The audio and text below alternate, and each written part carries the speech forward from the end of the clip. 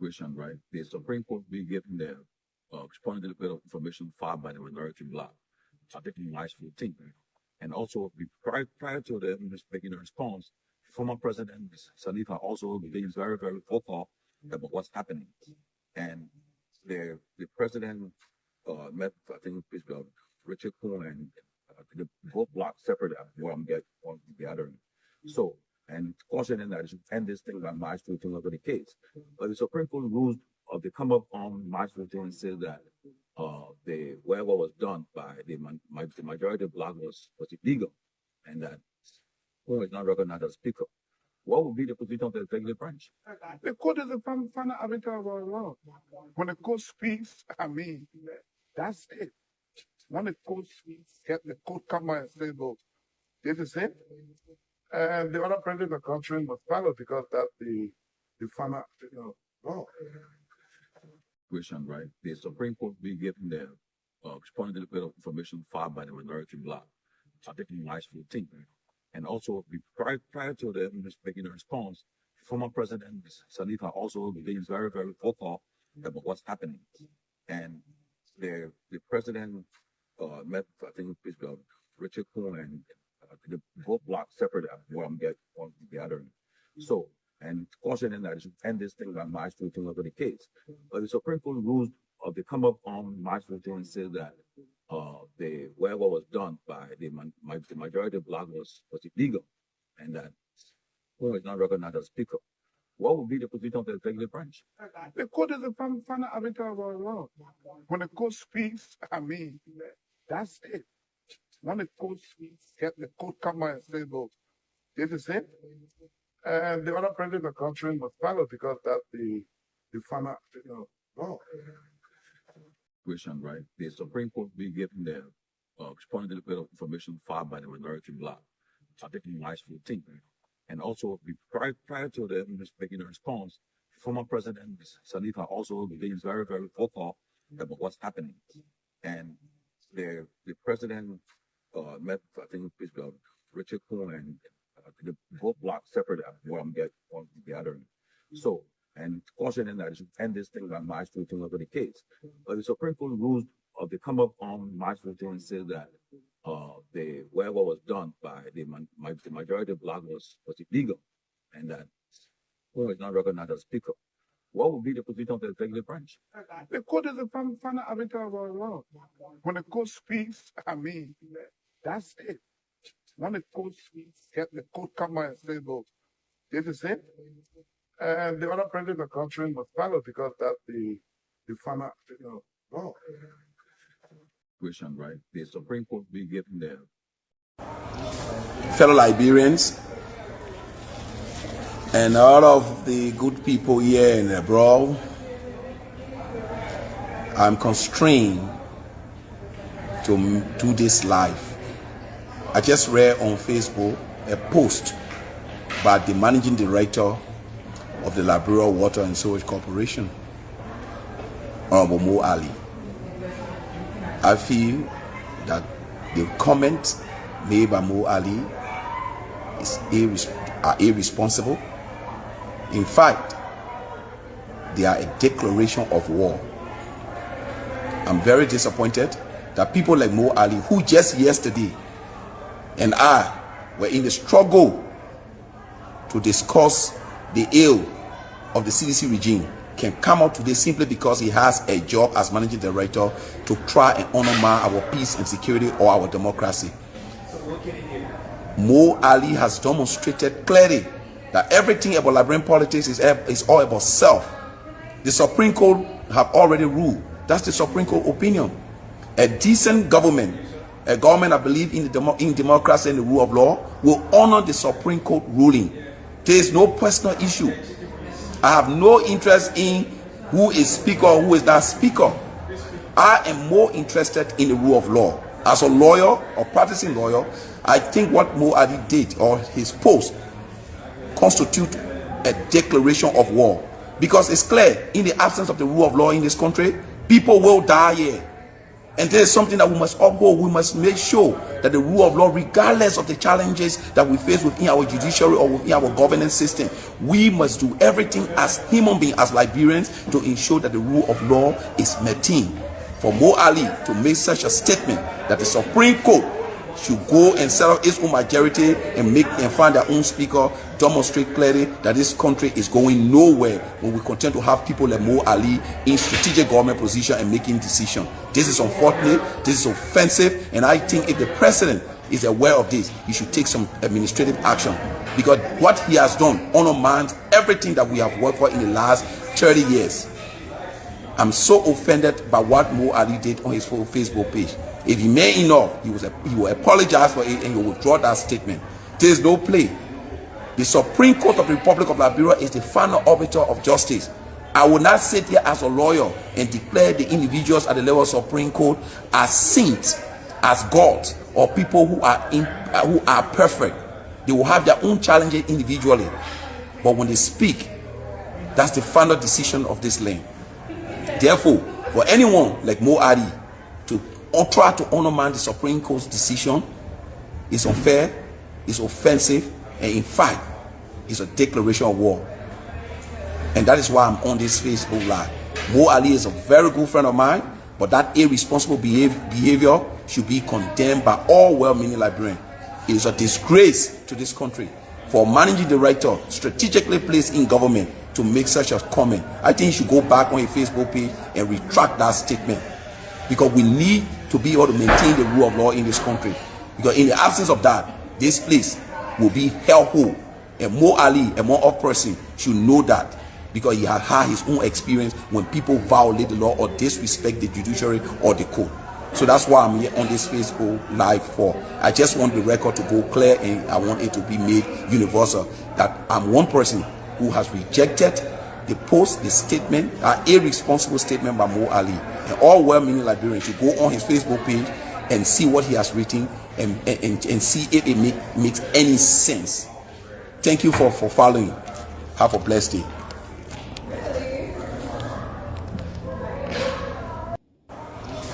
Fellow Liberians and all of the good people here and abroad,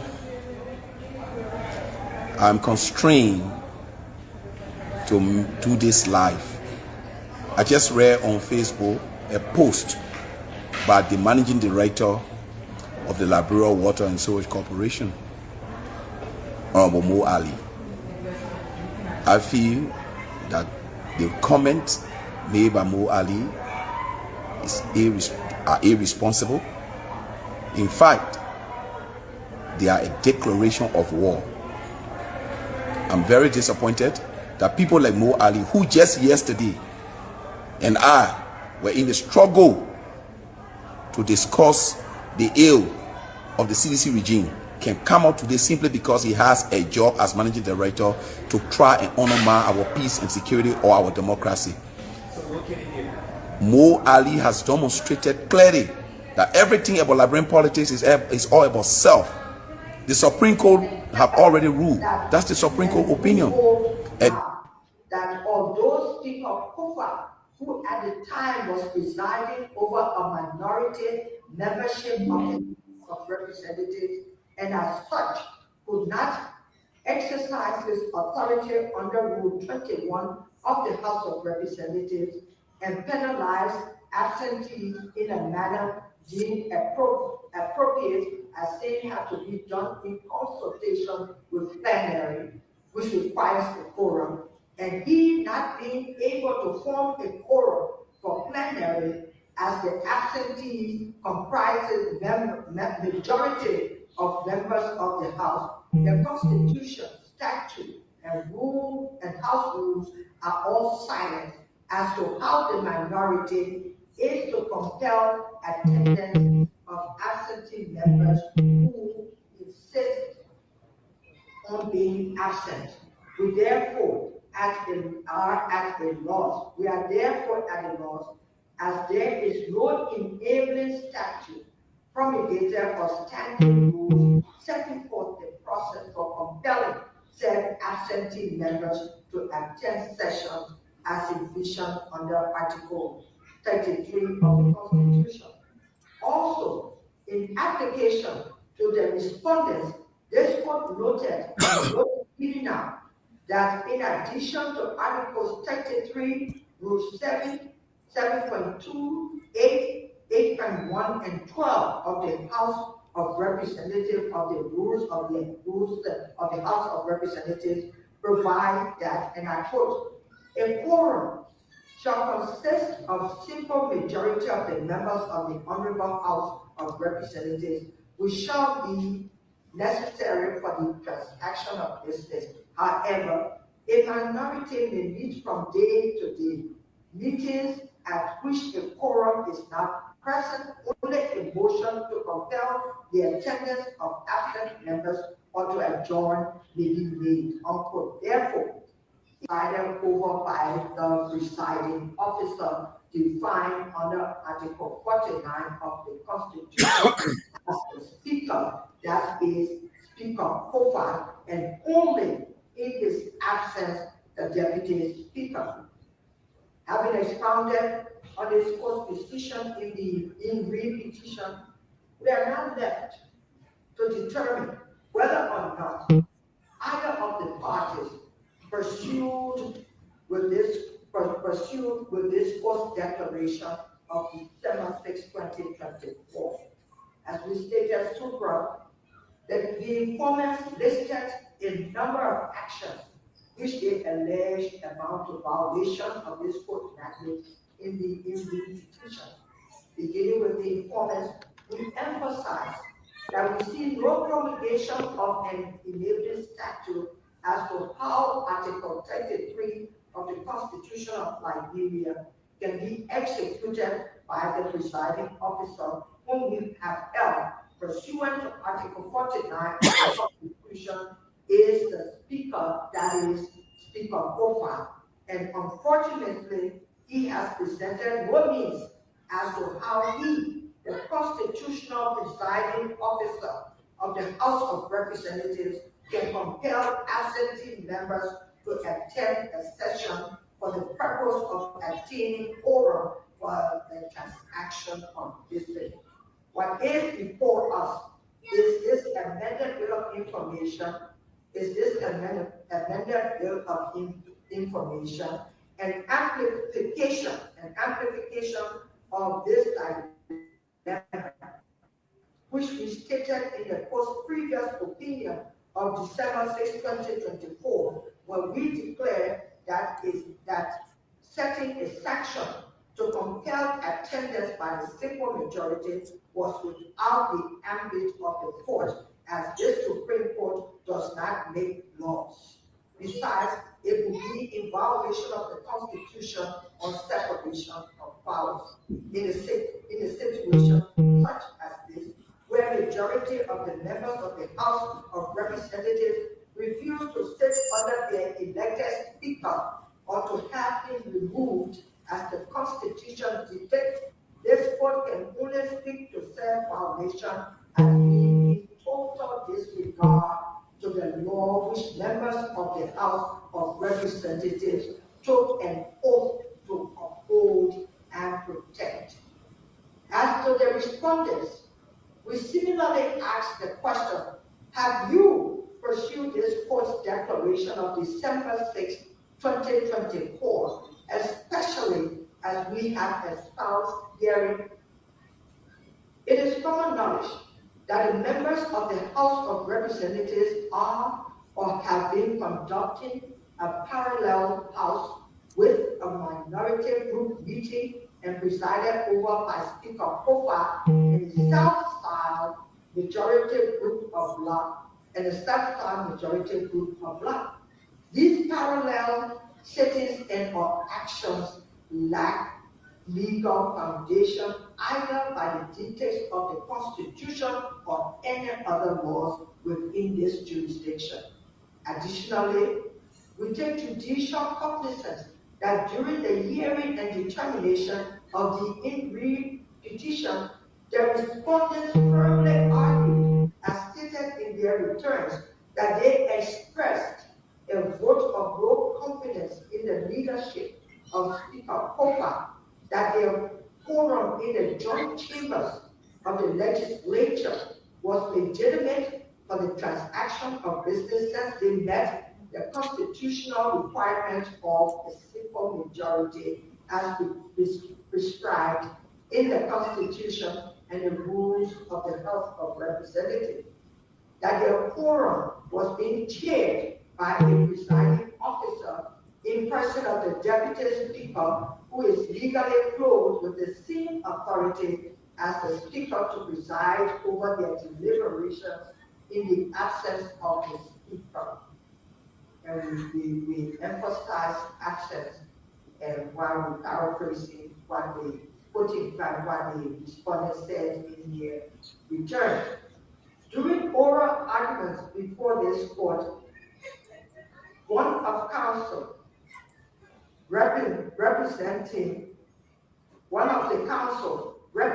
respondents was asked a question by the court as to the whereabouts of Speaker Kofa at the time Deputy Speaker Thomas Fala was acting as the presiding officer during the parallel plenary session in the joint chambers of the legislature. In response thereto, the respondents' counsel stated that Speaker Kofa was, and I quote, in another room, unquote, within the confines of the legislature.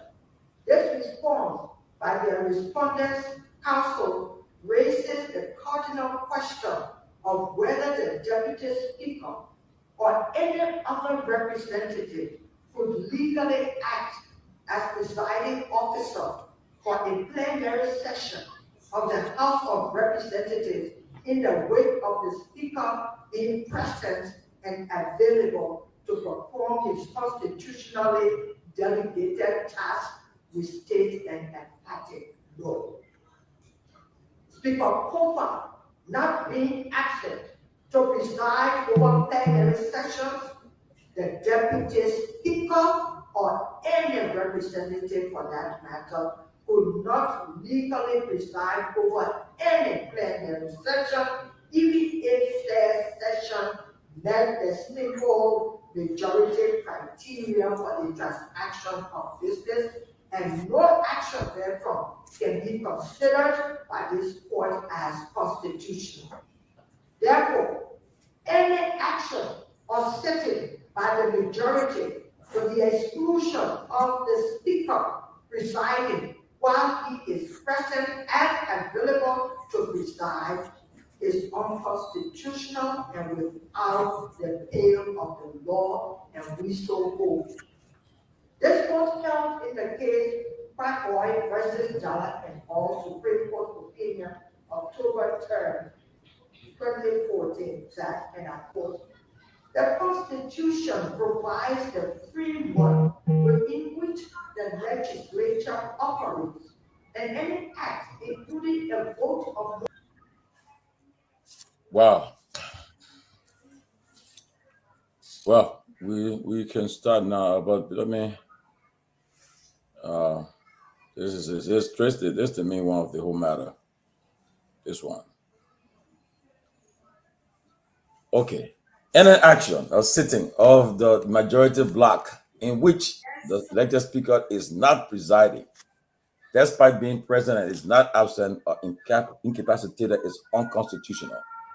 Action of the substyle majority block is in total disregard for the rule of law. Chief Justice say Nyenwolo in a final ruling. Guys, well, we had noise in the background.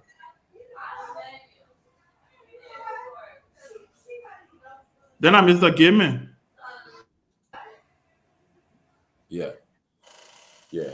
Well, Liberia, like the people of Liberia were watching us, so we got to get this going. Chairman Ben, I will share the hosting with you tonight. We can get it going. But it's a serious thing. Our country is facing a serious problem. And especially with the news we heard late this afternoon about the United States government again canceling the MCC just imagine that Liberia qualify qualify to receive that grant, perhaps either this year or next year, almost 500 million, and now it's now having iced. And with all what's happening, if you want investors to come to your country, the only guardrail that can protect investors is the judiciary. And to see people openly disrespecting the judicial branch is appalling. I will publicly say that the likes of Mo Ali, that one of those who need to be sanctioned seriously for trying to undermine the governance of this country. President Baga should take season, even dismiss him. What he wrote on his page, unacceptable. Forget about politics. You know, even I had some people from UP members calling me and said, look, I think it's about time that we just follow the Supreme Court lead and move this country, because everything that we're doing right now will affect our development agenda. But I'm confident the president will return to the country and will follow the rule of law. He will accept the Supreme Court ruling, and from there, the Richard Kuhn and his group will have President just returned. President is in the country. So yeah, if in the country, I know he will be compelled to comment. He will comment on this because as a reporter, he spoke to the media, but I didn't get everything I want. When I saw I joined in, I think he spoke. I don't know if he spoke about it or he didn't say anything about it. Oh, okay. I'm sure he didn't say anything about it. He only think the people were nimba for a peaceful election. Yeah, but I'm sure the pressure is on the president now, and I mean, there's no secret about this. There's no way you can escape this. The Supreme Court is the final body in the country that can bring any dispute to a conclusion, and so it's only fair that the president address this and act accordingly. But Chairman, that's where we are. Thank you, Tomalin, and check your message. I sent you something. Want to thank everybody. Mr. Gimmer, it's good to see you. Welcome back from Manchester. What did you bring from me from Manchester? Even though you were going, you didn't tell me you were going, but it's okay. What you got? Oh, okay, correct. You got an autograph booklet. Okay, good. But it's good to see you. Pewee, it's good to see you. My brother, Sidiki Fofana, it's good to see you. Guys, I think today was a historic day in the country. We have a lot to discuss today. A lot is happening as we speak. Different statements are coming up. I just read the Press Union of Liberia has just issued a statement also. There's going to be more of these statements coming up, and all the statements that I'm reading are in uniformity, right? They're all aligned with the same, calling on the government, calling on the president, calling on the executive branch to respect the opinion and enforce and comply. That's probably the word I probably should use. Not just respect, because you can respect and disagree, and don't comply. But I'm telling you, there's a lot that's happening. We saw a statement, I thought a strongly worded and timeless statement from former President George Myean. I think I thought it was a brilliant statement that he put out there. I will get a chance to read that statement. Like I said, the Press Union of Liberia.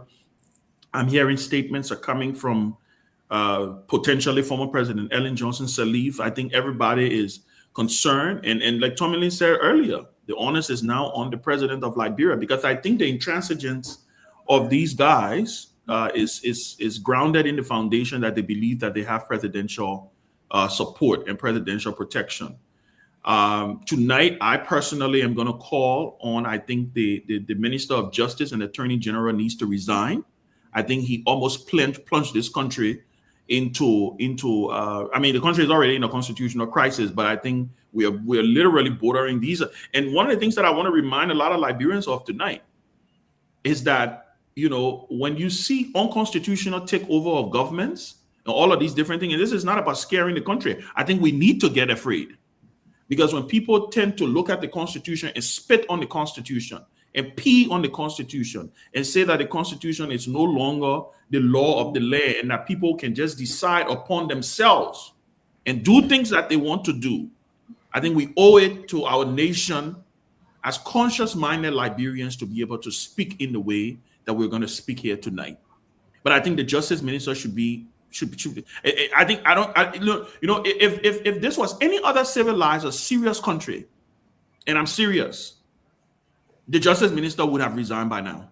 He would have offered his resignation to the president for misleading the executive, for misguiding the executive and putting the executive in this position that they ended up putting the executive in, right? I think the legal advisor to the president also hasn't done well to the president. And guess what? That's why the president is the president. Because whether he the one told him to do it or not, he has a covering. So tonight is going to be fascinating. We're gonna talk about the ruling, the opinion, the very crystal clear opinion. I think we were discussing it last night. Very crystal clear. I think they broke everything down. I don't think there was any room for anybody to question what they actually meant in the previous ruling. We're going to talk about the statements that are coming from different sectors of the society. I said former President Weah, the Press Union of Liberia. We are hearing statements that are going to be coming from our international partners. We're going to discuss all of that tonight. And we're also going to go ahead and give our own opinions on what we think the country is. So I just want to welcome everybody. And Mr. Gibman will give you a chance to kind of start and give your opening argument, not your closing.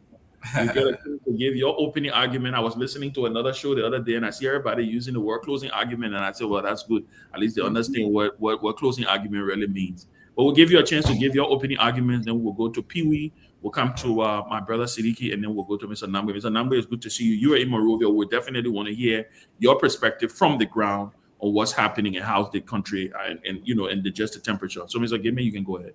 Before Mr. Gibman coming, Mr. Cummings will be also issuing a statement tonight. Mr. Cummings, yes, thank you for that. Mr. Cummings, I did hear that Mr. Cummings will be issuing a statement also. He just confirmed that he will be issuing a statement tonight, and the ANC will be issuing a statement as a party. Great. Yeah. Go ahead, Mr. Gibman.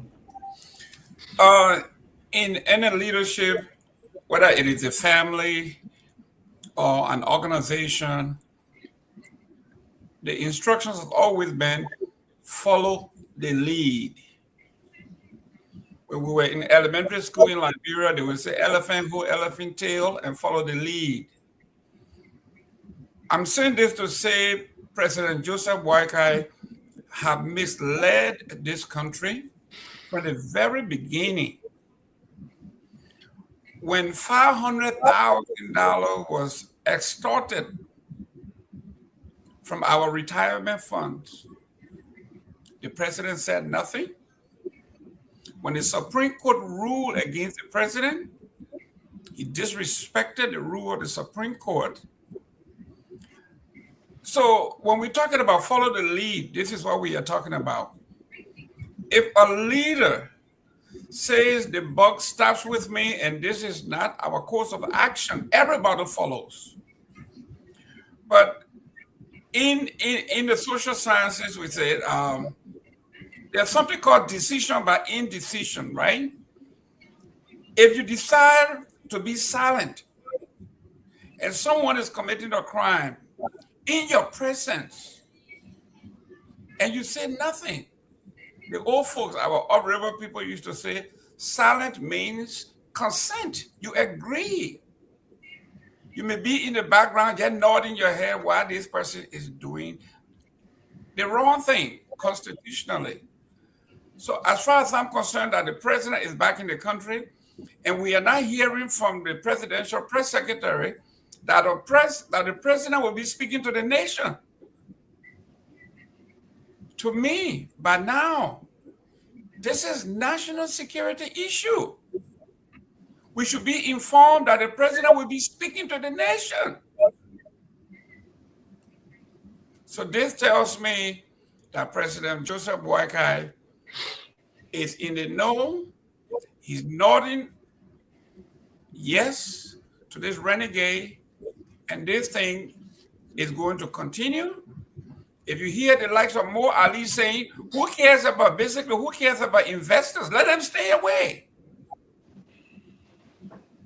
This, in sociology, we say there are two kinds of people. In politics, we got politics of citizenry, and then we got tribal politics. Mo Ali is a tribal politician where the nation, the conscience of the nation doesn't count as long as it gets paid. That's all that counts. And I want to leave it there for now. Thank you, Mr. Gilman. And we also want to reiterate that because I think there's going to be a lot of folks joining, we also understand that the political leader, the CMC, will be joining us at some point in time.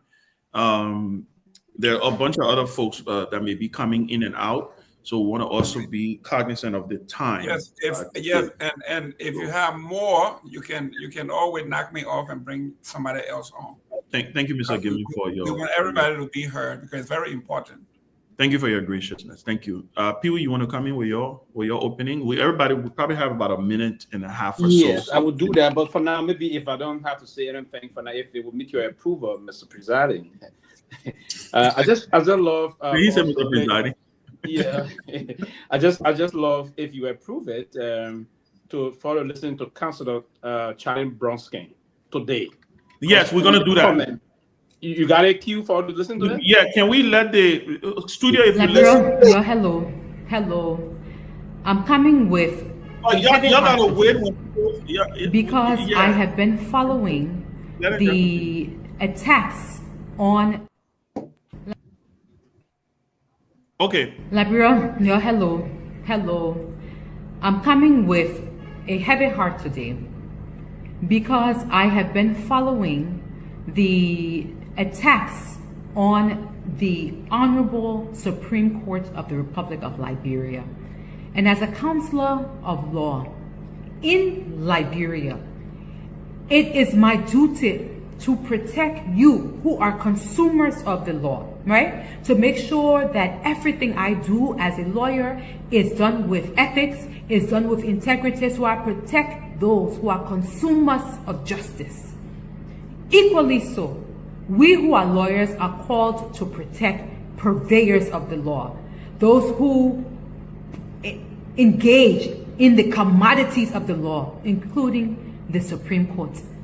I have seen the denigration, the disrespect, the derogatory comments made about one of the three branches.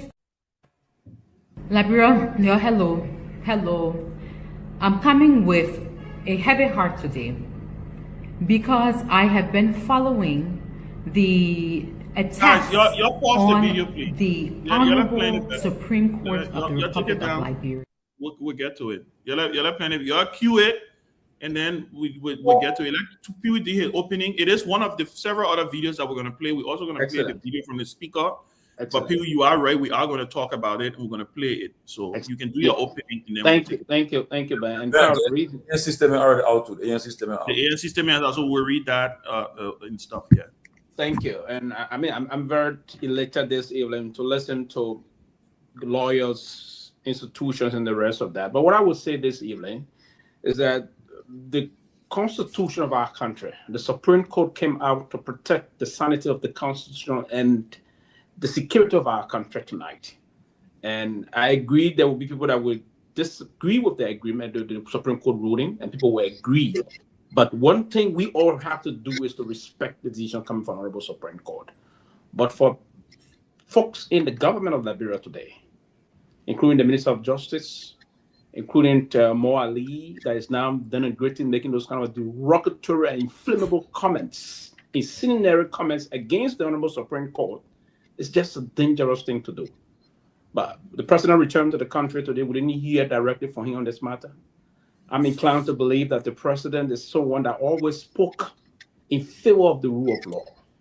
Mr. President, all I will say tonight is for you to move in keeping with Article 50 of the Constitution of the Republic of Liberia. You are the commander-in-chief, and you took oath to protect the Constitution of the Republic.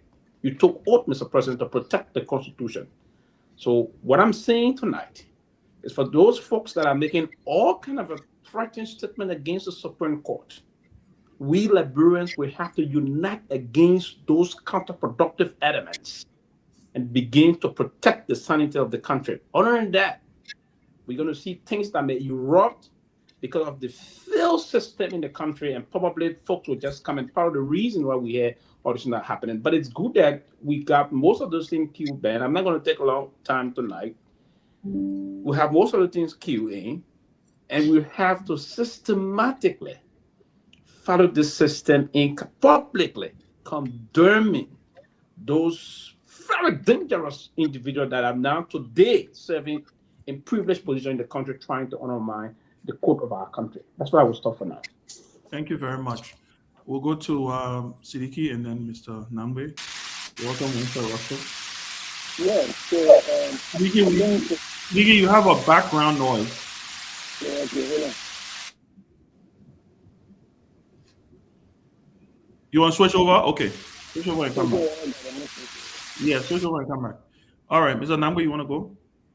Yeah, thank you very much, Chairman Ben. And good evening to you all. It is good to be here. Look, I think we're all going to sound. Can you all hear me? Yes, we can hear you loud and clear. All right. I think we're all going to sound like a broken record here, but it is only because of the magnitude of what is happening. Look, this president knew he should have anticipated this decision. I'm going to even say he knew it was coming. And I'm shocked that several hours after this decision, there has been no movement from this government, no action whatsoever. And then his minions are coming out and, and playing around. They think this is a joke. Mo Ali, James Collett on these people. If this president continues to be silent, he's going to embolden these people and more of their kind are going to come out. Take a cue from the CMC. The CMC anticipated the election to the point where they posted a date that was earlier than the election. That's what politicians do. You have two statements prepared, one for the for and one for the against. All of us know that Jerome alluded to that somewhere.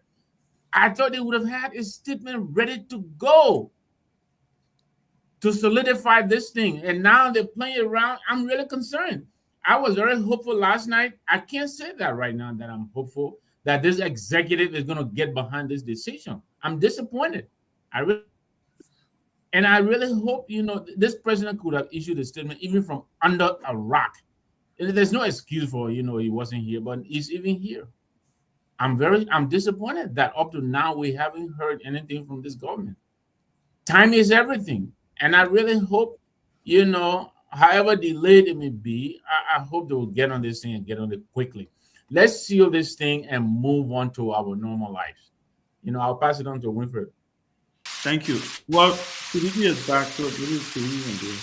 Yes, is it better now? No, it's not. Oh, you in the shower. Okay. It's better now. Yeah, so distinguished colleagues, it's good to be on the show. I think today the Supreme Court erected itself in history and provided that there are still strong institutions within the country and there are still some people of integrity. Obviously, it has done its work. I think also what is left now is to emphasize to the executive that the president has no option. Upholding and protecting the rule of law is not an optional thing. It's not something that you think whether you want to do it, not something you think you provided favor for. It's an oath you took, is a mandate you upheld. And I think that where we're going now, if the statement coming from the likes of Mo Ali reflect the internal conversation within the Unity Party, then I think we're going to a point where we might see a change of government by the people, because that's the path they want to take. Considering this decision seems to have united the entire country, regardless. And I think at this time it emphasizes both that it's no more about Fonati Kofa, nor a political party. I think every Liberian will want that we respect the rule of law, even those people who we consider illiterate. And I think the president has no option. And in fact, his silence on this matter even makes it grievous to the extent that even if he came up 5 days after to uphold it, it would just look undermining. And I think at this point, it's up to him not to undermine himself. And that one of I would just end on this to say when Mo Ali said the enforceability of the law. Well, you cannot make those guys to sit on regular, but you can also do not provide the coverage and money you're providing to Kun, who is legal. He should not be moving around with a political representative. One, he should not be moving with state security under protection. So those are some of the things the executive can do immediately today, as if it was yesterday, And so we hope that the Baga government will step up. But what we will say is that I think that is not an option. The option to uphold the rule of law at this point in time is not optional to them. It's not a privilege they have. It's something they are mandated to do by the oath he took, and also by the seem to be the unity of the Liberian people on this issue. So we will go on that, but we just want to state that for now. Thank you, Winfred. We want you to come in with your opening, and then from there we will play the clip from the Speaker of the House of Representatives. Go ahead. Thank you, and gentlemen, great to see you all. Great being here. This is a watershed moment in our country today, given the ruling from the Liberian Supreme Court. And I think we all have said it. I think it's not rocket science, as the saying goes. I think we all know that without the rule of law, a democracy, especially one like we have, a fleshly democracy like we have, can easily slide into chaos and corruption, authoritism,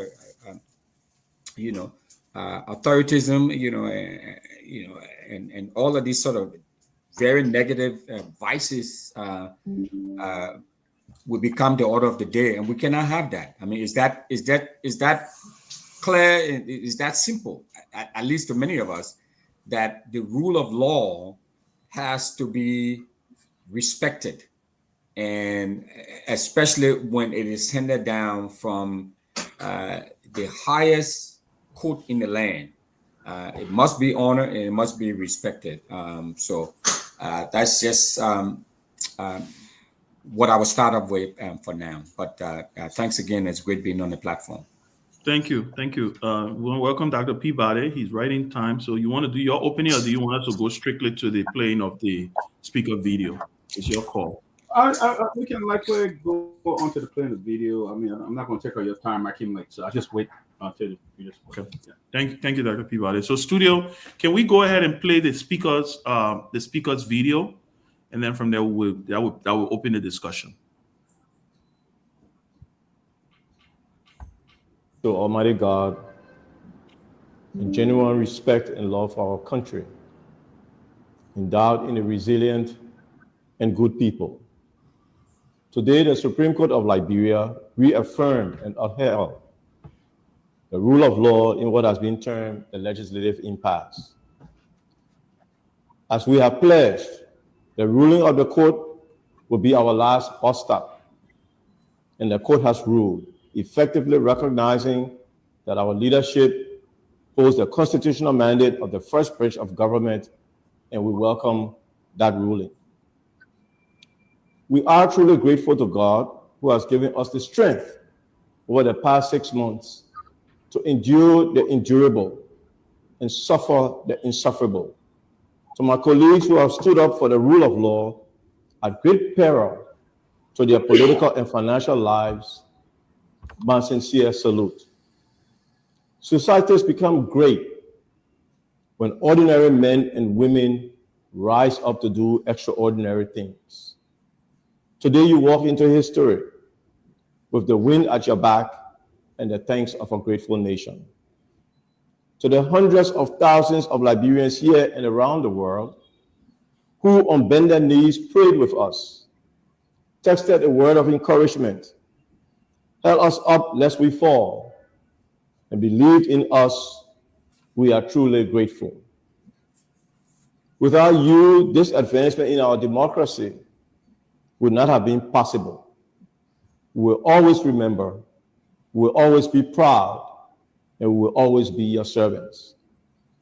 To our colleagues on the other side, we identify with your just grievances and call on you to join us and end the stalemate at Capitol Hill. Come, let us reason together.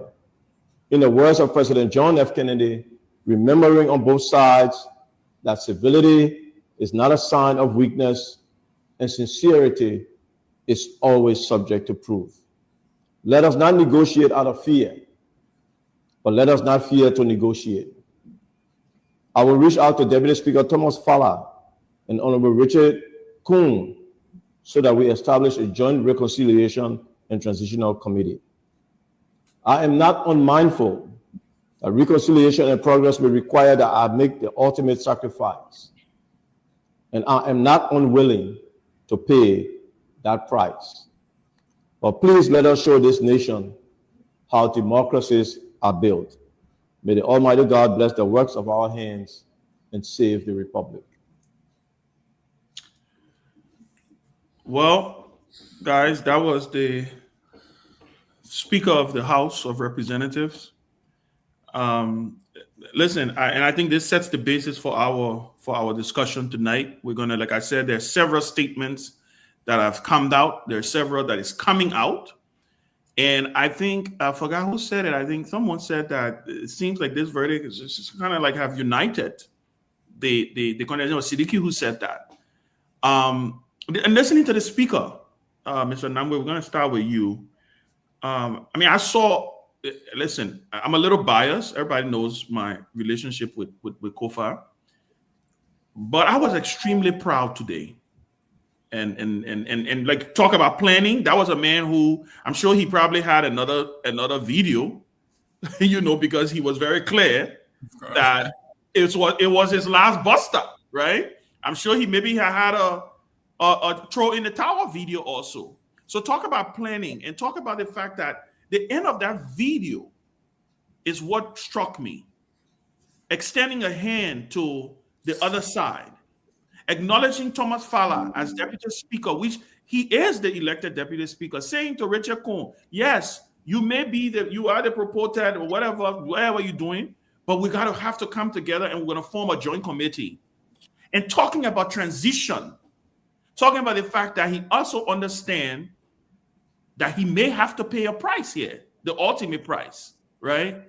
I want you to talk about that, Mr. Namwe, and from the context of someone like yourself who has fought for multi-party democracy in Liberia, for us to be able to have the space that we have today, and how these people on the other side are taking it for granted, because I got a chance to read the statement they put out, literally spitting on the Constitution and peeing on the Constitution, because that's pretty much what they did today. That statement that came from Richard Kuhn was an insult to the intelligence of the people of Liberia, and an attack on our democracy. So I want you to speak from that angle, and then we will go around the horn. Yeah, Chairman Ben, my internet a little shaky, so when I'm in, just let me know. But yeah. I agree with you. I think what we are seeing here is very unfortunate. I think a group of people who are feeling so entitled, to the extent that they think they're bigger than the Supreme Court of the Republic of Liberia. I mean, for Christ's sakes, who are these people? Where do they come from? The Supreme. Okay, so first of all, I read the purported speaker's statement. He said he's going to see legal redress. Where is he going to go? Well, where exactly? Where is he going to go? I mean, is he where? Then he said this is an overreach, stepping, interference. But he sent a representation to argue his case before these very people. If they didn't have the authority to adjudicate or whatever the right word is, it doesn't matter. Why did you make representation? It means you recognize that they had a legal authority to delve into this matter. So all this nonsense he's talking, he is just looking around and buying time, looking for people to call it morally to spring up and then begin to build his posse and make a stand. And this is what this president is doing. My friends are texting me, some of my cutting friends. They think the president should even address the nation. Yep. This is how great this is. That's how great whatever he was. Yep. And my friend is telling me he should have put out a warning to all his officials of government. If you say try anything funny, pack your stuff and go. And I agree with that. So yeah, the Constitution. These are the fabrics of a functional democracy. The Constitution, the judiciary, the legislature. If these things are not allowed to function, then you don't have a democracy, because these are the things that protect us.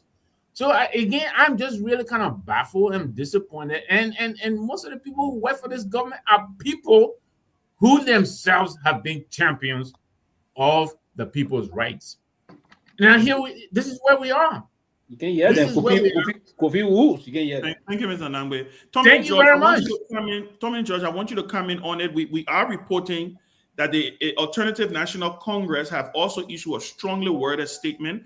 At some point in the show, when everybody goes the first round, we will read these statements. Like I said, we have a statement from former President George Myean. We have a statement from the Press Union of Liberia. We have a statement from the ANC, the Charlene Bromskin video. There's several statements, and I understand international partners are also going to be issuing statements. Former President Ellen Johnson Sirleaf is going to be coming out.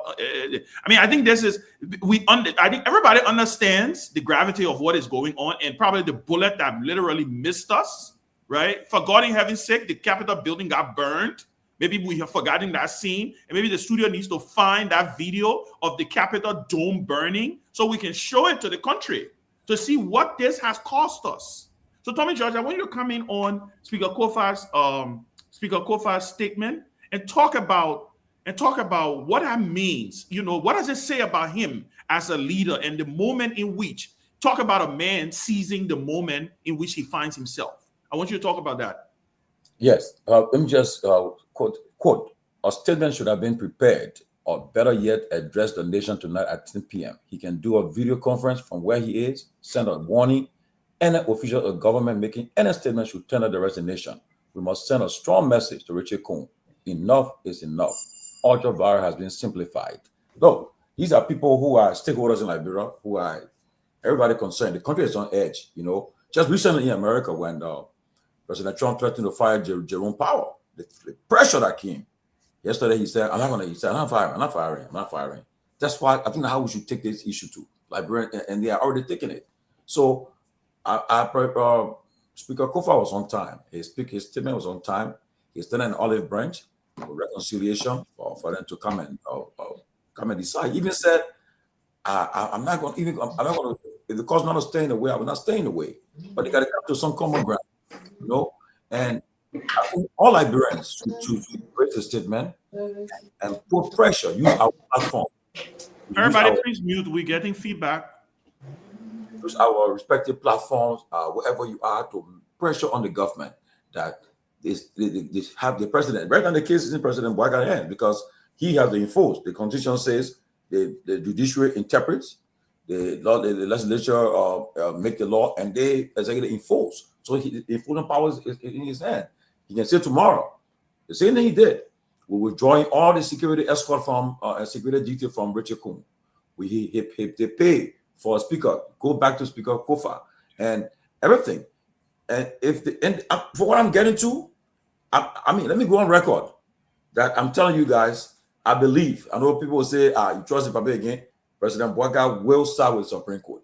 What information I'm getting, he will side with the Supreme Court because it's affecting his government. And he will side with the Supreme Court. And I can assure you that I believe at the end of the day, some members of the so-called majority of Black will join the Speaker Kofa. They will form a quorum and will carry on the people's business. And the Senate too is about to also issue a statement to. Thank you. Yeah, I was just about to highlight that we're going to cue the video from outside the court from the Senate Chair on Foreign Affairs and also the Senate Chair on Education. Both Nathaniel McGill and Darius Dillon attended the hearing, attended the opinion, the reading of the opinion, and Senator Dillon could not have been stronger in his statement. So we will have that also cue when we're playing the video. He was very strong. And from what I'm getting, I'm speaking with Senate insiders, senators who are saying that they will no longer do business with Richard Coon. That this is it. This is the bottom line. They only took the decision that they took to kind of save the republic because they felt things were going in the way. And then again, like I said, taking into consideration, they were leaning on the Attorney General's interpretation of the opinion. But Dr. Pewee, not Dr. Pewee, Dr. Peabody, we'll come to Pewee. Dr. Peabody, you haven't said anything yet. I want you to say something briefly for a few minutes, and then take Dr. Peabody honor for him. I know, right? I go say I take it. My My title here is honorary, so I can share with you. It's not. Oh, okay. I can share with you. No, and stuff like that. go ahead, Doc. and Doc, one second, Doc. Before you go, 1 second. Can we play the Dillon clip? Since it's very short, it's less than a minute. Play the Dillon clip, and then we'll get to Dr. Peabody. Studio, go ahead and play the Dillon clip, please. The ruling is clear. It's clear, very, very clear. It's the speaker. Thank you, Senator. The ruling is clear. It's clear, very, very clear. It's the speaker.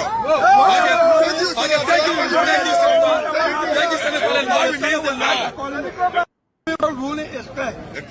Thank you, Studio. Thank you very much. Senator, Dr. Peabody, you can go ahead. There goes Senator Delors again. There goes Senator From Delors. doctor to senator, Look, everybody look, remember this tonight.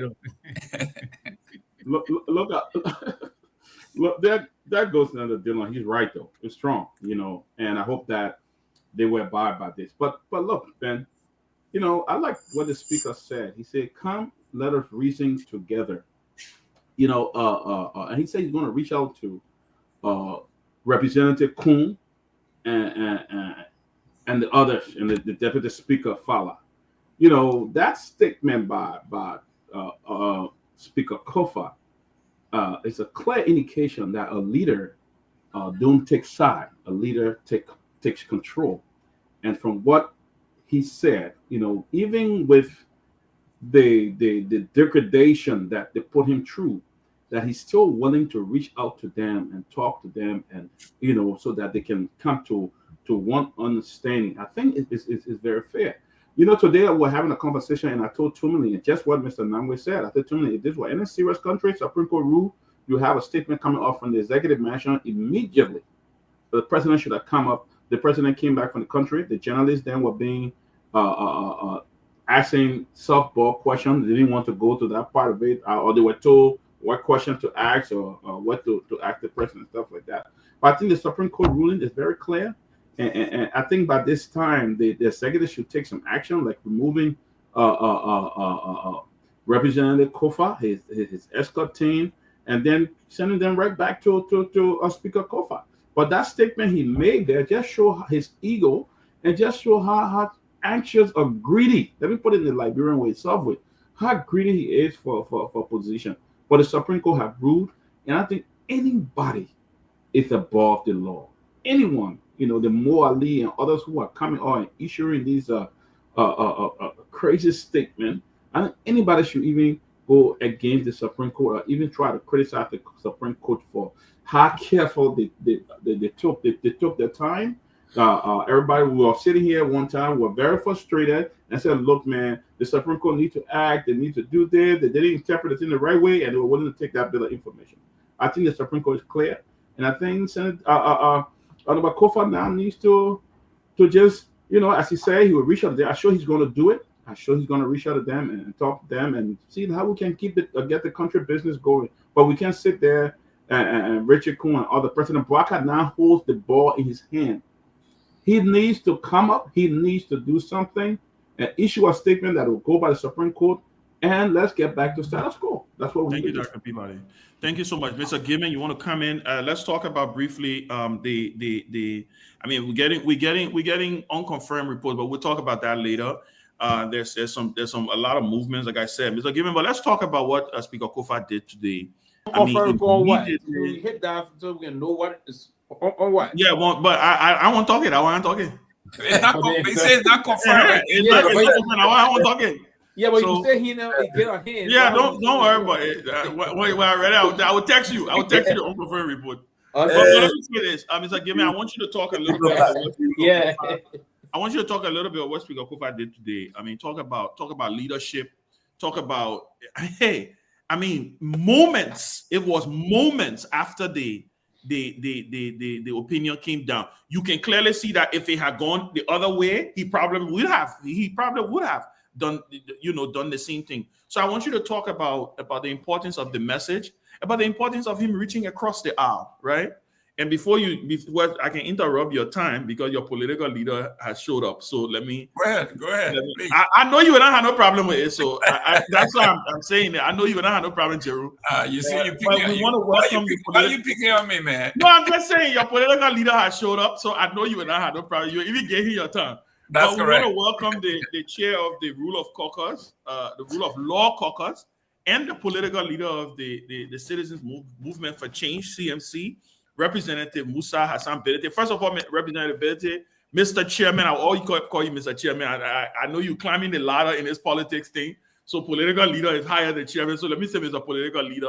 Let me say this. First of all, I want to thank you and congratulate you for your resilience, for standing up, because it's men like you that stood up, right? And I've had the privilege to listen to some of the background conversation, and I know how many times you guys almost came to the point where things seemed like it was getting ready to fall apart. So I want to thank you for just standing up for what is right, for showing the Liberian people that there are a few good men still in our politics that can stand up for something. So what we will do is we'll revert to you, because Jerome said I'm gonna go straight to you. He just texted me that he got no problem. Even if he thought today he find you yet. So so I just want to go to you, since you're here. You are here in a guest panelist capacity. So Mr. PL, go ahead, sir. Yeah, thank you, Ben. Oh, yeah, your new haircut looks really nice. Look at he can be hit you low now. When you praise you, yeah.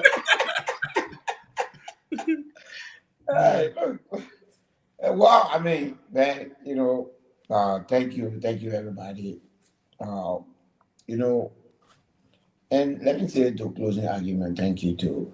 It's been a long journey, 8 months, and you guys, we could not have done what we did without, you guys. We want to say thank you. Thank you for standing up. For Liberia, we are not celebrating anything tonight. We are only celebrating our constitution. We are only celebrating our country and our democracy. Again, to my colleagues, I just want to thank you for allowing me to be your leader and keeping the foot and telling us to hold on, even when there were times where we seemed down and out. We were there. And to the speaker, one thing, we're very proud of him. We're very, very proud of him. But Ben, tonight, for me, it's not about celebration. It's about looking for answer. It's about looking for a way out. It's not about, braggadocio. It's not about, that ruling could have gone anyway. We know why it took the Supreme Court to make a decision. It was bold. The Chief Justice has left a lasting legacy, because what is most important about this ruling is not necessarily about what for the Funanti speakership. It's about the future stability of the legislature, which is extremely important. And, most of all, we thank the people of Liberia. This was not possible without the public support. True. And, we want to tell them thank you. The problem is not over yet, and we are aware of that. To glow in the Supreme Court ruling will not be helpful to finding a solution to the problem. We will try to reach out to our colleagues. We will try to reach out to everybody. It is because of our constitution that we call Jose Nimambuaga President of Liberia. It is because of our constitution that we call the Minister of Justice the Minister of Justice. I'm just begging the President of Liberia to take charge of this matter when the founding fathers of this country put this country together and put our constitution together, it only gave the Supreme Court the right to interpret the constitution. It has no enforcement power. That power and obligation lies with the presidency. There's our hope that he will order the various state institutions to abide by the rules or by the rulings of the Supreme Court. This is very important for our country. This has nothing to do with Fonatikoba. And it doesn't solve the problem. But at least that symbolism of everybody accepting the decision of the Supreme Court is better. People have lost their houses here, Ben, because of Supreme Court ruling. There are people in jail because of Supreme Court ruling. People have divorced and lost families and lost it because of Supreme Court ruling. These are ordinary people abiding by Supreme Court ruling. If we who are the servant of the public cannot abide by that, why should the ordinary man? Last week, the president launched a scheme, I believe, to tell people not to take the law in their own hand, more violent, something against more violent, to adhere to make sure justice is forever, rule of law. The pillars that the president used to come into the country, one of them is the rule of law. So I'm hoping that he will stop all of these things that are going on, these disgraceful behaviors that are going on Facebook, where, junior officers of the government are on Facebook mocking the Supreme Court of Liberia. It's dangerous. It is wrong. It does not serve him. He is the president of the Republic of Liberia. He is the chief executive of the country. He is the head of the statecraft that we are running. The people under him cannot do that. Sure. They cannot do that. So I'm hoping that the president takes charge of this and say, look, like Bob Marley said, he who fights a runaway lives to fight another day. The fact that the court has ruled against you, the fact that you are not able to remove Kofa, it doesn't mean that you will not have a chance at trying to remove him again. It just set the basis that you have to do it, in line with the Constitution. Okay. So I'm hoping that, really, really praying. This one, Ben, it's not one of the night where we come here and say, oh, this will happen. It just time to be sober, to say, for the sake of our country, the image that the Supreme Court rule and that officials of government are on Facebook mocking that ruling, define it, and of course, in their limitation, asking questions as to whether the Supreme Court can rule make a ruling that it cannot enforce. That shows their limitation because the Supreme Court has no enforcement power. Our Constitution is very clear. The executive enforces the decisions of the court, but it has to stop. I'm begging the president on this one. This is not about opposition business. This is not about something. It is disgraceful, and he needs to stop it in his own capacity to manage the affair of this country. Is on the line. If he cannot control people who should be doing work that are not done properly, people who should be concerned about managing certain entities of our country, but yet they are all on Facebook, or doing this thing. And I hope that he stops it. Thank you, Honorable Representative. So we're gonna go and we were getting ready to just talk about the speaker's video and stuff, so you can participate in the general conversation. Like we said, we have several messages that have come through from the Press Union of Liberia has issued a strong statement calling on the executive to comply. Former President George Weah, the ANC, has just issued a statement. We are now hearing from the political leader of the CMC. There's several statements that we are hearing that even if it's not out, is on its way out. So, Mr. Gibbon, we'll give you 1 minute, and then we'll come down to Pewee, to Siddiqui, and then we'll go to the rest of the other guys. So, Mr. Gibbon, 1 minute, please. Yes, thank you very much. And I'm going to overemphasize tribal politics and contrast that with citizen politics.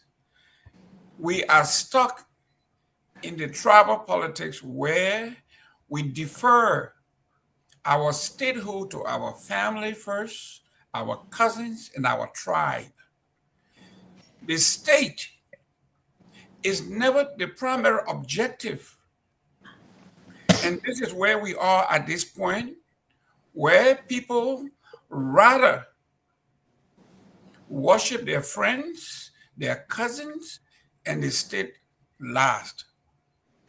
And when you look at the definition of that, they say the end result is usually violence.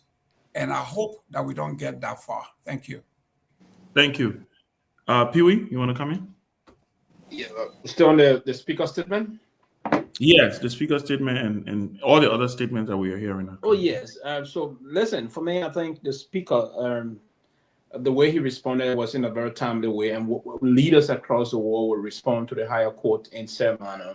And that's why it's going to be in two phases, if you will. Either you accept, if you accepting you're going to respect the decision rather, but you either accept or disagree, but you respect the decision. That's what he did, and he extended an olive branch, and I look forward to those guys trying to come in. But again, unfortunately, the statement coming from the purported, and that's how the Supreme Court referred to him, purported speaker, was terrible, very, very terrible. And those that will come in and saying that the Supreme, we'll see how they will be enforced. Shame on them. Shame on the legs of, that's the reason why we brought opportunistic elements into government.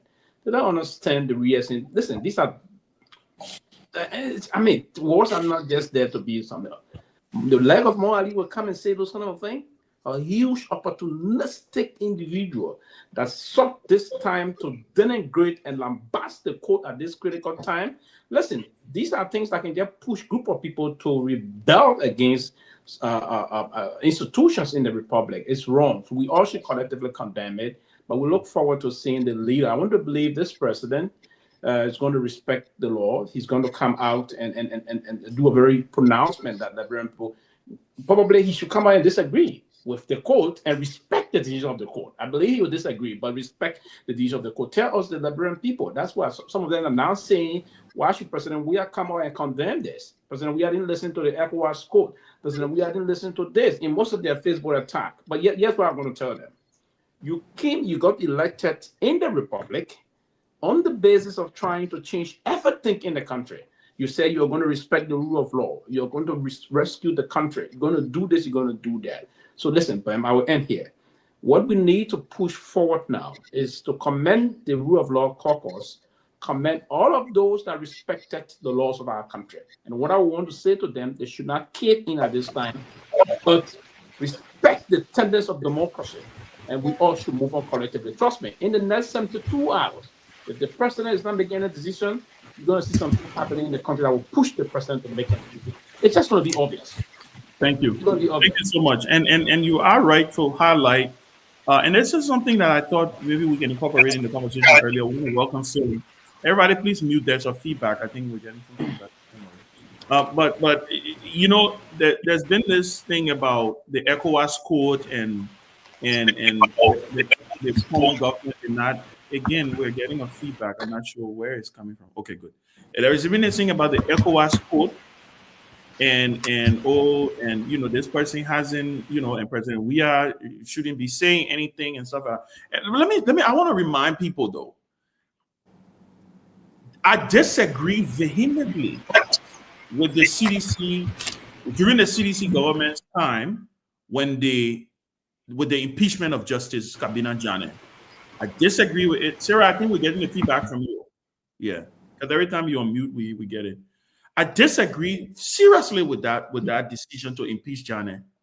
But there was nothing illegal about that impeachment. Impeachment process is a legal it's a legal proceeding. There was an impeachment process. An impeachment bill came from the House of Representatives. Again, like I said, we disagree with it. Jane should be on the court. But guess what?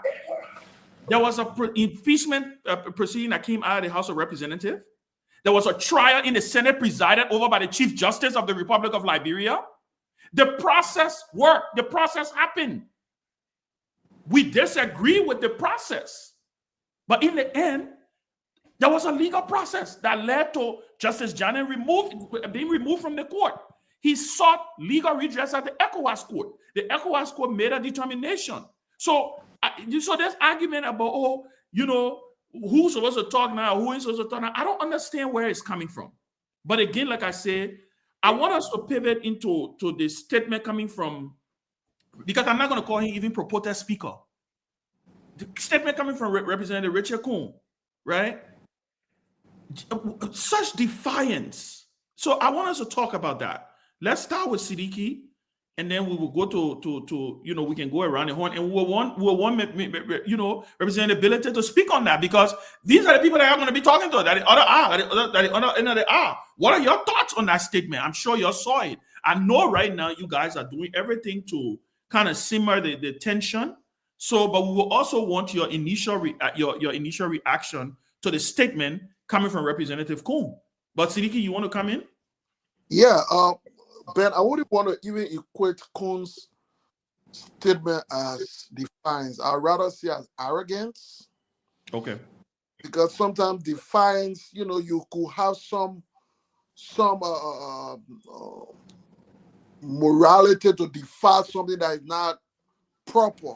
So I don't even want to equate that. I see as arrogance on his part, because and lack and a sheer stupidity. That's not the kind of response you give in a country, in a tense environment, regardless of what, to consider overreach and intrusion. When you have submitted yourself to the very court, now you call it intrusion. So it just reflects stupidity to me. I don't even want to equate it to defiance. But because I don't want to consider that way, I don't even give it credence. I don't even think we should give it that relevance of discussion. I think we should focus on the majority of the statement today that is celebrating the upholding of the rule of law. And specifically, I wanted to just highlight a little bit on the Kofa statement.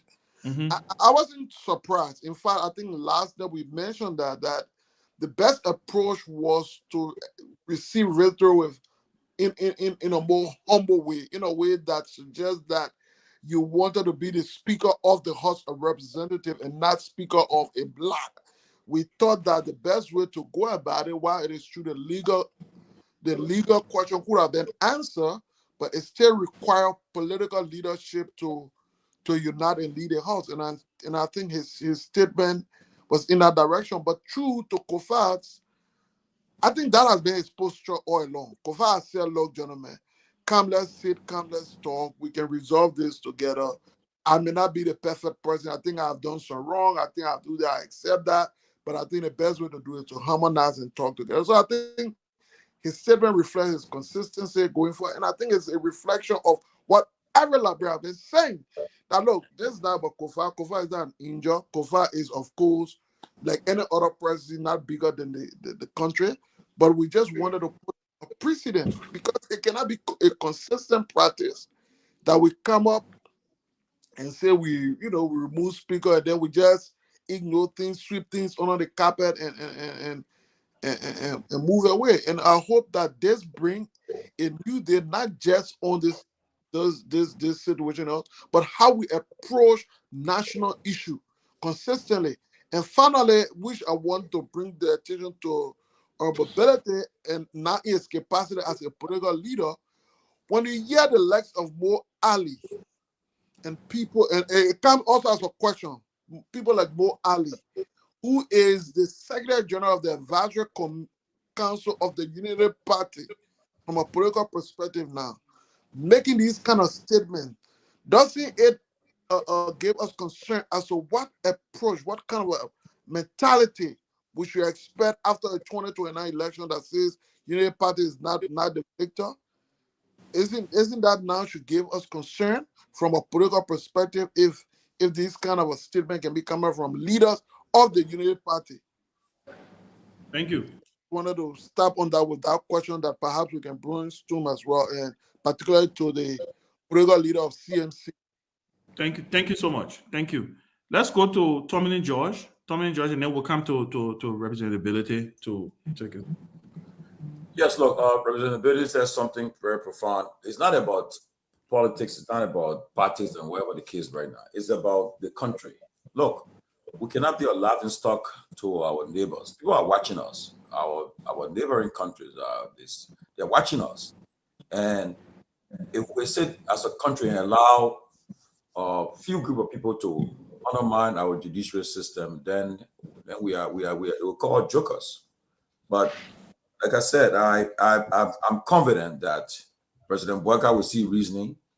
He will understand that the best option is to respect the ruling of the Supreme Court, honor it, and withdraw like somebody said. Immediately withdraw the security detail. I'm sure he's meeting with Speaker Coon by now, tonight or tomorrow morning. He said, look, let me just Speaker Coon, but Richard Coon, right? And we do him here tomorrow morning or tonight and say, look, it's over. You can't continue to hold this is impeding the work of my government. My agenda is being undermined. Because if the Senate comes out and say they recognize Speaker Kofa, you need concurrence. When a bill comes from the House, go to the Senate for concurrent bill to get to your desk. Nothing will be done. Mm-hmm. And I'm sure that's where we're heading. So right now, all I can say right now, our eyes are set on the president. President Bouaka now has the founders saying he needs to enforce this, make sure it happens. And from there, although the members who they suspended in ordering arrears, start thinking about getting the payment to pay the people. And next thing, Richard Coons should turn the office over, get from the office, withdraw the security escort from him. And I know they went back to session in May, I think. So what the parking spot you were fighting, you can break it, you can car for. So I know they're on their way back to the session. And then when we go to session, call a quorum. But in the meantime, I will urge Speaker Kofa to continue the route he's taking. Reach out to Richard Coon, reach out to Thomas Fala, other members of the so-called majority bloc, and tell them to come and reason together. And if the real law caucus who play a part too should also be reaching out to them to say, look, it's about time we come and end this thing. We cannot continue to keep the country hostage on hold. So right now, all eyes on President Bouaka now. So Representative, I wanted to ask you, what is the next step, right? Without giving out too much, because I know you guys are getting ready to, or you guys have started your negotiations already, without giving out too much to the public and trying to, like you said, you guys are trying to be somber today.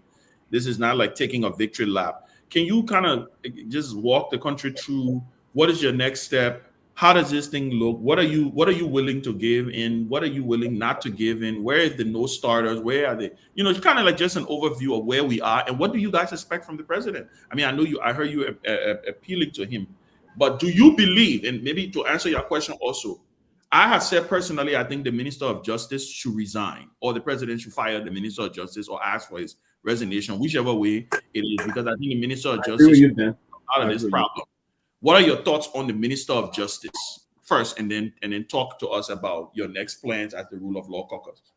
I like to stay within the confines of the law. The Constitution says that the president has the choice to have the minister. And in the wake of the court saying that, his interpretation was wrong and it's actually irrelevant to the court. Mm-hmm.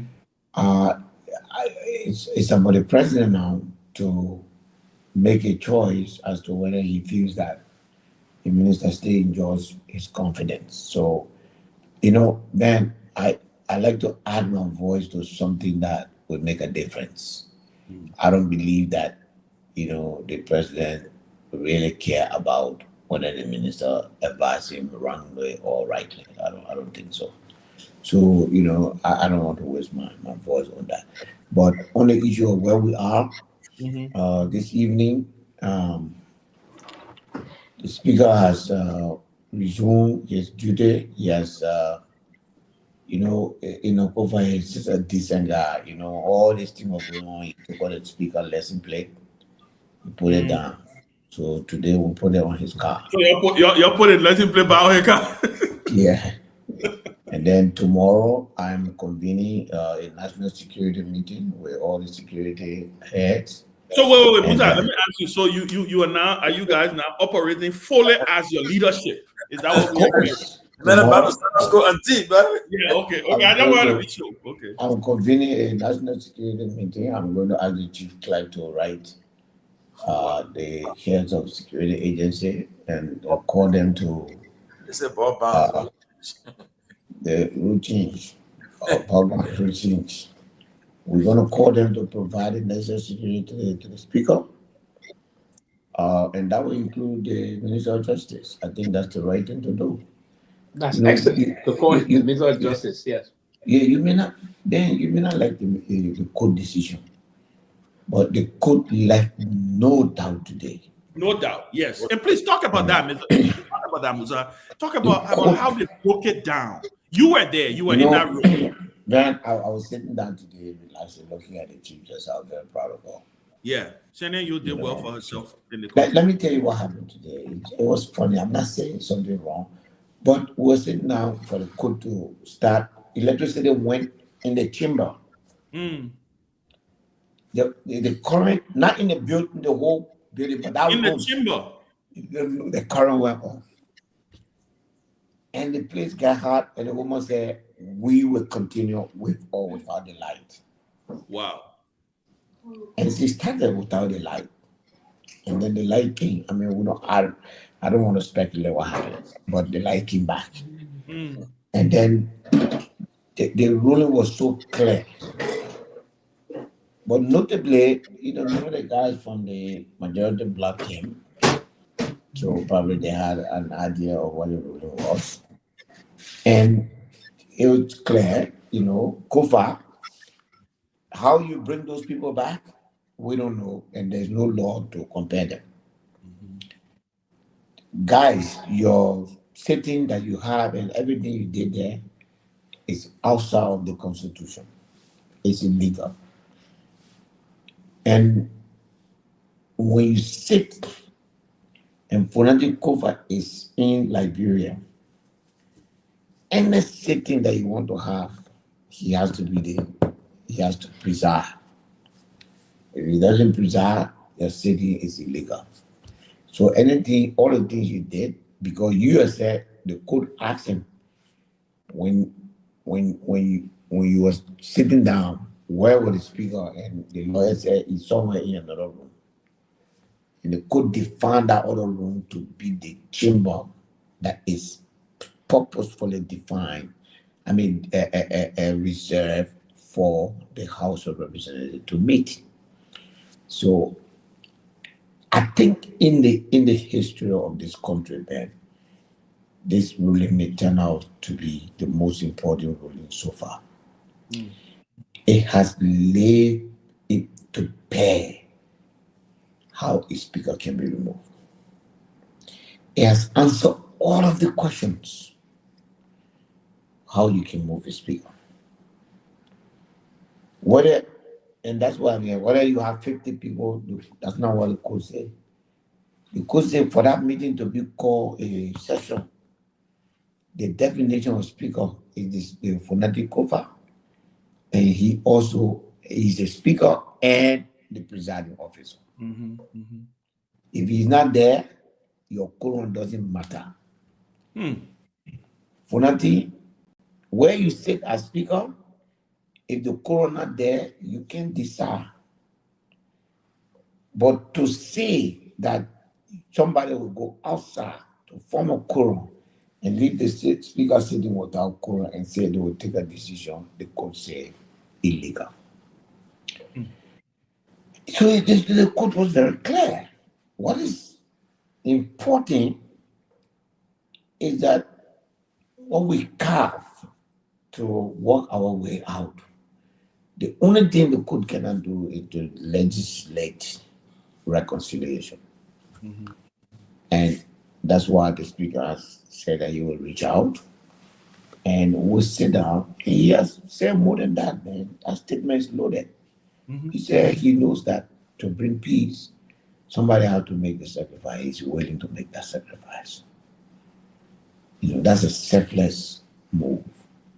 What we need to do now is to begin that process. Tomorrow, the speaker is going to sign a book of condolence for the Pope. Wow. And in his official, you guys as national security, but I'll provide my pilot vehicle to the speaker, so it will provide cover for him, and we'll move. The political leader. Yeah, so we move, and I'll be there. That's my job as national security advisor, to make sure that the security apparatus will come back to provide leadership. Ben, at this time, we know we are in the minority, and we know that our colleagues are in the majority. Whatever we need to do, we just need to sit down and do it. True. We cannot do it by, shouting at each other. True. And the speaker has given a clear indication that if we sit together to talk peace, and if he has to make the sacrifice, we'll make the sacrifice. Yeah. Thank you so much. What has been defined today is that there's no one speaker in Liberia. Yes, very clear. Thank you so much. Winfred Russell, you haven't said anything. I want you to come in and then we'll go back to Mr. Nambe. Just talk about pretty much everything that we've been discussing, and we'll go to Mr. Nambe to talk about some of these other statements that are coming up. Former President Weah, the press union, the ANC, all of these different statements that are coming up. So Winfred, we want to get your thoughts on this because you haven't said anything so far. Thank you, and great seeing you, Representative Ability. Thank you. Au revoir. The man coming to CMC too, because when you start calling coaches, I know you. Now you started with Jeru on the show. I'm from Tapeta. I told you the last time I told you, right? I told you so. I got and Tapeta. So, but Ben, I want to come on. No, I know, but Musa, I know you. How you came on the show, you started calling Jeru code. The next thing we load Jeru in Manchester. Man, do you know that CMC is in the majority on this show tonight? I know. I can see it. You don't know all. You don't know all, man. Right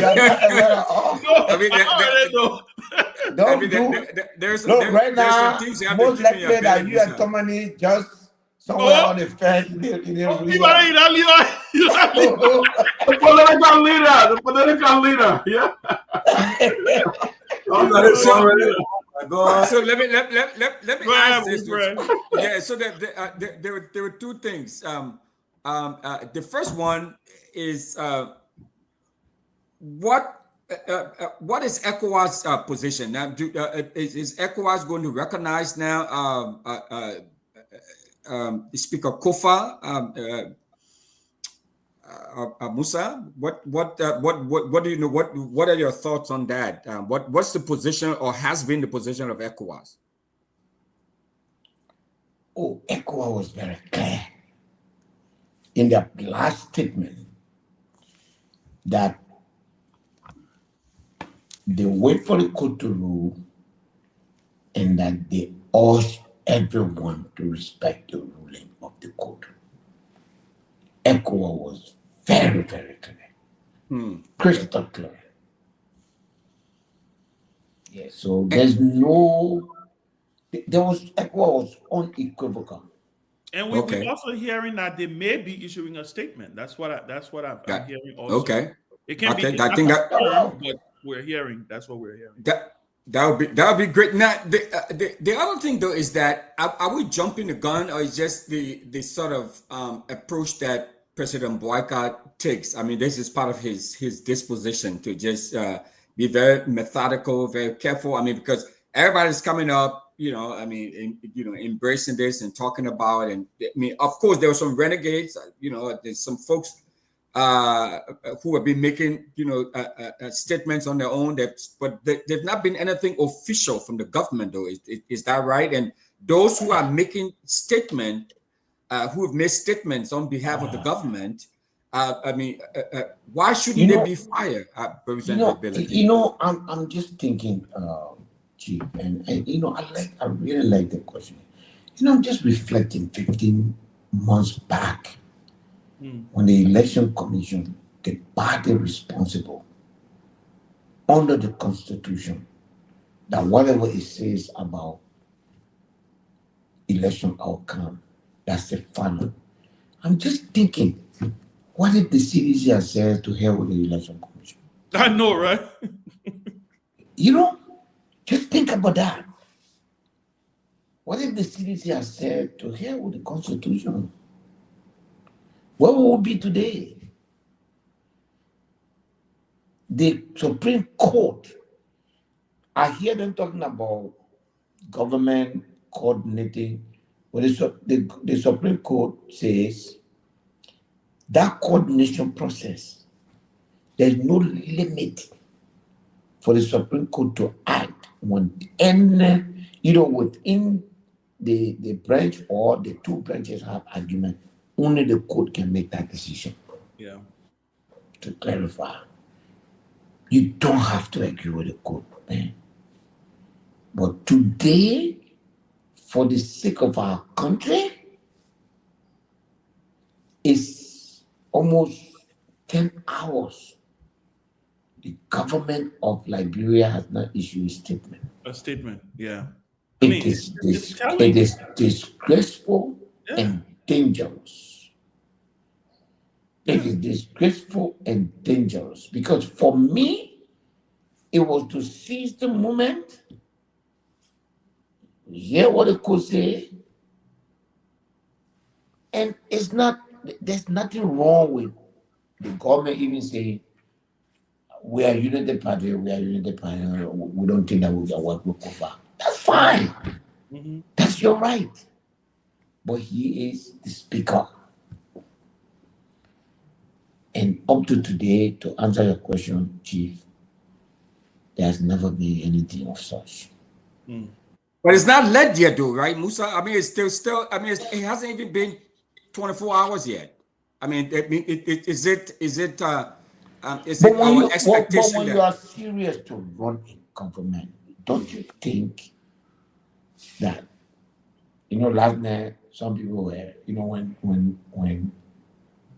when CMC issued a statement and then we had an issue with the thing with children. Some people say the document was prepared in advance. But don't you think if they, some people their brain not properly connected. But don't you think when you go into election like this, the two outcomes. Then you think you get prepared. The two outcomes. Yeah. You think you have to when people go for contest, presidential contest, for those who don't know, they can write two speeches. They write two speeches. That's true. Concession and victory. Yeah. Yes. They can write two speeches way, sometimes months in advance. They're not used to that. So what I'm trying to say, is that at the end of the day, the president, I believe they were privy because the fact that no member of the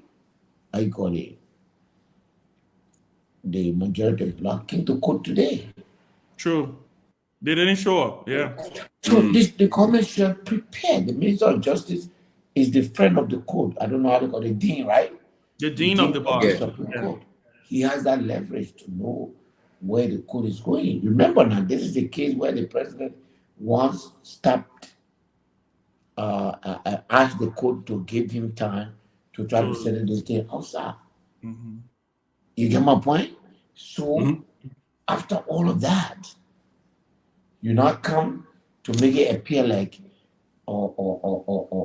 it's scary, it's dangerous, and I will call on the Minister of Justice to issue a statement in the same way that he issued a statement last time to say, after the court ruling, my interpretation of the court ruling is that the government can work with a majority black. Okay. Yeah.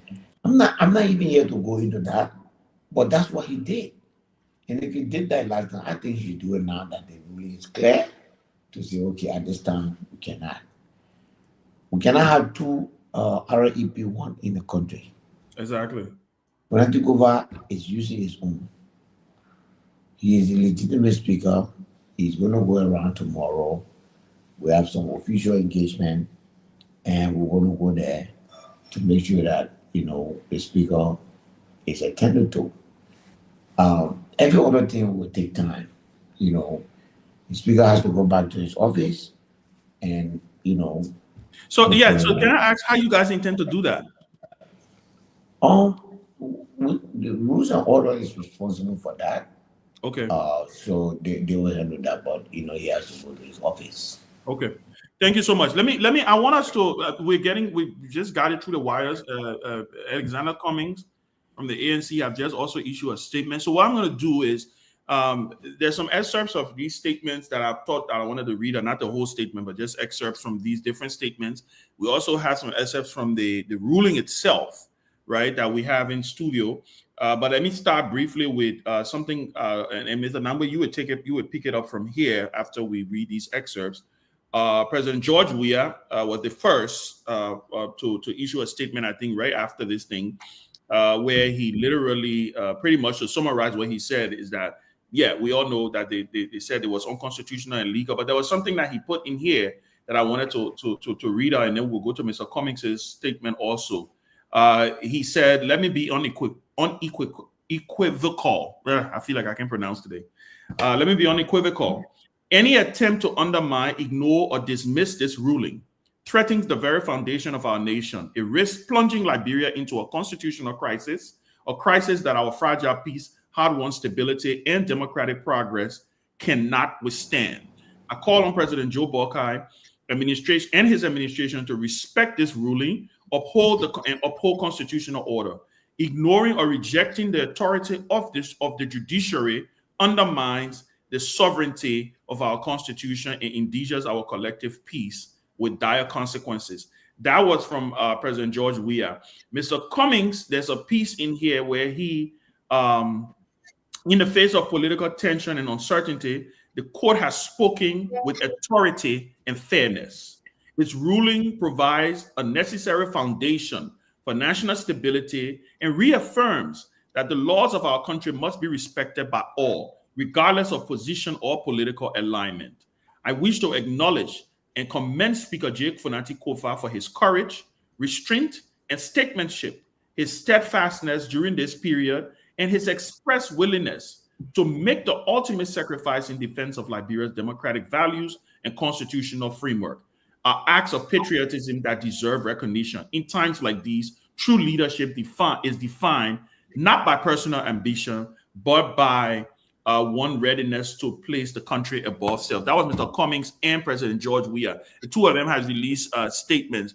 Mr. Namwe, I want you to talk about the importance of these statements. I'm also getting word that President Ellen Johnson Sirleaf will be issuing a statement also. It probably should come out tonight or early tomorrow morning. What is the significance and the importance of these political leaders issuing these statements? Now, taking into consideration President Joe Boakai has been criticized for not even having a conversation with these people. He has not reached out to anybody, no political leader whatsoever, since he's assumed the presidency. What is the significance of this moment? Hearing from the former president of Liberia, a presidential candidate. I mean, Mr. Bilete is on the show. He's a political leader. He's very clear. I mean, even though he's a party to this, I want you to talk about the importance of what we're hearing, and also from the PUL and other organizations. Because I can assure you there will be tons of statements coming out tomorrow. I can just imagine the headlines tomorrow in the newspaper. I want you to talk about that. Yeah, Chairman Ben, thank you, and let me welcome Musa PL Musa to the set. Let me begin by congratulating you and also the Rule of Law Caucus, for drawing a stand in a line in the sand and taking a stand. But Chairman Ben, I think it was Sylvester who indicated earlier that there are some moments, unanticipated, but that will rally a nation. And I think this is probably one of them. I mean, under other circumstances, I would have said those statements they mean nothing, as much as they did not solidify into support for a stand against the violation of the Constitution. But now that we seem to have gone past that, and everyone is now hailing this, I think it's a feel-good moment. And this is my frustration and disappointment that this government, up to now, we haven't heard anything from this government. And quite to the contrary, operators of the government are casting aspersion on this decision. It's just really baffling. I think this president is missing a moment here. I really think so. This is where I thought he would rise to the occasion. And again, I indicated, yesterday, the meeting I had with him on Sunday, he really seemed genuinely fed up with this stalemate, and that he thought, something needed to be done around this time. And so I really, really thought he already had a prepared statement ready to embrace this moment, rally the country, and let's move forward. But I'm thankful to our leaders who are coming and rallying to this clarification. Former President Weah, former President Johnson, Alex, who are supported in the CPP. I'm happy to hear that, Ben, and I think we all should be. But I think it would mean a lot more if we heard from the president of the Republic of Liberia. Then I think all the second guessing that we're having now, with Kun coming up with his own little statement, and all the other stuff, I think we'll put all of that to rest. So I'm still holding my breath here, even though, it's almost past that real. I mean, and you last night on the show, and just to stick with you a little bit, last night on the show, you talk about the fact you are in Liberia as a part of a delegation from EULA. You talk about the fact that you guys met with the president, and you sounded a little hopeful that. And I can understand. That's why I think I can understand the frustration you are venting right now, because last night you sounded a little hopeful. You sounded like, listen, I think this thing it's about to be resolved. I think the president is going to take the bull by the horn here. So I want you to talk about that again for those who didn't listen last night. What was the atmosphere of the meeting without saying what you don't have? Yeah, Chairman Ben, and like I said, because I didn't have the president authorization, I can be specific, but I can tell you that the president's body language, some of the expressions from him indicated to all of us in the room that he had reached a point where he wanted this to be resolved. He had indicated how much effort he had put into trying to reconcile the two sides up to Sunday. Even the people in the yard were telling us who had come and left the yard. We all know how people talk, who had come in, speak, all these people. So I thought, this is what the president was pushing for. Unless I misread, the signals that he probably was looking for something else. But I really genuinely felt this is what he was pushing for, and this is what he was hoping for. And therefore, this is why up to this time that we haven't heard anything. I'm just puzzled. I'm really I'm blindsided here, because this is not what I anticipated. Look, let me tell you this before I pass it on, right? Mm-hmm. Speaker Kofa, you congratulated him, and I think others did. I think he deserves congratulations. He deserves to be commended. I have heard people describing him as being self-absorbed, kind of arrogant, aloof. But this man seemed to have been humbled by this very moment, by what has happened here. I think all of us, even if you felt otherwise, I think we all should be humbled by this and pull back from the brink here, because we really were on the precipice here. And I think this is an opportunity for us to pull back and wrap our arms around each other and begin to heal. Mm-hmm. This is surprising that we haven't heard anything from this government. I hope it only means that they're taking their time to prepare a really, really good and solid statement. Right? They may be taking time what the wordings will be. I will pass it on. But but that's why I was saying. So we better give them the benefit of the doubt. I mean, we tired giving them the benefit of the doubt. We tired giving your people the benefit of the doubt. Damn thing from the beginning of the whole situation. Come on, Winfrey with the benefit of the doubt story. Yeah. Let me don't mind me with Winfrey. I just try to pick on you. But studio, can you put up the poster from the Chief Justice that quote from her. I want Representative Ability to speak on it, because Tomalin also is getting some breaking news. I think Senator Snow is on another show. Tomalin is also getting a breaking news. I want Tomalin to read what Senator Snow just stated. And also we did hear from Senator Dillon. We heard from Senator Nathaniel McGill. So, studio, can you put out that poster from the Chief Justice? There's the quote from the Chief Justice. If you're listening, I want us to talk. I want Musa to speak on that. I want Musa to speak on that, because he was in the room talking about someone who was in the moment to talk about that. But before, since they're getting it ready, Tomalin, you want to go ahead and read what Edwin Snow is, what we're reporting that Edwin Snow is saying? Because these are leaders in the Senate now, so we're anticipating that there's a block coming up in the Senate from the discussions we are hearing. I also think he's in contact with the ECOWAS too, but for him, he's saying, I will honor the ruling of the Supreme Court and work with Speaker J. Funati Kofa. I'm confident that President Boga will do the same. And, for me is that, and I will say again, I'm on record saying that I believe President Boga will honor the Supreme Court ruling. I believe he will break his silence by tomorrow. I believe so. The pressure is coming. A lot of calls, especially national leaders, stakeholders are all coming with statements. And you cannot look at all of these people and you just ignore them and say, I will just continue to follow the likes of Mo Ali and others who try to undermine your own government, because that's what he's doing, And especially so, the Supreme Court is the only guardrail we have right now to protect our democracy. So I'm very sure that he will honor it. I believe so. President Boga, I believe he will break his silence. And we're looking up to that. Yeah. So while the guys are putting up the poster, and then also there's a video, Musa, and I wanted to talk about this, because you also we'll get Pewee and the rest of the guys involved. Let's also not forget that the Capitol building got burned, right? And in this country, Liberia, we're so quick to forget, right? We just acting like nothing really happened. I don't know, sometimes it's a positive or a negative. Okay, great, very much. The Attorney General, we did talk about that. No, not this one, the next one. But we'll read this one. She was very clear also. The Attorney General opinions for which the self-styled majority bloc is acting, all right, is of no relevance to this court. And this is courtesy of the Liberian Investigator. I want to give them credit for their poster. So Liberian Investigator, a newspaper, the Attorney General opinions for which the self-styled majority bloc is acting is of no relevance to this court. Go ahead to the next one, Myean. Let's read the next one, and we'll discuss those two, because I thought those were kind of the two highlights, even though there were many other strong quotations from the ruling and again, like I said, taking into consideration what this country has gone through for the last 6 months. We've been on this thing for 6 to 8 months, right? What the country has gone through, the burning of the Capitol building, all of what we have seen happen. Talk a little bit about that. Yeah, I'll try to refrain from talking about Nyenwolo. Okay.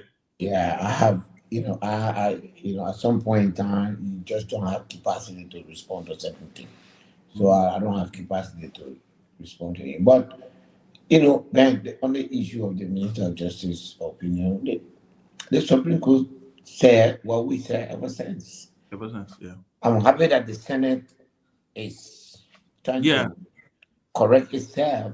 But as the quote unquote the body that provide oversight, for you to take advancement from the executive on issue like this, it was a mistake. And I'm very happy that they are acting now to correct it. What the Supreme Court tried to say is that whatever the Minister of Justice say, it got no bearing on them. And they basically said the Minister of Justice has a right to advise the President. And those who advise under our procedures are codified, and they are kept in archive, so time after time people can go there and see. So at the end of the day, I don't think that I even want to talk about it. Because at the end of the day, I'm not a lawyer. The minister's opinion is the minister's opinion. It should not be a focus of. I mean, we did not go to the minister to issue opinion to us. So, you know, it was unsolicited. I mean, but the person he works for is the person who asked him. And then the Senate just jumped and picked that. But the minister's opinion was not meant for the Senate. Let's get that straight. It was for the meant executive. For the president. Yeah, for the president. So they jump on the advice that was meant for the president to act on. But I'm happy that, you know, I think for the sake of, you know, what I realized, the Senate is not a battleground like the House. So, you know, most of the thing there, they try to find an easy way, and I think that's what they did with that issue. Some of them were not happy, but they kind of, the way they want to play to be unified, they just let it slide like that. No, I agree with you. I want us to talk and let's talk. I think the poster will soon be coming up. Good. This is the poster I was looking for. So and I want Pewee and Mr. Gaiman to jump on this.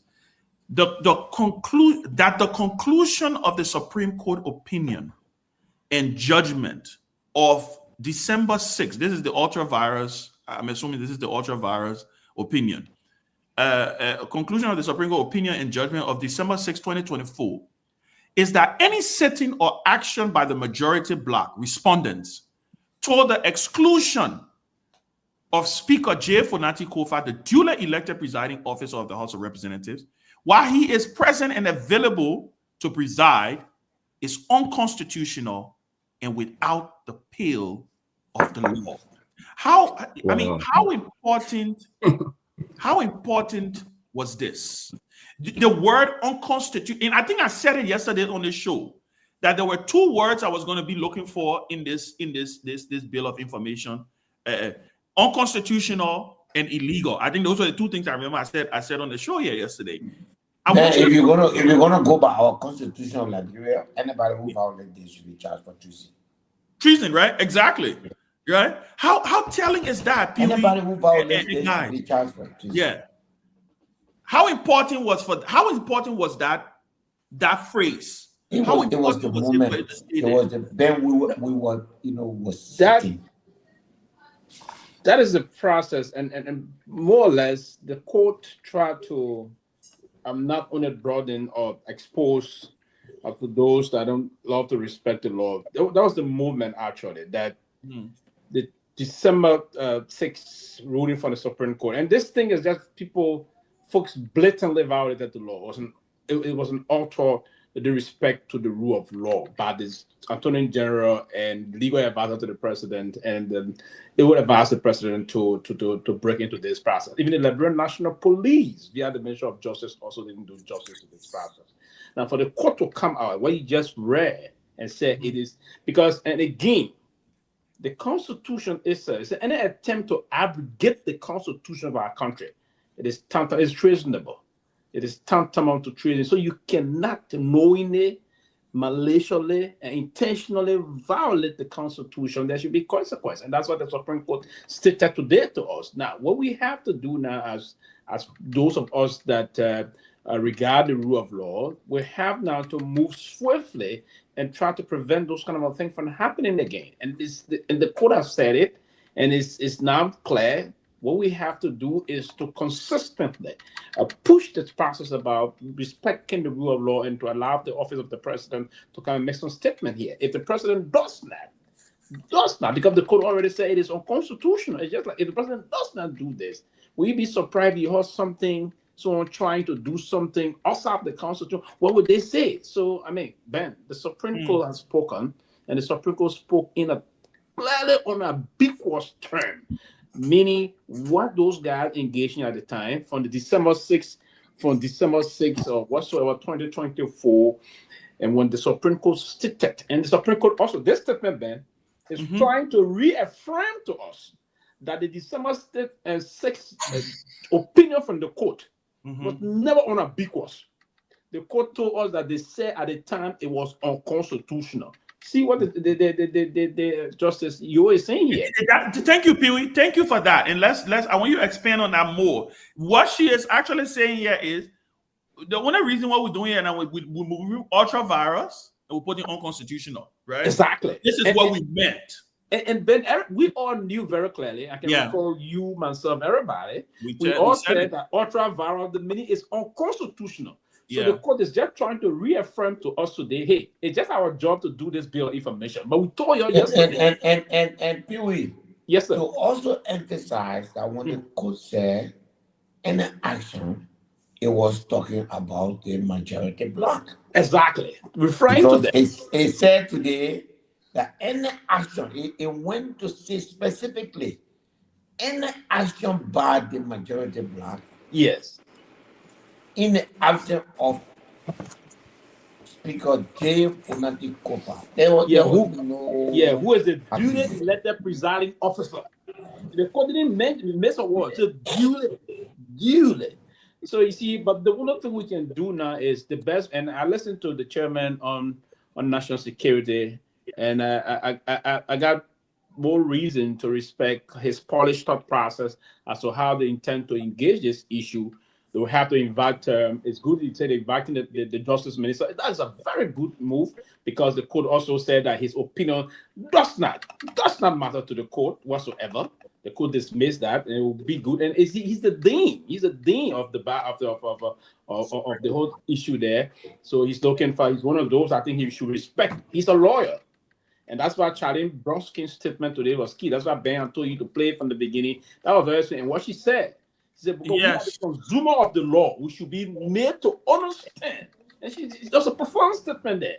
So we, the consumer of the law, the people of the Republic of Liberia, should be made to understand those that will undermine and attack the Honorable Supreme Court. These are not only very disgusting elements, but these are people that are trying to undermine the jeopardy and using those kind of this. She used a very powerful adjective. We're going to look kind of derogatory. We're gonna go to it. Honorable Supreme We're gonna go to the and that's the thing that we have to take moving forward on this process. And Mr. Benete, you guys will have to quickly. What you guys will have to do is to ensure. And I like what you said about moving about the plate. The office is important. I know you guys need to go and break through, but you guys are going to use the appropriate legal instrument to ensure that the speaker will move into his office quickly while we await the final decision-making process that's going to come out soon. But I think the president and his office are going to respond in the next 48 to 72 hours. Thank you very much. Let's welcome Sarah Dopo to the show. Tomalin George, I want you to take this after I play this clip. Question, right? The Supreme Court will be given their responding to the bit of information filed by the minority bloc. I think in March 14th.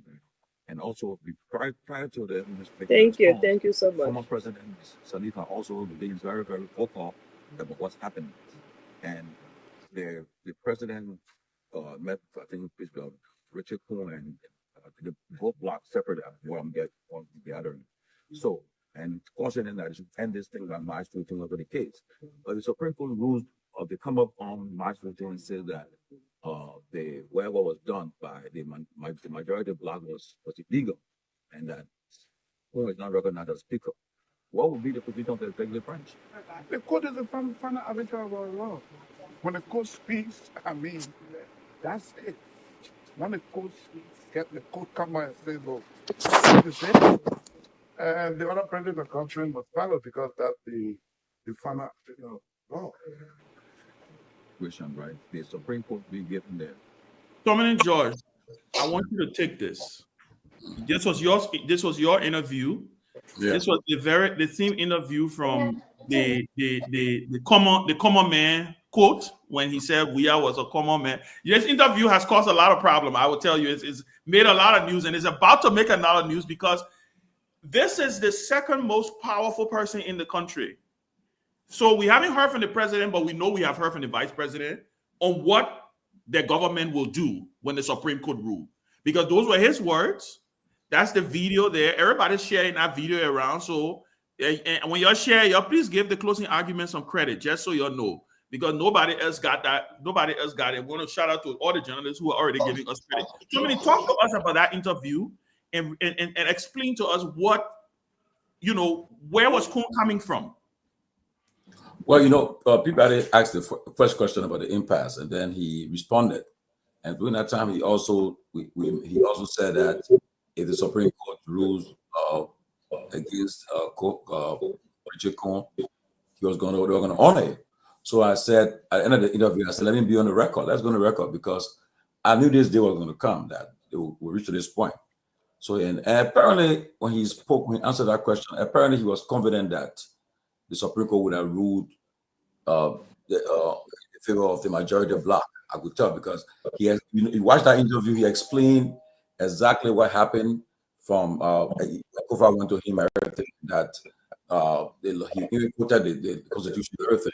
So I believe that point. So but I'm sure taking a second guess today,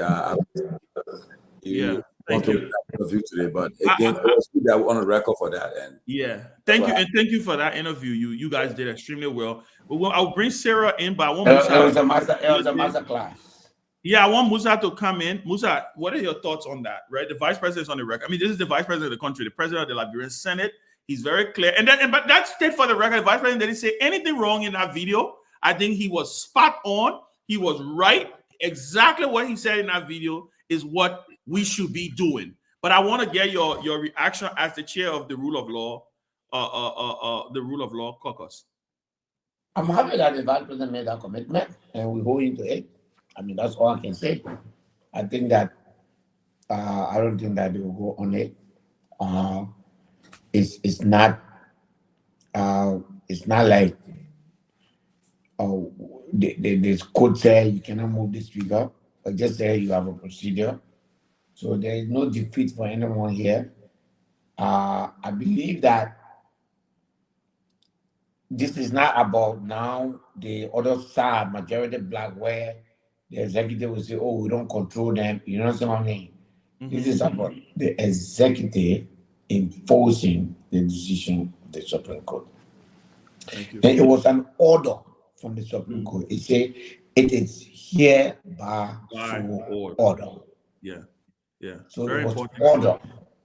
And there's only one branch of government that enforces decision of the code, and that is the executive. They need to take action right now. Thank you. All right, let's get Sarah, and I know she's been having issues with her connectivity. Sarah, want to come in?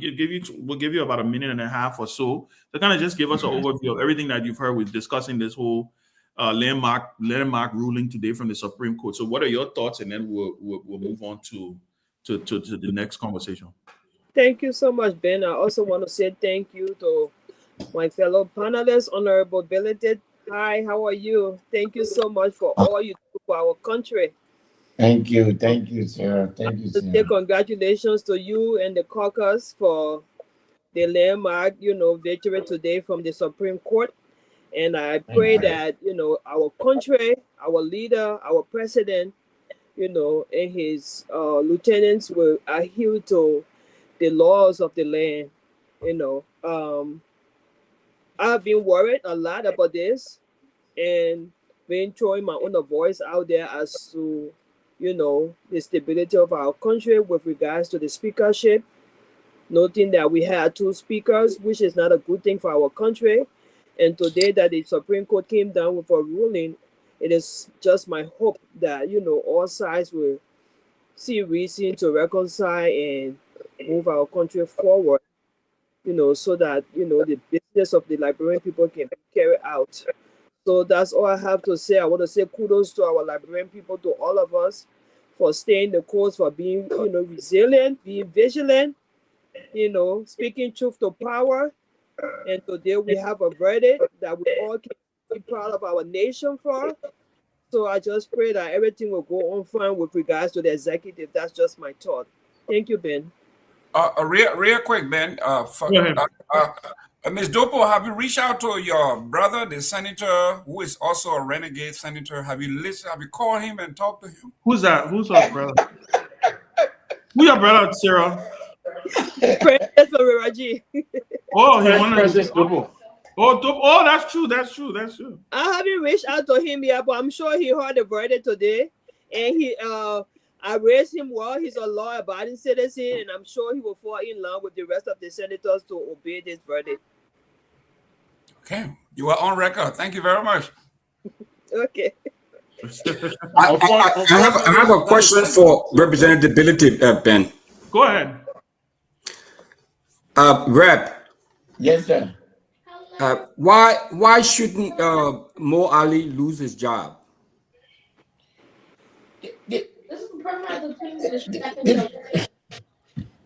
There should be no reason why he shouldn't lose his job. But this government is very callous. No. You know, the standard of governance is almost non-existent. So, I mean, what we have here is like a fiefdom, and the people are developed some authority on themselves, and they are operating, like that. There are several things for which people should be, removed. Oh, I forgot. That doesn't mean Believe me. That's a feedback. Somebody. Okay, go ahead. Go ahead. Believe me, anyone who bully or mock the Supreme Court in this manner has to be punished. But you don't just see Mo Ali as money, water, and sewer. That Mo Ali, they're running the government. They run the charter government. They are the power. But the danger is, I'm disappointed in Mo. Well, Mo is my friend. But the Constitution, the Supreme Court rules, and you dare to mock that decision and started asking questions. First of all, to say, how can you make a rule that you cannot enforce? Mo, the Supreme Court does not enforce any decision. It has no power to enforce any decision. The Constitution limits it to interpreting and ordering the executive to enforce. That's why the last war on that document was, and it is hereby so ordered. So once the court does that, the court business is finished. Nowhere in the world should this happen, where the court decides and the government official comes out and say, we're not going to listen to the court. It's not okay. Wow. Mr. Nambe, I want you to come in here a little bit. Let's talk about tomorrow. Winfred Russell is hopeful that the president something will come out in the next couple of hours. I want to share his hope and optimism. I have to listen. You cannot be hopeful. Hope is Obama said hope is the thing. If you don't have hope, you die. So we are all hopeful, and we are counting on the president's experience. And like I said, Mr. Nambe, you met with the president recently. Do you share that optimism? Do you share that hope?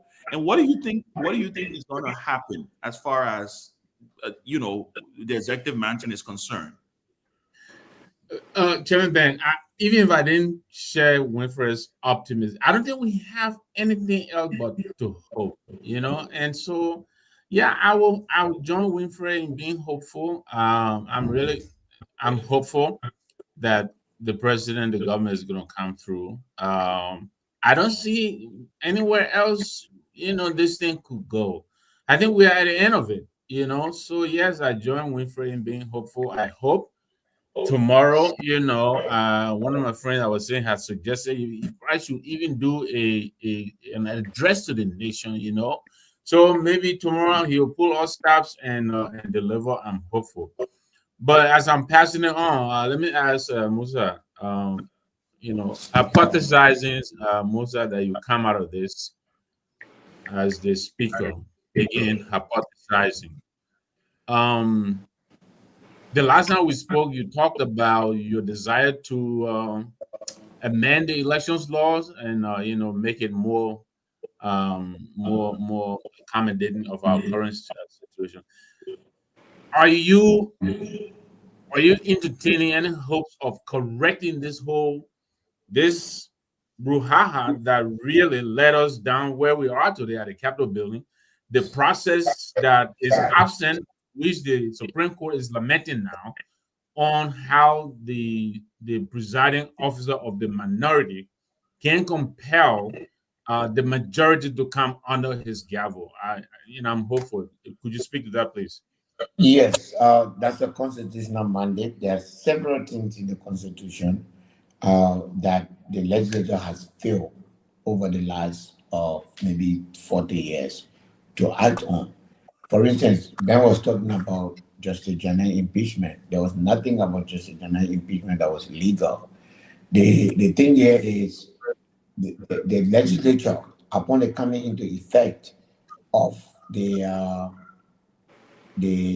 Constitution of 1986, listen to this, is supposed to do a bill of impeachment.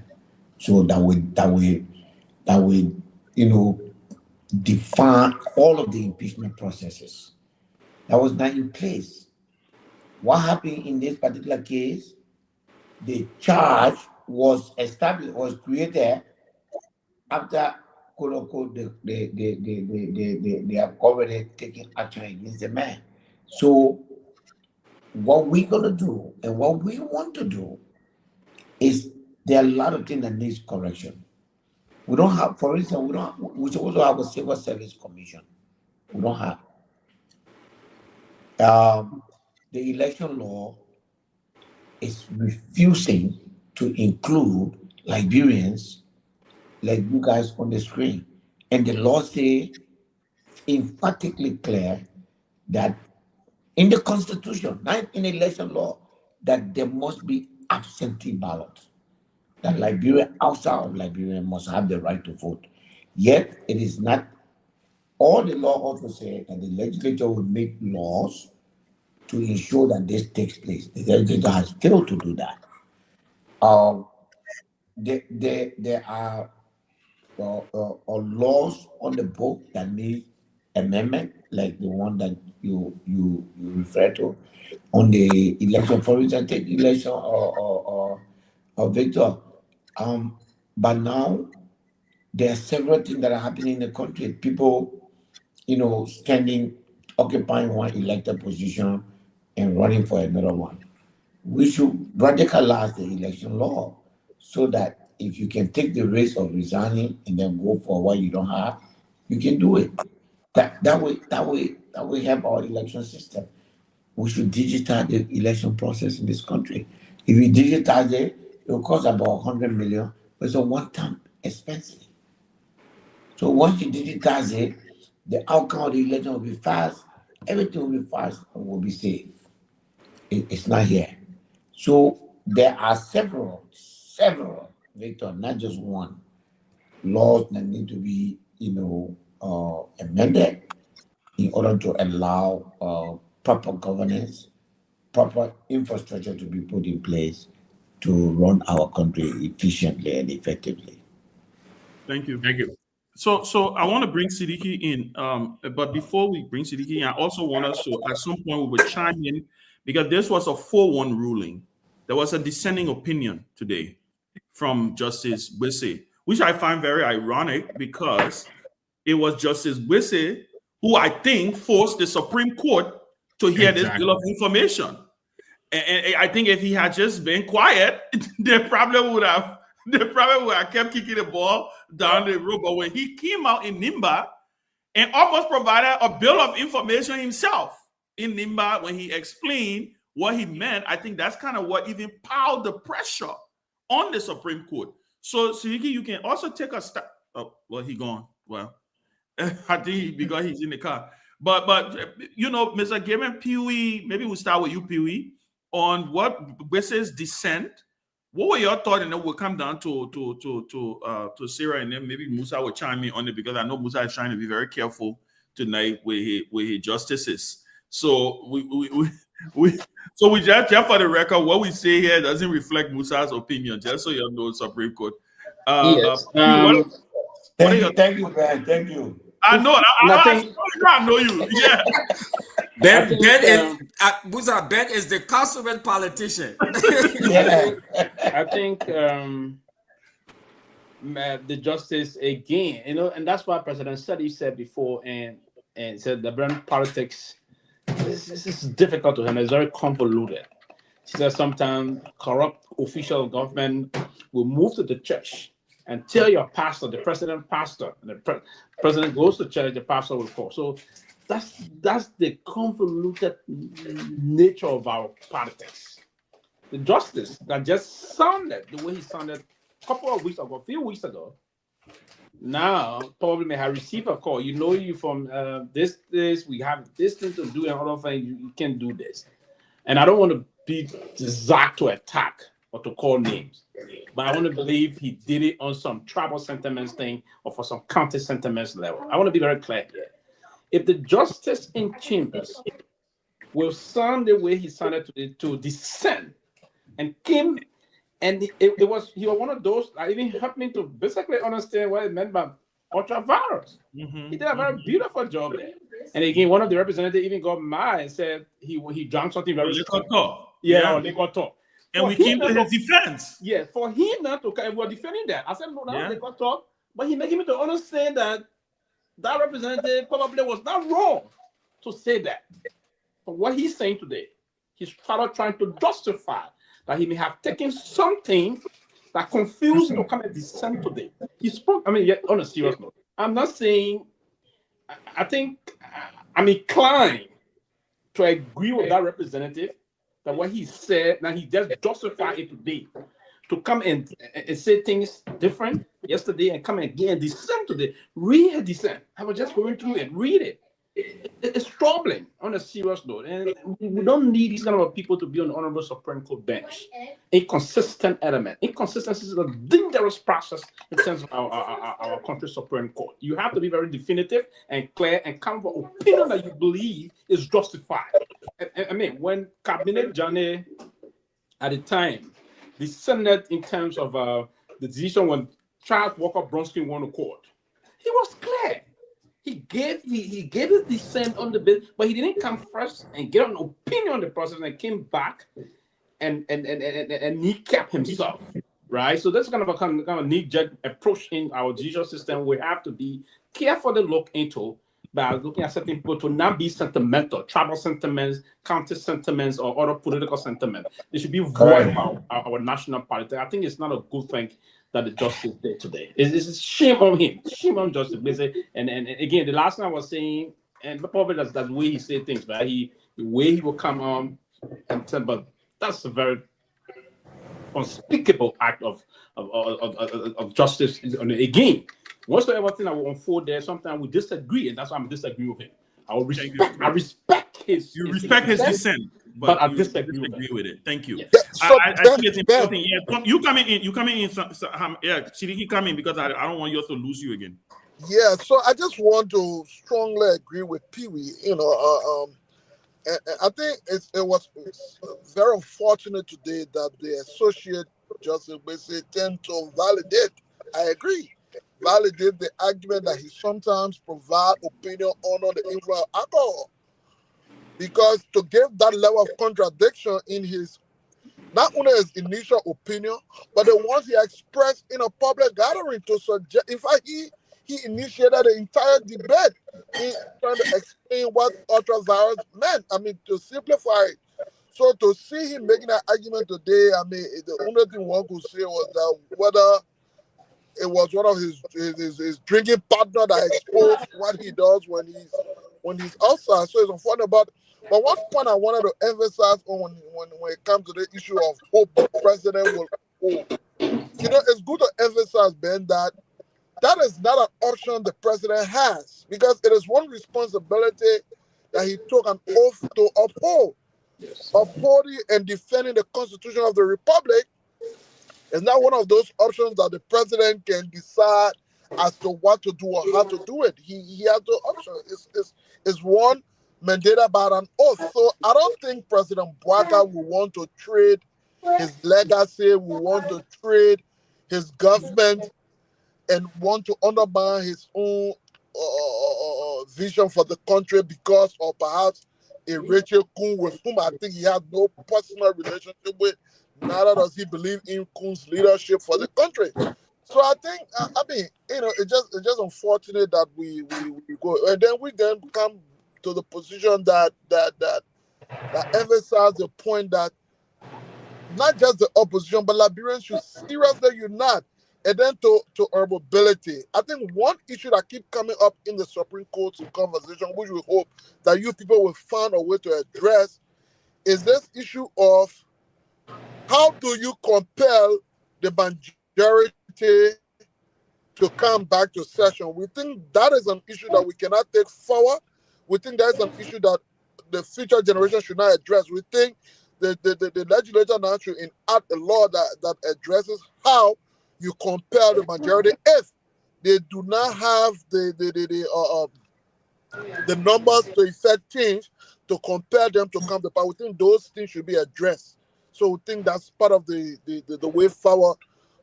We think you guys should take that into consideration going forward. How do we compel those the majority, quote unquote, who have not had the sufficient number to effect change to come to power, and the consequences thereof if they refuse to come? Thank you. So Reverend, you want to address it? Yeah. Okay. Then we'll go to you, Mr. Kim, and then we'll come to Sarah. You muted. Musa, you muted. Let me make it clear that I vehemently and categorically disagree with Sylvester. Are you ready for? You know, every judge in the Constitution is protected by the Constitution. Every judge is protected that whatever when you opine, that opinion cannot be held against you. That's the law. So Justice Bese has a right to dissent, and he utilizes his right. No, Mr. Benedict, quickly, sir. I didn't say that's not his opinion. I didn't say it would be counted against him. I'm vehemently also disagreeing with him, and that's my right to do, Honorable. Okay. That's what I said. I respect it, but I disagree. I respect I disagree with him. So then you got to respect another opinion on the same issue. Yes. And I don't think you should say the liquor talk. I don't think so. Yeah. No, you get that. No, I didn't say that. I didn't suggest that. I said I want to be inclined to believe what they said. But I cannot say that. We're just saying his attitude gave a little. Yeah, but then you doing the same thing that for the family did. No, we're not referencing for the family. We didn't say that. We reference him. Okay. Let me just end. Yeah. The point is for the justice, dissent is his right, and he exercises it, and it's on record. Hopefully, people will look at it, in the future, and look into. But I think his disagreement was mostly with the better information because he signed the original ruling. Yes. So it was, a better information. But the way life is, man, we can only see the things we want to see. Maybe he's from a different prison. He's acting from that point, and so people cannot be in their feelings, to say, oh, you got to, even if there are two persons that dissent, it didn't matter. The three people would have done it. So that's what the law says. So the most important thing on this land, Ben, is that we as ordinary citizens have to learn to respect the opinion of the Supreme Court. What are we agreeing on? And the Supreme Court too has the obligation to ensure that justice is served, at every level. And so I think on the basic issue, that's my. What was the second issue? Well, no, that was mainly the basic issue, and then Siddiqui was talking about. But I did address what Siddiqui asked about the compelling of because you did say that this is a part of your. We have to because it's a mandate from the. There are several things that the thing is so bad. There are several things in it that we have to fix. All of this conflict that we're going through is an opportunity for us to deal with our structures, governance structures, review the laws, and and make sure that the government is more efficient because it's more accessible. So because today you probably struggle to get everybody in because you are a problem. But the situation we have with our laws is very bad, man. As a lawmaker, I can tell you it's really, really bad. all of these institutions, they were tailored around individuals. It did not become institutional. So that's what we're going to change, over a period of time and through proper legislation. And then we deliver good service to Liberian people. Thank you. Sarah, I want you to come in, then Mr. Gimme, I beg you, Mr. Gimme. That's Sarah Kanjo. She hasn't said a lot. So Ben, I have to go. I got a CMC local meeting going on. Honorable ability. So Gimme, and I'm part of the meeting. No, that's so local meeting. Pewee, and Mr. Nambe. All of you. They cheat that local. He didn't say global. We are global. Oh, okay. I know you're talking about the Supreme Court, but I really wanted to talk about all the noise about our declaration of your declaration. Okay, so can like you a few minutes to talk about it, then we'll let you go. Yeah, please, because go ahead. Look, election is about results. The CMC is a different party. We're not affiliated with any party in Liberia. We don't make decisions in consultation with any party. And if any party thinks that we're going to make decisions and consult them, that's not true. Look, this party was established as a means of, out of frustration with the Unity Party and the CDC. I want to be very clear about that. So when we're making our decision, we don't want people to come to us and tell us, say, you should tell. No, that's not how we work. The point we are raising here is, Ben, we are one of the most extensive networks in the country. And I'm saying that to you in this room, that we knew by 10 o'clock that the election was over. We knew by 10 o'clock that the election was over, look, I don't even want Koga to win. I campaigned against him vehemently. It was a strong campaign against him. But when the people of Nima decide that that's the person they want, and what can I say? I've seen the outcome, and you can mark my word from this. So far, from last night, 24 hours ago, up to today, all the people who criticizing me and the CMC have never shown anything to the contrary.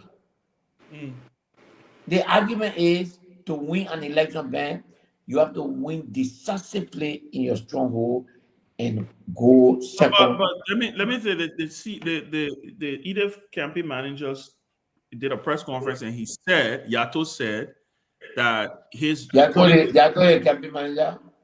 Yeah, I think Yato is a campaign manager. That's what he said. He said, according to his war room, they are winning. They I saw some spreadsheet, some Excel document that they have some data put in. And I was on the record yesterday that from what the information I have gathered is that Koga has won the election. Also, I said that yesterday, so I want to be clear. According to what Yato said, that they are winning, they won the elections according to their numbers. Ben, let me explain this to you. It's dry season in the country. There is nowhere that the election took place yesterday that is not accessible to vehicle. And everywhere that is accessible to vehicle, we deploy about 13 vehicles yesterday throughout Lima to make sure that we get our results and tabulate it. At the end of the day, it's 11:44 p.m. 30 hours, just short of 6 minutes after the election was closed. If you have evidence to show that you have won, but now you should be banishing it across the country. To come and tell people that you believe that you have won, it's unfair. It's even unfair to the candidate. You understand? It's unfair to the candidate. It's not right. It's wrong.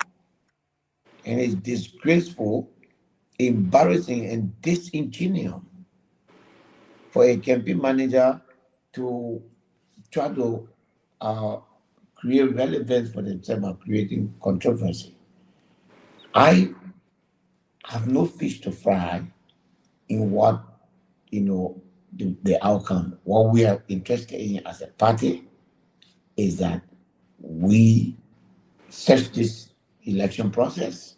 Mm-hmm. We had our people properly covered.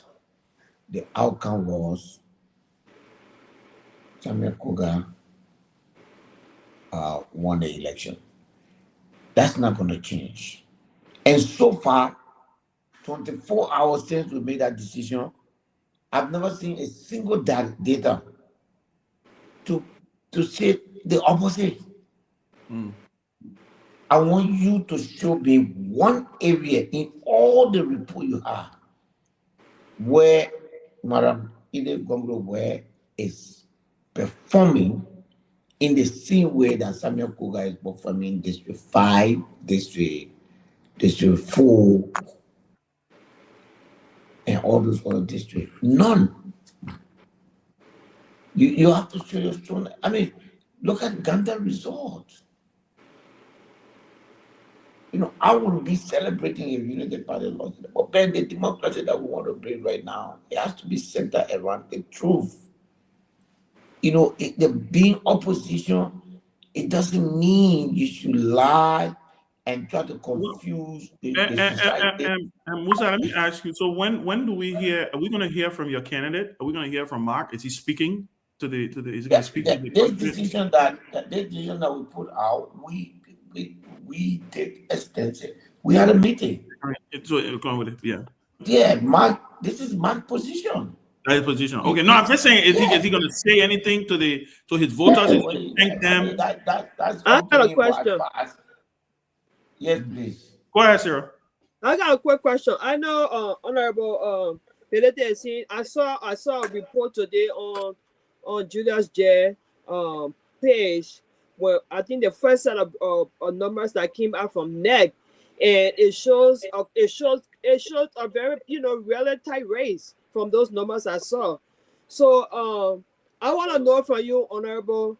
I know Mike is the candidate for the CMC, but why didn't he put up the release instead you did? Why didn't you allow him to concede instead of you conceding? What is that for?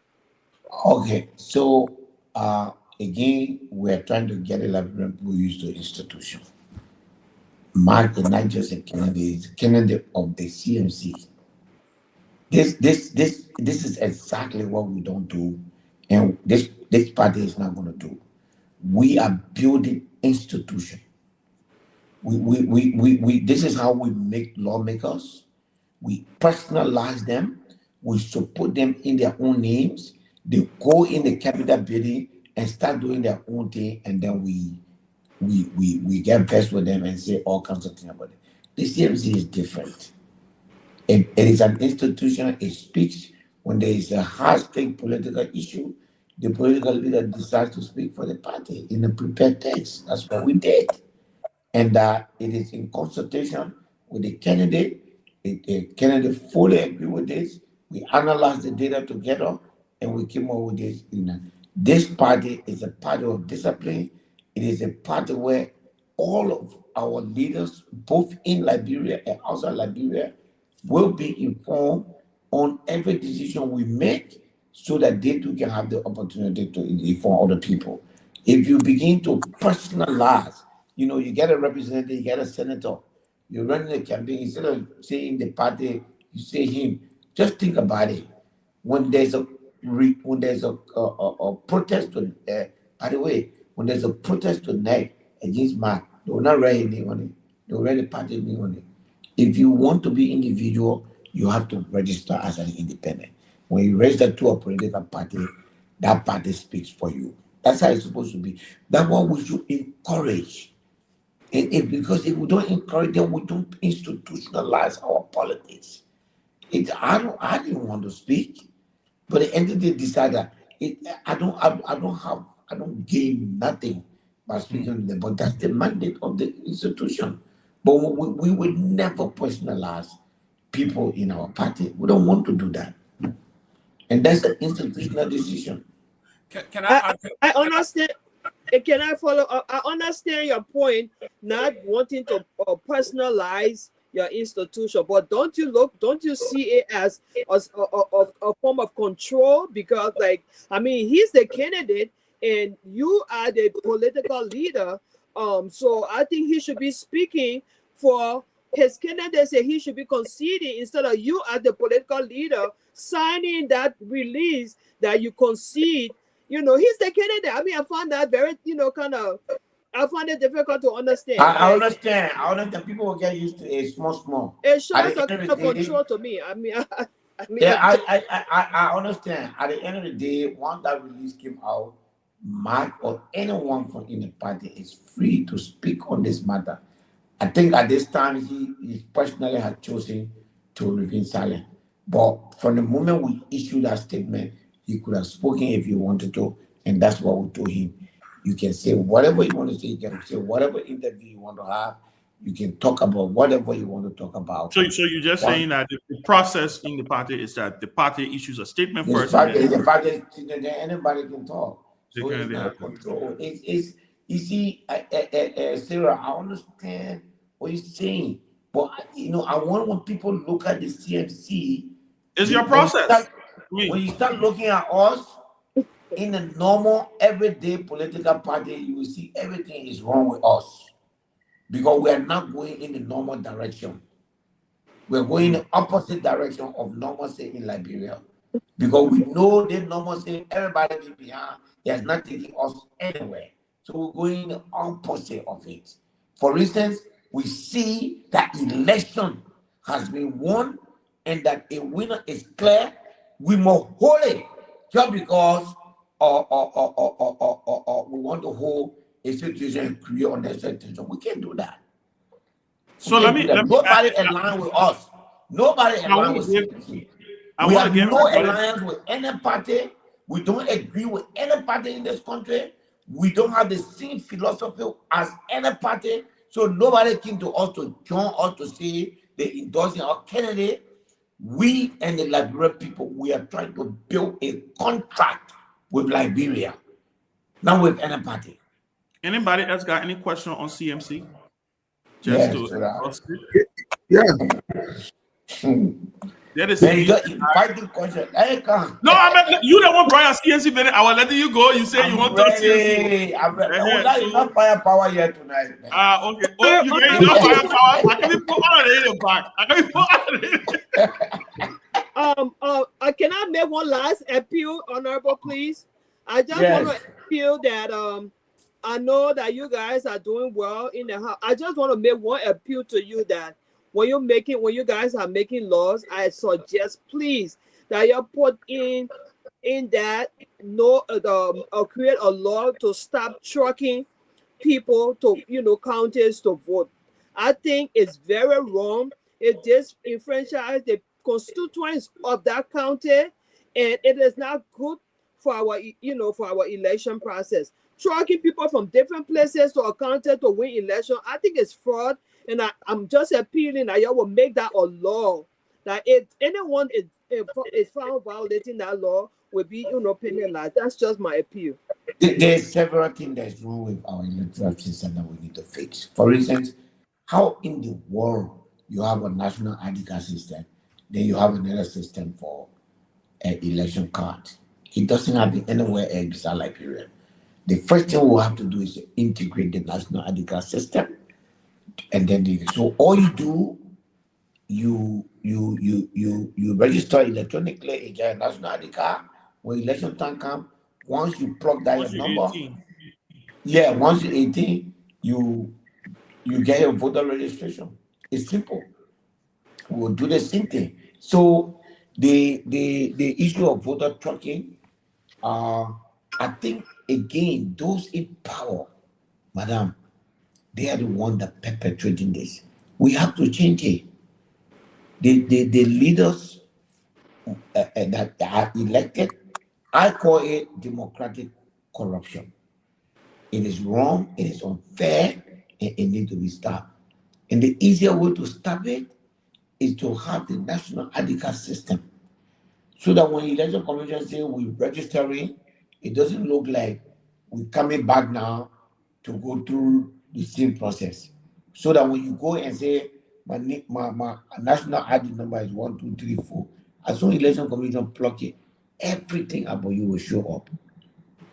If you don't have a national ID card, then you should not have, election commission. What we are doing with national ID card is also disgraceful.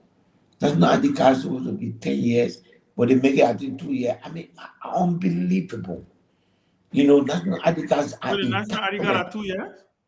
At 2 or 3 years, one at the very short. It should be at least 5 years.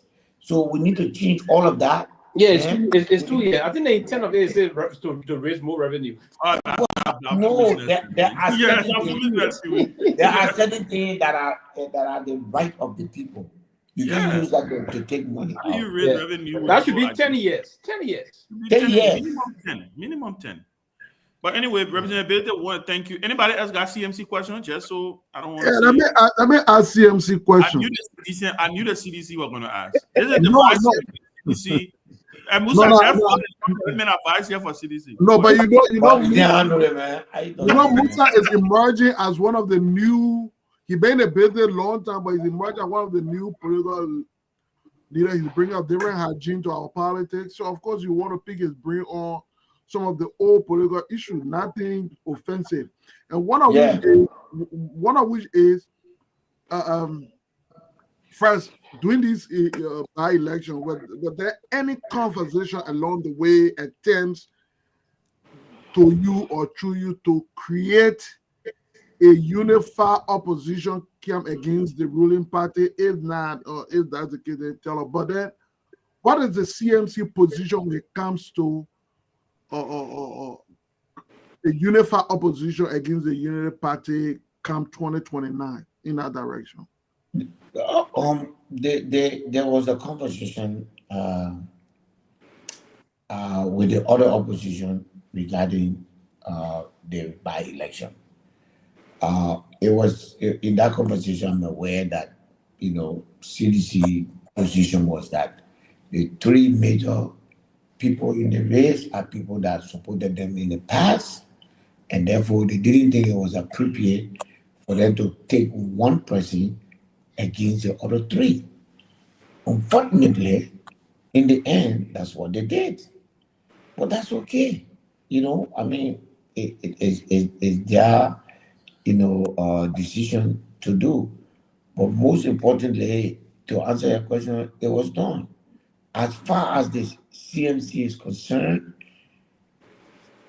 I don't know what's going to happen in the future, but the current policies of all the parties in Liberia right now cannot allow CMC to have any agreement with any party, because all of them fall short of what Liberia requires to revolutionize the change that we need to do.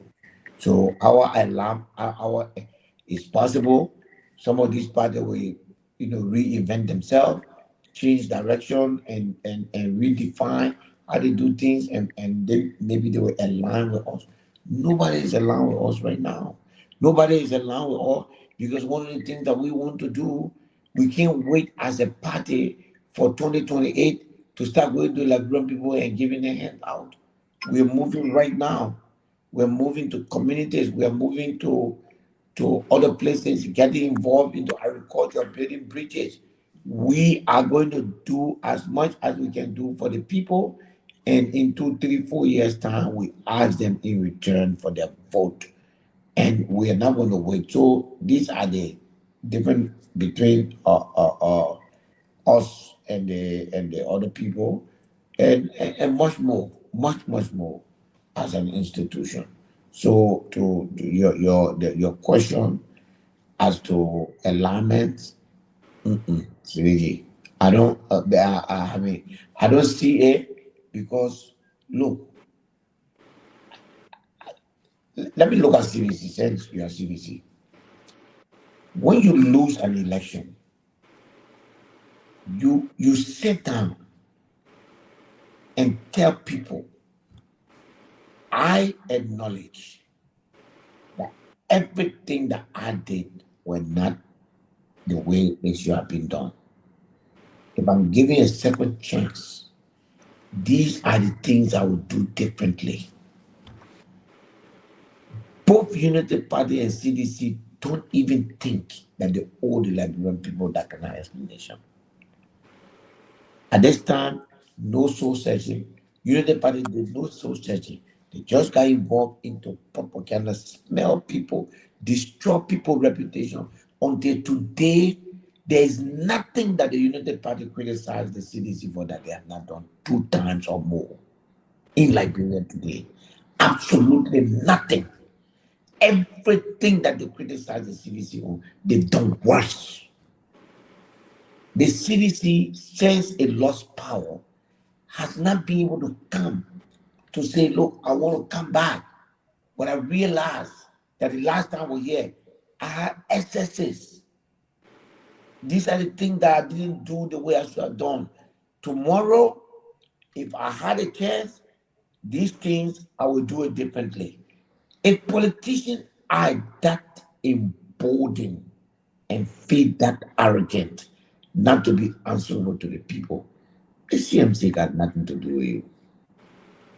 And that is our position. And the 2 big parties have, exhibited that level of arrogance, to say, we don't have to do that. The people still vote for us. We don't have to do that. I don't believe in that. I think when you lose an election, you need soul searching. It's been 15 months. I've never seen that soul searching. I've never seen that thing from CDC where they say, we acknowledge some of the things that we should have done this way and we didn't do it this way. When we get there next time, we'll do it. Right now in Liberia here or in CDC is ahead. Everything that it did, it was the right thing. What United Party is doing now is wrong, and therefore when CDC go back, you must expect the way CDC was running the government. Boss man, do you think that's proper? That's disrespectful to the people. At some point in time, you got to have the courage to say, yesterday I did this, I did this, I did this. Today, if I'm getting power, I will do this differently. I will recruit people differently. I will govern differently. I will do this differently. But to say that the way I will govern when you need the party movement for you is the best way, let's just go for power. We don't want to be part of that. Before we go for power, we will have an agreement with Liberia. We'll have an agreement, a memorandum of understanding with the Republic of Liberia, where we make promises, and when we take power, we'll make sure we fulfill those promises. So Ben, I think because CDC was highlighted, important considering that I play a role, I think I'd go to provide some clarification to the honorable man's statement, particularly when it comes to acknowledging the failures and wrong and perhaps remorse. I think not put it in a concession statement, but on more than 2, 3, 4 different occasions, the party have recognized that it fell short of some of the expectations that were expected of it, and acknowledge that perhaps it would have done some things very differently. I think those are comments that come up every day, because if that wasn't the case in terms of accepting that we fell short a little bit, first of all, there would not have been a concession. So I don't think the statement made by honorability is accurate when it comes to not acknowledging. If the party needs to go much more further in the demonstration, perhaps we'll agree in that direction. But I think the institution acknowledged on not once but twice and many other occasions that indeed it fell short. Okay, and that is why sometimes we express complete disappointment in the Guar government, because we thought that by the mistakes we made that were glaring, for which the Liberian people told they could not be making those mistakes, as he rightly said, making it double. So I don't think his statement was accurate when he says the party have not acknowledged its failure. You are Ben, please let me just ask. This is one of the fundamental things that is wrong with your party. You are making a political leader synonymous to the party. The fact that the political leader has gone to make But I've not referenced the political leader yet. I You said said he had made 2 speeches, and in those speeches he said, I said it, but listen, I always said a party. I'm a party man. There's no such thing as the party. So who is the party? No such thing as a party. No, when you're talking to Liberian people, you got to either write it down or you make a policy statement. Sidiki, that is an important thing. Of course, it has happened. I don't even want to lead you here. I want you to continue to make the mistake you're making. So that no, but I'm not making a mistake. I'm but at the end of the day, if I were you and I were in government, I will go and list and pick everything that I felt that I didn't do properly and then list how I will do it the next time so that people can see what I didn't do properly. So that people can, and not the people who are hurt by those decisions and still love you will feel better. That at least I know that if I vote for CDC this time, that anything they used to do, I don't like it. But now they are committing that when they get there, they will change it. So you owe your people to that. The biggest problem we have with Liberian politicians, honestly, especially those of you who are riding on popularity, you don't care what the people think. You know, you don't want to reference that. All you do is what are your people? Oh, brother, don't ride Georgia to the end. Create more Georgia. Create your succession plan. You don't have it. You don't have a succession plan. Today, nobody know who is going to be the in South Africa, ANC, the same grassroots organization. We already know who's going to be the next president for South Africa. You got to create 4-5 men in that organization called CDC to say any one of these guys, in case Georgia decide that you're not running again, or after you run the second time, that will be it. He cannot run anymore. How the party is going to do. Look at what happened to NDPL. Look at what is happening to NPP right now. Okay?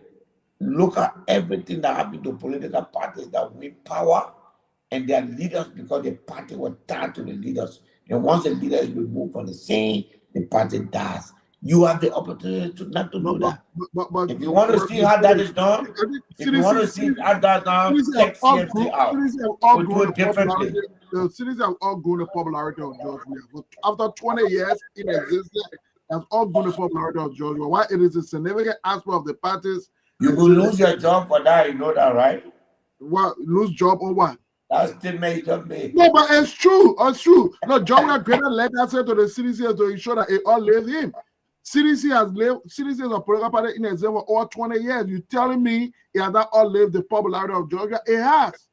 Why I'm saying we recognize that he has significant influence there, but it is beyond Georgia today. You think the likes of Cody, a young baby who was never part of the struggle today, Secretary General, is there because of a Georgia popularity? What a significant portion of the membership of CDC did not even know when Georgia was the most popular person in Liberia. They came into the process in a different political dispensation. So what I'm saying to you, most of the people who claim the Georgia factor are people who perhaps were friends with him and know him. But the new member, the new membership of CDC, what you call first-time voter, are people who got hooked up to the doctrine of the party.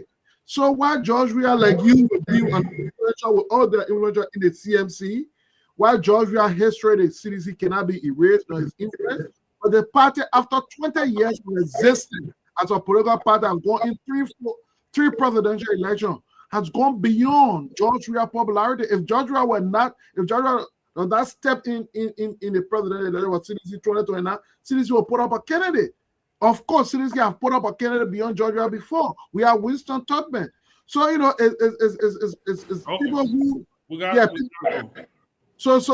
our ability CDC is bigger than any individual. It has gone beyond any individual. And the party is a young, vibrant party with new leaders emerging, led by the likes of Koji and other people. People like us for over 20 years have had a chance to serve in leadership position of the party. Of course, it's about time that we step away for new people. And we have very young, vibrant, educated guys who will take the party going forward. So the party is beyond any individual. Thank you, Sidiki. Musa, we're going to give you the chance to do your closing. And then yeah, thank you. No, I think it was a good night. Before you close, I know you are closing. What's the I know you are the immediate past chairman of CPP. So now, what's the relationship with you and the ANC and also Mr. Cummings right now? Oh, I mean, it's okay. I mean, CMC does not have any relationship with ANC, but Musa Belede and Alexander Cummings were cool. But we don't have, any relationship with the CMC, ANC. We treat the ANC the same way we treat Unity Party or CDC. We believe that political parties in Liberia have now risen to the task of transformation and redesigning how they approach the people. And I think the Liberian people have gotten frustrated with that, and that's why we are here. So we do things differently. But there's no bad blood, there's no bad relationship. We never talk about maybe the fact that we are all opposition. I'm sure we'll sit one place someday. Or personally, I have a very good relationship with the political leader of ANC and the chairman of ANC and most officials of ANC. Okay, you can do your closing. Thank you. Thank you. So, guys, thank you. I'm happy to, as always, to be here. Let's hope. And I want to urge you gotta stay on the alert. I will be watching for the executive and their reaction to the decision tomorrow. We are hoping that the executive will uphold the rule of law and that we can, find a way out. The speaker has made it clear that if it is have to be for him to make the sacrifice for the sake of, the survivability of the house, he will do it. Let's talk about that, and then hopefully everything we're trying to do as a people, we hope one day our country will stand, and every one of us should push President Parker to please. The world is watching us. Please enforce that action. To enforce the ruling of the court is not an option.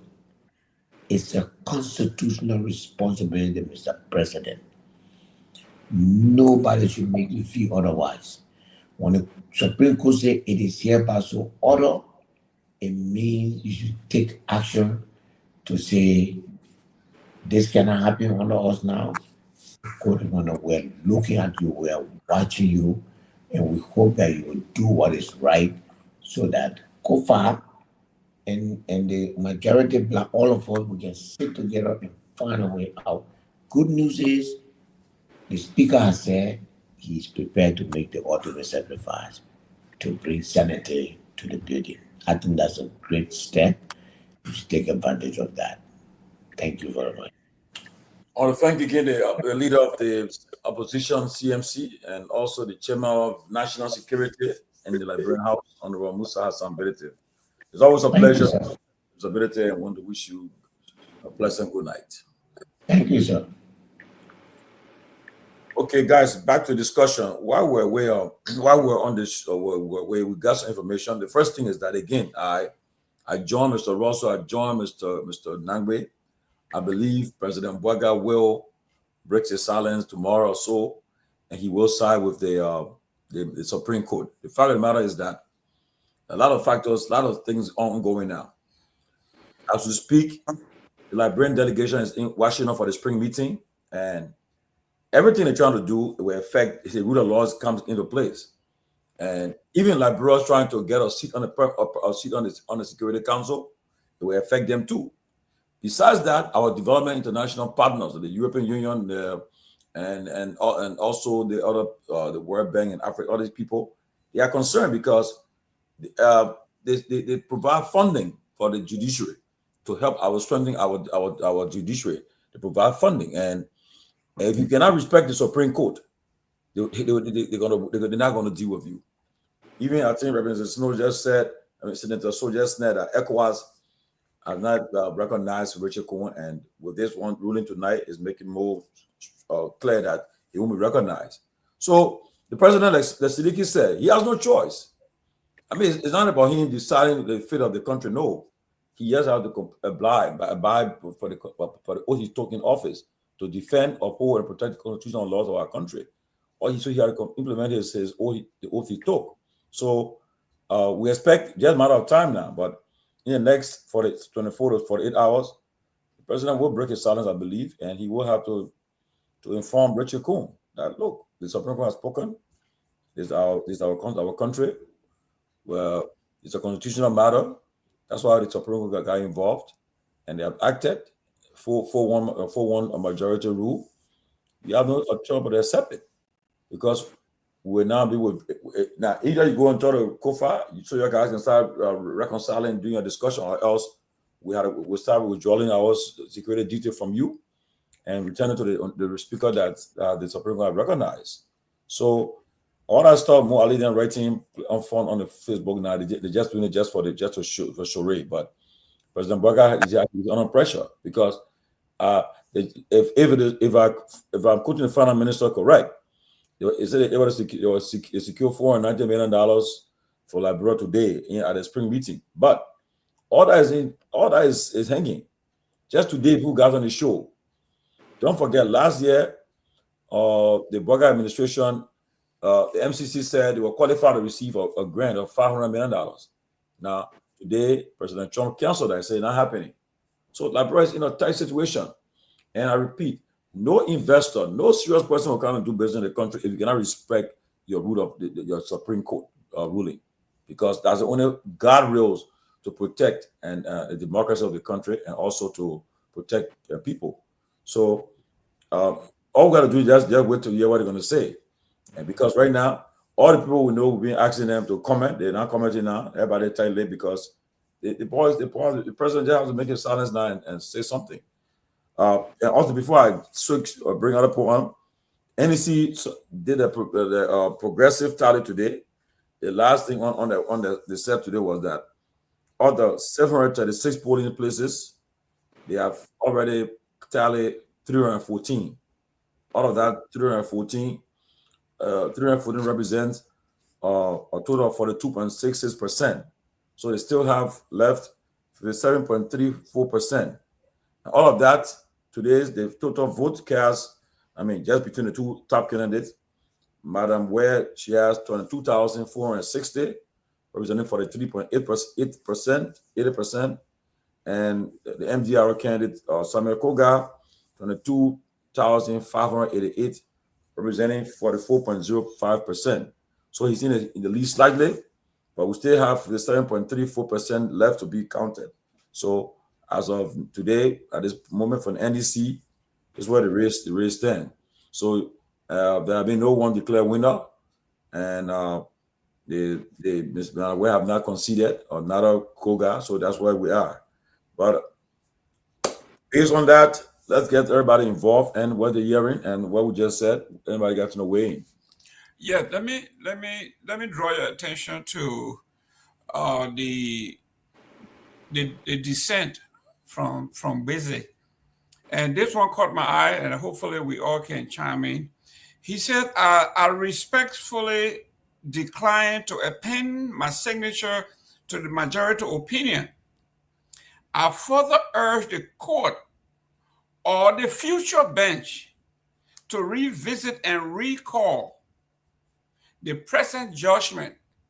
Now we are hearing that the Chief Justice is about to retire in a month or so.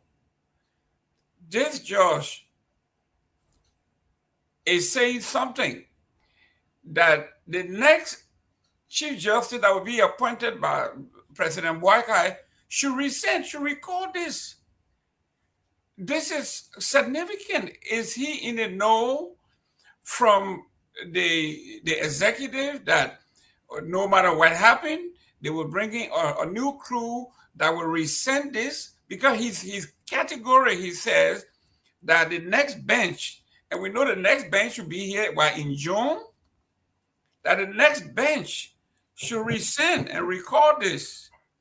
Then he went further to discuss his own financial gains, that how can you rule against a court or a particular group of folks whose budget paying us and we are being paid, and this is going to jeopardize us. So this is very strange. Not only is he talking about his own aggrandizement, but he's urging the chief justice that will be coming in another month or two to rescind, to recall, to revisit this case and overturn this ruling. This is very significant that we cannot overlook this particular statement here. It's written. So let me come in. I think from what I'm hearing from you, I think he's laying the basis, okay? He's laying the basis to overturn this ruling a few months from now. And my guess is they're going to play that same delay tactic between now and that time. So when that new court comes, they can just overturn the will, which is very dangerous for our country. As a matter of fact, our country is not owned by UP government. The country is owned by everyone, every party. Okay? You cannot just come in as a government and decide to marginalize everything and control everything. Our country is not a monopoly government. We have an institution wherein we have democracy, we have rules and regulations, we have laws that has to be respected by everyone.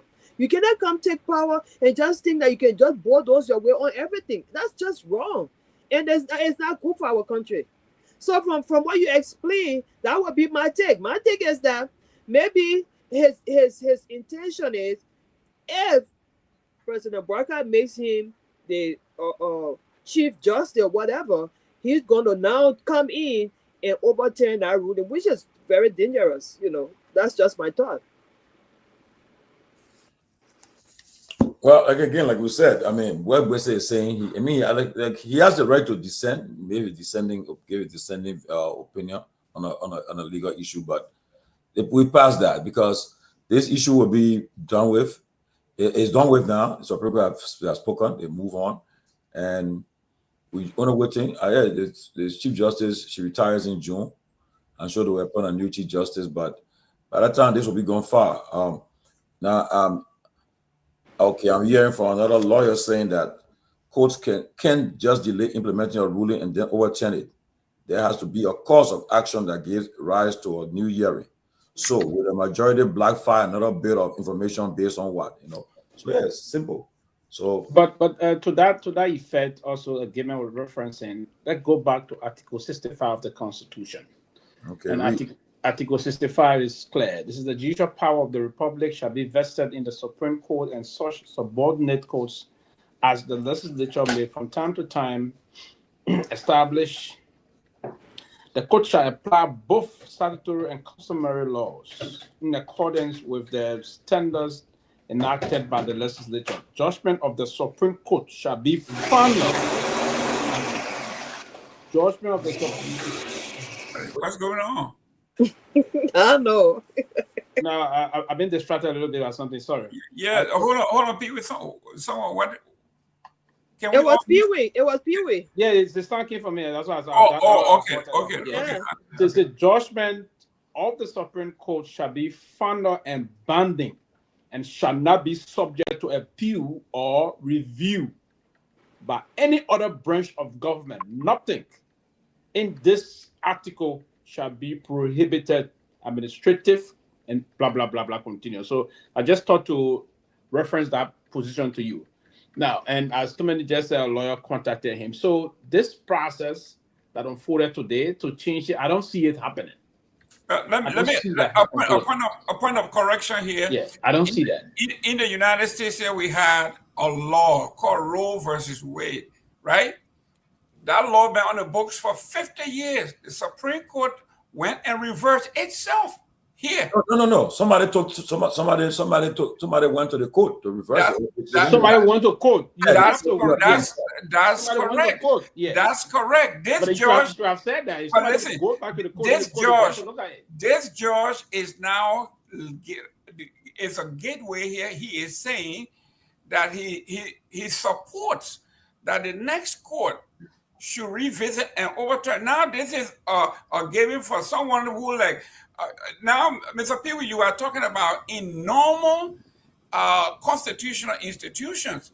Here I'm coming. I can ask your analogy quickly. You're gonna come in. So we're gonna hold the country hostage until they appoint out Josh, and then come off. Are you gonna say then when the person if they elect a new speaker, say, oh, this speaker is not speaker? Come on, Mr. Gibbon, like you were saying, right? Like the lawyer just telling me, said they had a new course of action. That means somebody got to bring the case to the Supreme Court. They won't just take a money and say that revisit it. No. So that means except where the next speaker or the majority of black, they stay as this, will come and say, well, we want to file better information. That's what they want to say. But besides that, if that's the case, the Supreme Court won't come upon themselves and say, let's take out this case. Well, what I'm saying here, this man has opened the door for an invitation, and you heard you read the letter from the purported speaker, where he said he will also he's looking forward to taking what he said legal redress, and we wonder in which form, where else can he go, because the Supreme Court has ruled. Now, if the door is ajar, where he also can come for a bit of information, this judge has said the next court should revisit it and possibly overturn it. This, I think he's laying the groundwork and left the door ajar. And when you put what the purported speaker said, that he's going to take this further. Let's go to even review that. Now, there's a unanimous decision. It's 4-1. It's a unanimous decision. 4-1. It's not the. I agree. He's trying to. That's his thought. You know, sometimes when people are descending in their opinions of Supreme Court issues, they got a right to say. As Mr. Billy said, that right, his opinion, his thought process, that is right. No one going to hate him off for it. So he said something can say all the anger and all those things, right? But yeah, so there's a unanimous decision that cannot be all it. I'm going to worry about because I don't think after this landmark case the ruling today, somebody will come out and say, I can tell you that. This I can tell you. If the Supreme Court if the House reconvenes and they come back to the session, I know the first thing they'll take out will be that issue about how do they compel the majority to attend session. That I know they will tackle that issue quickly because they realize that people rely on that particular clause to do all these things we've been doing. So I can tell you that will happen. And so I don't believe when a new Supreme Court takes new justice takes place, is appointed, and they will bring it among themselves. Somebody will have to bring it a case with that. Yeah, that's why there's a need now for some serious process of constitutional review. We need to do a revision of the Constitution to see, because the Constitution is a kid now. We need to push the Constitution to be in conformity with modern day's reality, right? And that's the statement that compared them to come. We need to now fix that. There are other areas in the Constitution that is a little very complicated and very confusing, or that have all lived the past time. It is not in conformity with unfolding the normal time we have.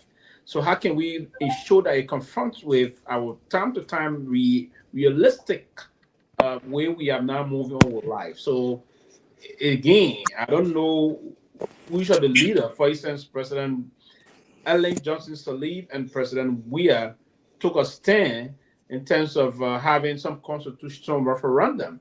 But again, unfortunately, the both government too a little bit didn't do that well in terms of adequately pushing for us to get those things done.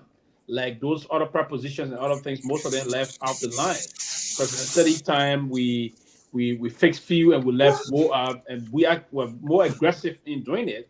But again, most of what we thought we needed didn't pass through. Most of those propositions got defeated. So, but there's a need for a very total constitutional overhaul so that we revisit the constitutions, those areas that will cause some unnecessary distraction for the country moving forward can be set, and then we set the time we go and the laws they change. The people are going to agree to that. Yeah, again, call. Because as per the law of saying how the minority will be forced to come, it's a constitutional process that will require a referendum to change. It cannot just be done through an amendment. No, we have to speak as citizens of the country, wherein the process is going to be So it's a very convoluted or complicated process. How do we all forge ahead in showing that we fix those things, allowing the country to forge on in terms of a modern day democracy? Because we have to face the reality, and most of those things should be unambiguous, as the people will not be facing some difficulty, always running to the Supreme Court, running to the Supreme Court, running to the Supreme Court. And sometimes the court get politicized. If the court is deeply politicized, and then they will become the victim. You know, and again, that is a looming recipe for what we call chaotic situation in the country, a recipe for more problem. And do we want those things? Now that we are a country, we got a history of a bloody, devastating civil crisis. Is the country waiting to venture into those kind of a thing? No, the answer is no. And how can we remedy that to do this preventive measure? There has to be a preventive mechanism in place to ensure that we will confront to the modern day time that we believe that democracy have to forge on. Democracy itself got a lot of elements. It got your own problem, it got your own headache. What are those elements that are sequential towards us moving forward? We have to define those things. Real quick before I go. The speaker and the so-called majority bloc, they have a reliance on some article in the Constitution for the separation of power, and they are saying the Supreme Court does not have any power over them. What happens if Joseph Walker intervene and they use that same context and say, listen, the executive does not have any power over us, we will not listen, then where are we? Maybe. Well, but it's simple. Look, that's how when the ruling was issued, and the Justice Minister, who's the dean of the Supreme Court bar, interpreted it, and the executive branch and the Senate used it as a cover up to do what they wanted to do. The minute he interpreted it and told them that what they could do, they ran with it, and the hard kind of able to run. But then, not knowing they were dealing with a smart guy in Kofa, he wasn't going to let it go like that. So he went to the court to seek a bit of information. So what's going to happen? On a serious note, from what I'm learning tonight, I've gathered, I'm not worried again. I believe that this impasse will come to an end before the end of it, because right now there's no way they will continue. First of all, if the president going to, I believe again, I'll say again, he's going to honor the Supreme Court ruling, and in doing so, just like they did with Kofa, they will tell Kun, you want to do it the right way. They withdraw his security detail. The clerk of court will all go back to where they belong. So all lawmakers from that very block will break away to go back, because the last thing you want to see happen, the executive branch, if Speaker Kofa says if they put a kind of session, they can hold their pay and do whatever they want to do now. When you get in pay, you can't survive. Some people are seeing a particular group, it depends on paycheck to paycheck. They can't afford to go with one month or pay. So you end up going back now, because that's where the rule of law is. Because the finance minister will not pay, will tell you to hold your pay. Just like you had other people pay, they will do the same thing to you guys. And so that block will break. If they break, they're going to go back to session, and they will start from there and do it from there. So I'm not worried, because the pressure on President Barker now tonight is so much. A lot of pressure on him and the international community. You got his ministers that are all here. The finance minister is in Washington. The public minister is here. Education minister is here. The EDC boss is there. They're all here for the World Bank for the spring meeting. And this is where they get a lot of goodwill from. And they are here and hearing back home that your country is not even adhering to the rule of law. The highest court in the land. Tomalin, all these people that you just named, sorry to say, most of them, they knew about the whole situation unfolding. They even aided and abetted. They helped. I agree. I see that too. They didn't know that the Liberian response would have been overwhelming like this today. And most of them, and some of them being government way before. Because first understand the ramification of these things. It affects your work. Because if I'm here, even you and I know you've been in the foreign service. You know nobody will put money in Liberia when you can't respect your Supreme Court. Of course. They should know this. It's not happening. So nobody will give Liberia money. You'll be here when I give you money. Say, so Baka he's under pressure. He has no choice. All he has to do now is to abide by the Supreme Court. He'll have to budge and abide by it and move on. It's simple as that. So that's the reality. You can't skip it, because all he put now, the LC guy, he got great plan for Liberia. Again, what he's saying, but how will you do it? if you cannot, if ECOWAS decide to discontinue business with you because you can't respect your own rule of law, your own Supreme Court. I mean, your country is lawless. And let me say this quickly before I come in. You know, the situation ECOWAS, I met one of our ECOWAS fighter for in Accra. It's a very senior person, just to be his name, but we had a conversation, a very good conversation in Accra before at the Golden Tree Hotel. The woman was saying that, you know, the reason why ECOWAS pulled a lot of time, and he was trying to explain the issue of the coup d'etat for in Guinea-Conakry. His point was that ECOWAS, people always see ECOWAS as a toothless bulldog. ECOWAS is not. He said ECOWAS been putting a lot of things in place. ECOWAS will, and because ECOWAS will internally try to send some advice in. ECOWAS will internally give some issue out, right? But ECOWAS even spoke to the then Guinean president. Oh, chief, the thing he's saying about going for second term, third term, it's not a good thing. But you see the problem, but people don't listen to ECOWAS, not for it. But you remember the role ECOWAS playing in Liberia. ECOWAS is the reason why we have peace today. When the border were all over the place, nobody was waiting to come. Other people say we'll pay. This country said we'll pay the money. ECOWAS came in. Again, 2001, ECOWAS came in. So if you can respect ECOWAS, it's not a good thing. And these are the ways now the other people listen. So now you look, boom. There's military coup somewhere. What's the reason behind it? We're not respecting the rule of law. You raise a good point, and Mr. Russell, Sarah, Siddiq, Anthony are coming. But let me say this though: right now, if you look, people are threatening now to go further. And now, the last thing you want to do as a government to give people the legitimate reason now to come and cause trouble, because they're causing good trouble now. You know, like they're going to causing good trouble because they will tell you, say, oh, so you're lawless. We'll force you to abide by the law, and they will be having some backing. So the last thing you want to see happen, you see the country turning into some different state, and like people said, at that moment, anything can happen. So I repeat, man, disappointment people like Kofi Woods and Kofi Woods. Imagine he went to they gotta laws. I mean, I don't. There's a man that came over. Him on a record. So there's nothing you hear from Kofi Woods. Nothing at all. Nothing. It's a disgrace. I mean, look, okay. Disappointment. Kofi Woods. Yeah, for me, for as a constitutional human rights lawyer, today people they are blatantly violating the Constitution, and you now call yourself national security. I strongly believe that there's still time for them to respond, and they're probably calculating what they were going to say and all of that. So we'll give them some time, and then people, expected them to come. Mr. Russell, if they force because of public pressure, that's a disgrace to them.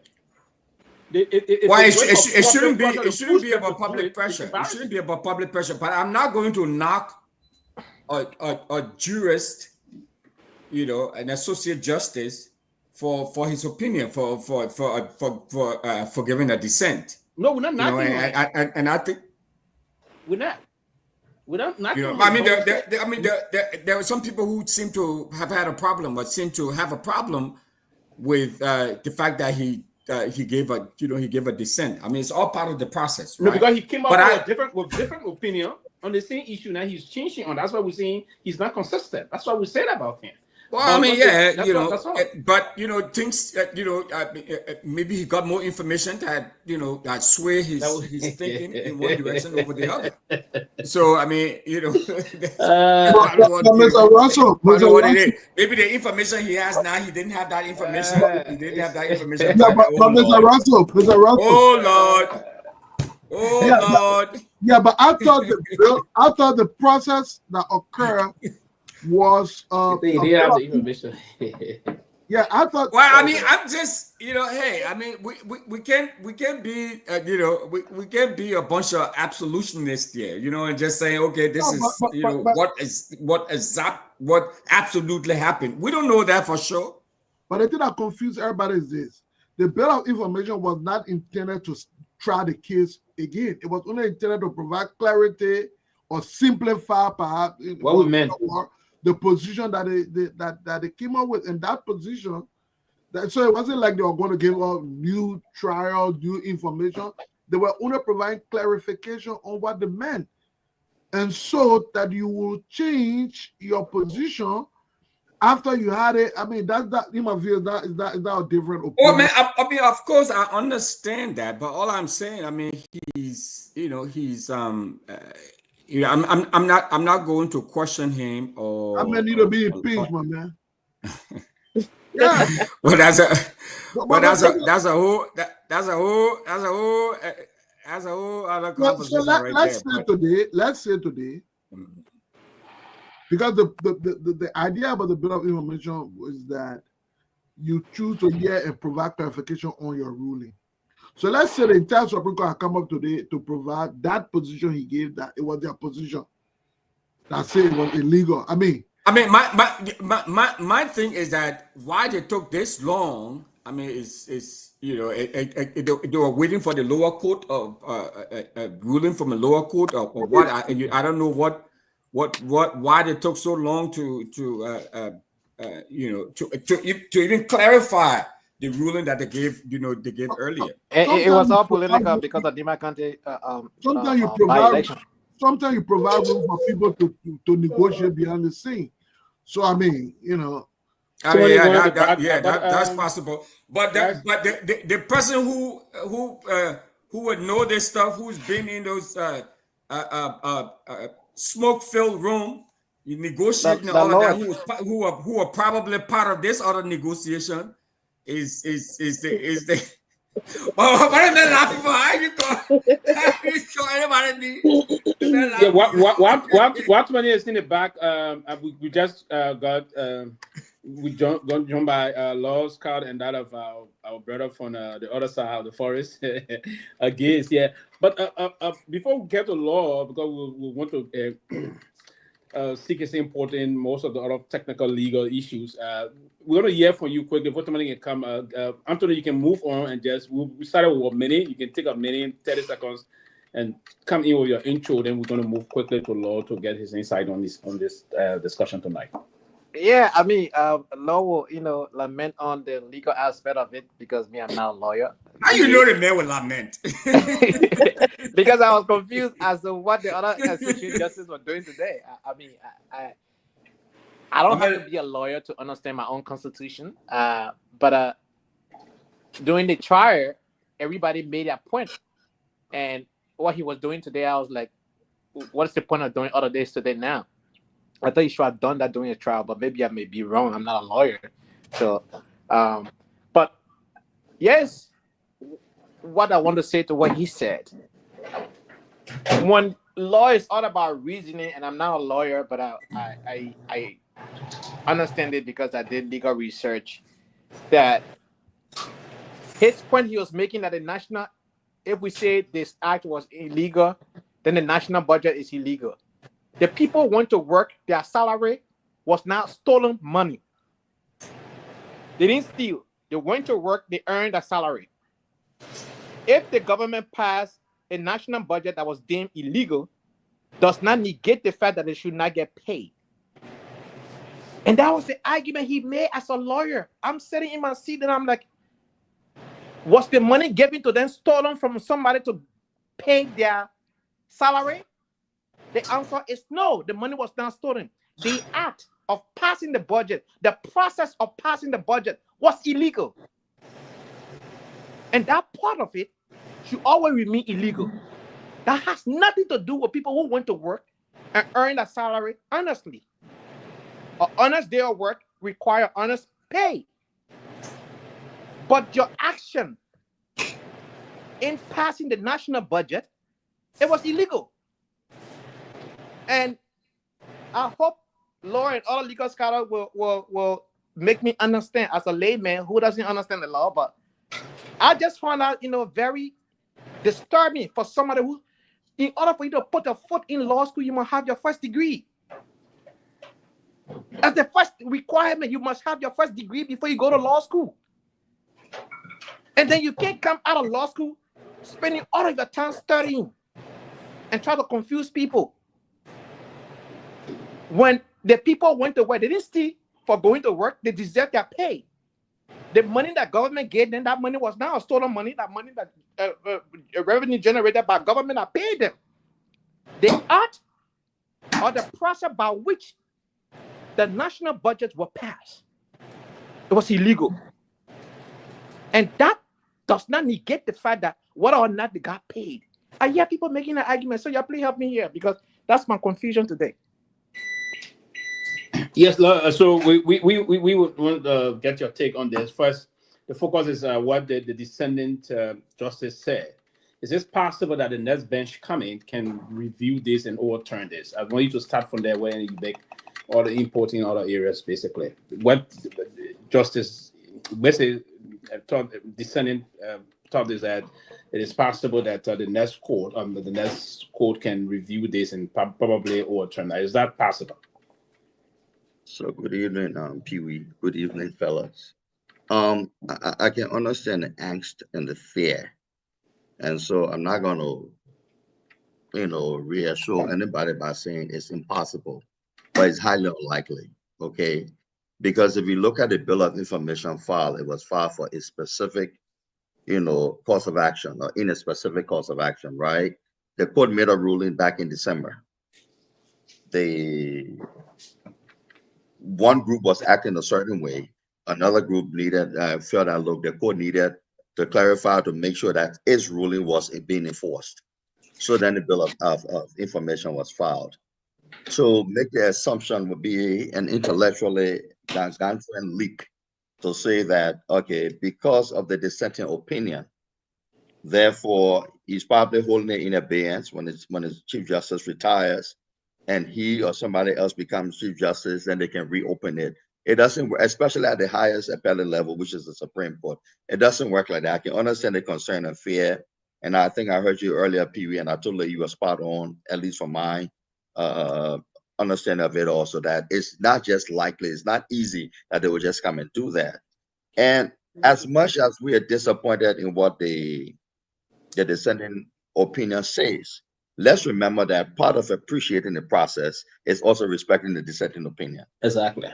Okay, yeah. So, and I think the good thing about that dissenting opinion is that it came from the very person who was heard on an open mic not too long ago, giving us reasons to believe that the action was not being followed. Yeah. So for him to have all of a sudden found a new interpretation of unconstitutionality in today's action only further feeds the suspicion that people may have had that this may not just be a totally legal argument. And so, but some of us are a bit cautious on how you critique decisions from the high bench. So I'm not too worried about that. I think what needs to happen is the practical thing that Anthony is talking about now, that how do we begin to heal the country? How do we begin to move forward to correct those legal lapses? I don't think judges want to say, if I make this proper decision, a whole bunch of improper things that happen could affect, the country. So therefore, I'm not going to make the proper decision. As much as they are not oblivious to what's happening, these proper decisions need to happen, right? My hope has been, and again, it's a hope, and we are actively monitoring the process, that for the last 6 months, while nothing was happening, especially the last 2 to 3 weeks, that the executive has been maneuvering. Look, Stevie Wonder could have seen this was coming today. I am surprised that the majority of Black pretends that they didn't know this was coming. In fact, that should render them ineffective to even be in office, because the signs were very clear. Like everything they went through was very clear. Even the legal argument, when they went for the oral arguments that day, even though it normally doesn't tell you exactly how judges will rule, you have a pretty good idea when you go through oral argument.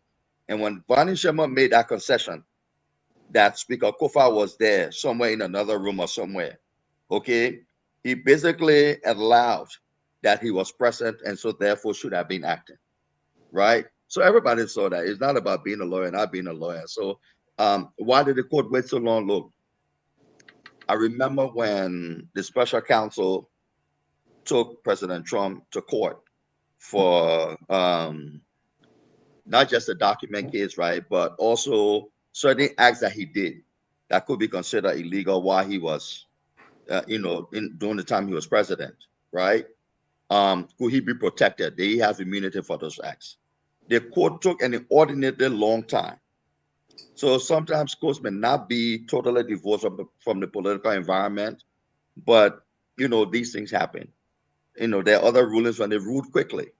And sometimes again, I think they're attuned to the political, and not I think, I know sometimes they are.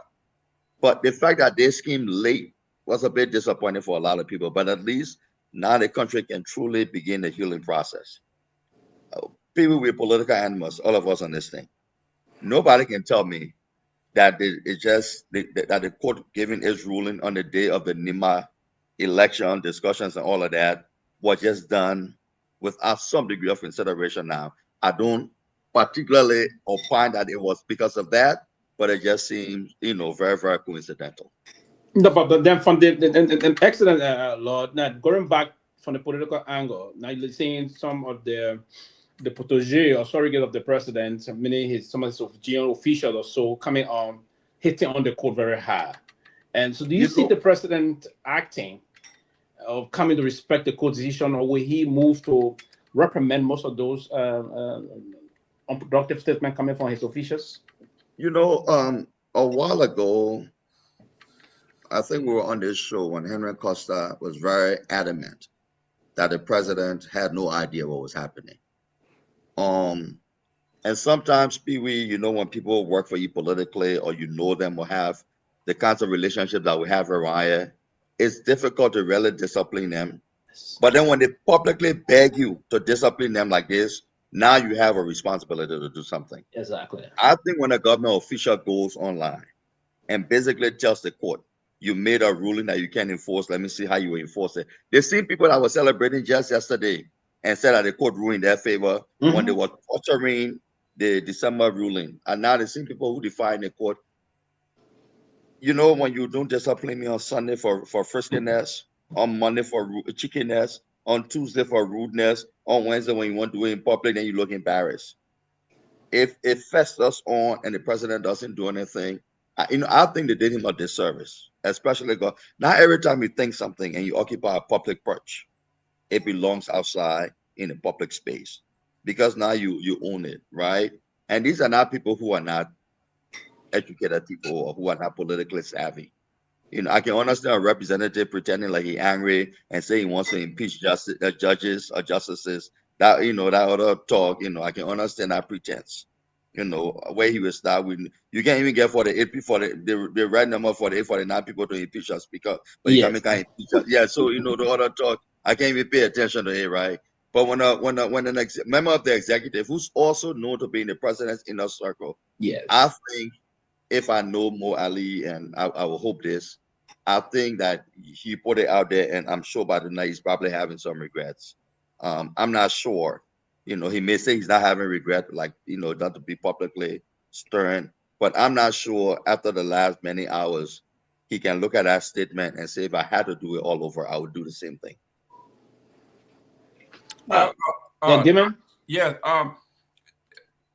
Scott, I want you to, and I'm going back to this because this particular statement, since you're here now as a lawyer, is that I further urge this court or future bench to record this judgment. This is a man who is admonishing his colleagues, and because I know very well, we all know that there is a new bench that will be here in 60 days. So I'm saying this to say, not only is it confusing, but I think Pewee said something that there got to be something tribal about this. Scott, that spoke to him. Maybe that's what I'm saying. And when I'm saying tribal, not in Bandi versus Gribble, but it is so archaic to the point where we can say he did it because he wants to have some allegiance to whatever geographical location they come from.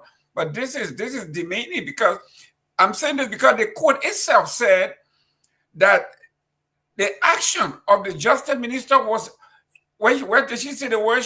It was pale.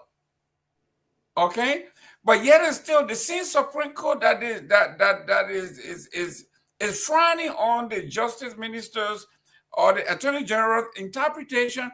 Did not either reprimand him, disbar him for committing a heinous crime against the court. So let me take it one way. And there's neither to defend him nor support him in it. But I disagree with analysis then, but let me take it this way. A legal analysis that is flawed, right, doesn't necessarily lead to an intentional criminal act. Sometimes it could be, right? But not always. I don't think anybody who understood or understands English read the court's ruling and felt that they needed extra interpretation from the Minister of Justice. How often, Mr. Gayman, you've been in the political space for a long time, how many times has the Supreme Court ruled and the president has asked the Justice Minister for an opinion on it that was made public? How many times? So when people need justification, we can do things. And since some big people never wrong, the technical people, the ones will be wrong, right? I'm not too worried. Don't get me wrong. I'm concerned, right?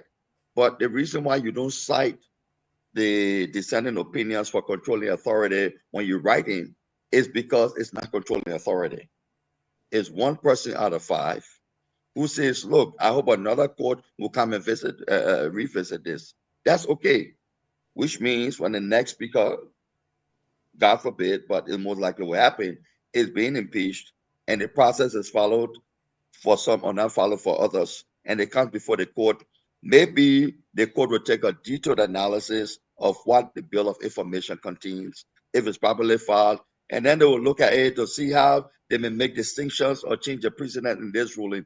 But as far as this situation goes, I think it will be to the president's political detriment if he allows this to go on for another 60 days. If I'm the president, and I can assure you he's getting this advice based on talking to big people like Pewee and other people. But if I'm the president, within the next week, if that long, within the next 48, 72 hours, we will be having serious discussion. The country has to move forward. The international people have to look at us like we're serious. The president has been in office now for a little under 1.5 years. 6 months have been spent on this fracas. Mm-hmm. At some point in time, we have to heal. We have to move on. And he has a great opportunity. The Supreme Court has given him a soft landing. Mr. President, take this and run with it. No, you're not a lawyer. No, you thought you were doing the right thing and your people were not doing the right thing. Here is the ruling. Implement it and move on. Get rid of this problem. Don't let it do. So for it to go for another 6 months, Mr. Gayman, then I think the president now will be really, really hurting himself. I don't see how it goes. No, strange things have happened in Liberia, but I don't see how the one goes on this long. Great, I'm hopeful. Let me tell you, Mr. Kofa also did a very magnanimous thing. Of course. When in December he hinted at the same thing about potentially resigning. And today, I think he made the same hints. Yeah, he said so he's prepared to take to make the ultimate sacrifice. Yes.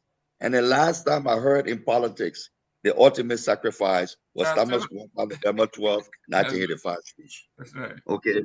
So for Fanati to use it, Mr. Kofa to use it today, was basically saying to them, let's come together, let the country heal. I will be the sacrifice, but at least the rule of law has prevailed. That's right. Right? Yeah. I think the president should, if I'm working for the president, instead of more going on Facebook and challenging our ruling, I'm already trying to see what can be worked on behind the scenes, because I think everybody benefits that the country moves on. I want to make a comment here. I think one of the problems that is giving the majority black hard time is that pride. I think that just the ego in them is just way too much. If Fonati Kofa is hinting you guys that he wants to resign, he's not interested in the position anymore. He just wants the rule of law. The right thing to be done.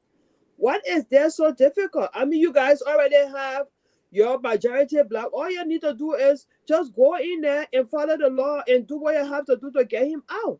But I think there's a lot of vindictive, attitude in these people, and because the executive is supporting them, that makes them even more emboldened to do what they're doing. And so at the end of the day, it becomes so difficult for them to look at the Supreme Court ruling and follow it. The ego is just too much. They're just trying to overlook the laws of our land so much to the point that they feel they have so much power, they can do this, they can do that, and stuff like that. It's just so wrong, you know, just so wrong. Another thing, besides the pride, right? And I think the pride is informed by certain things.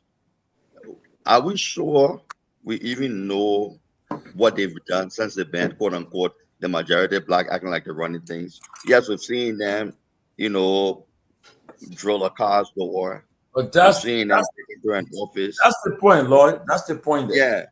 Yeah. And there's a whole lot of things that they may be afraid of being accountable for.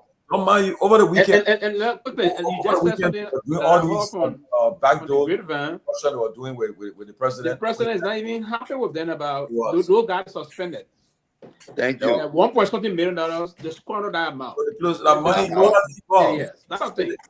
So there's a lot of things that Ms. Dopo. It looks like pride, but it's more of saving face, saving that skin, right? A lot of things.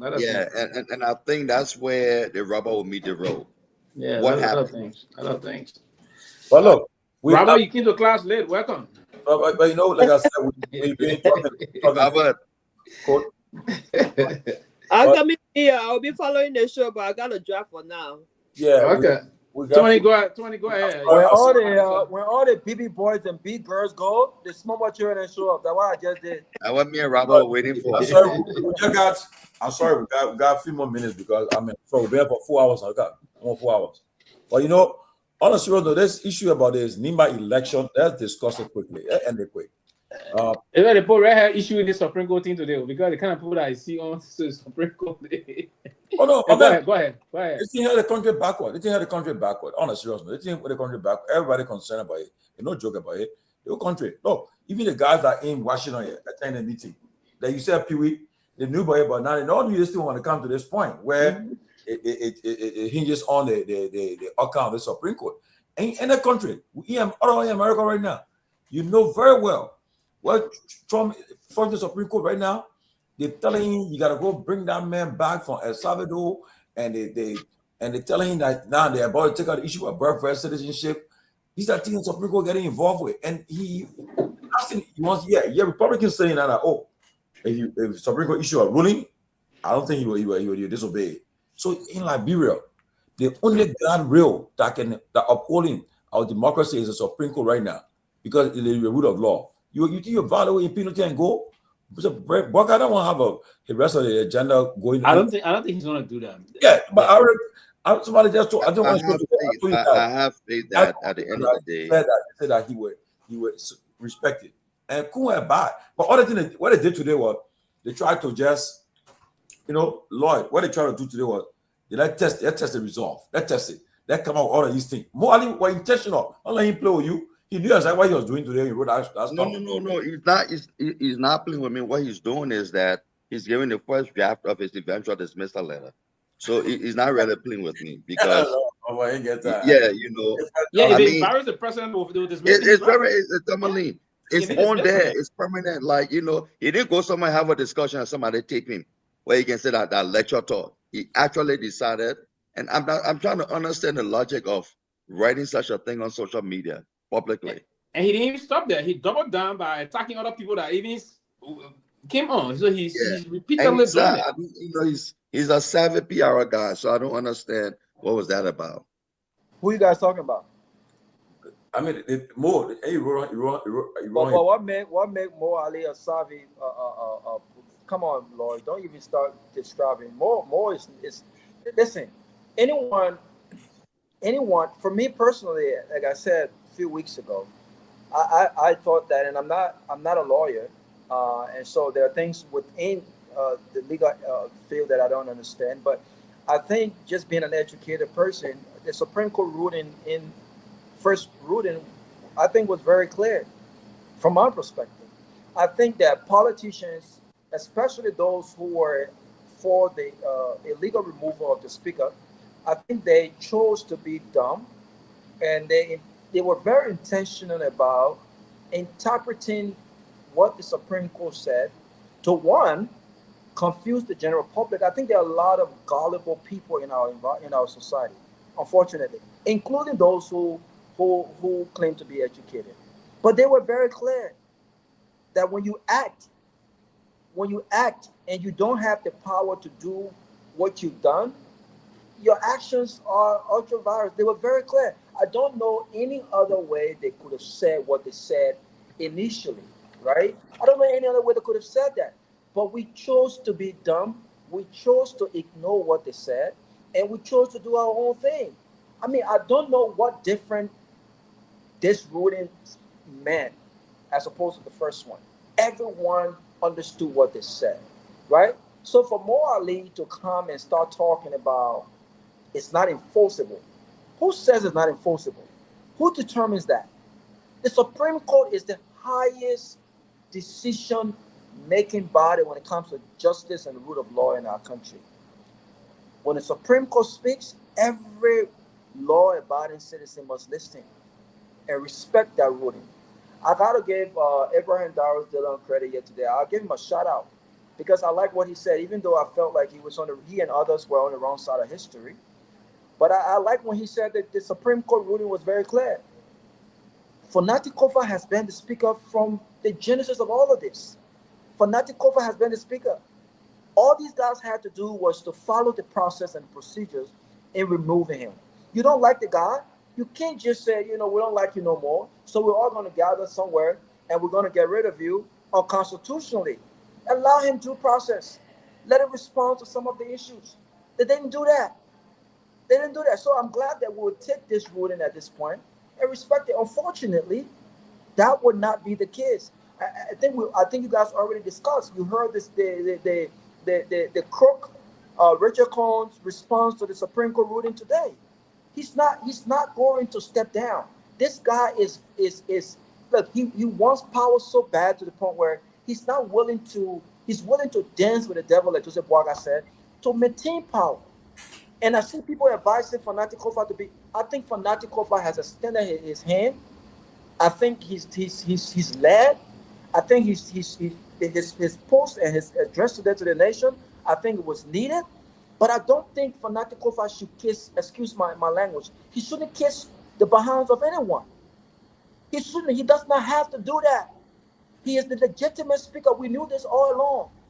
I think he should go and do what he always been doing. His job is not to beg for quorum. His job is to show up to lead session.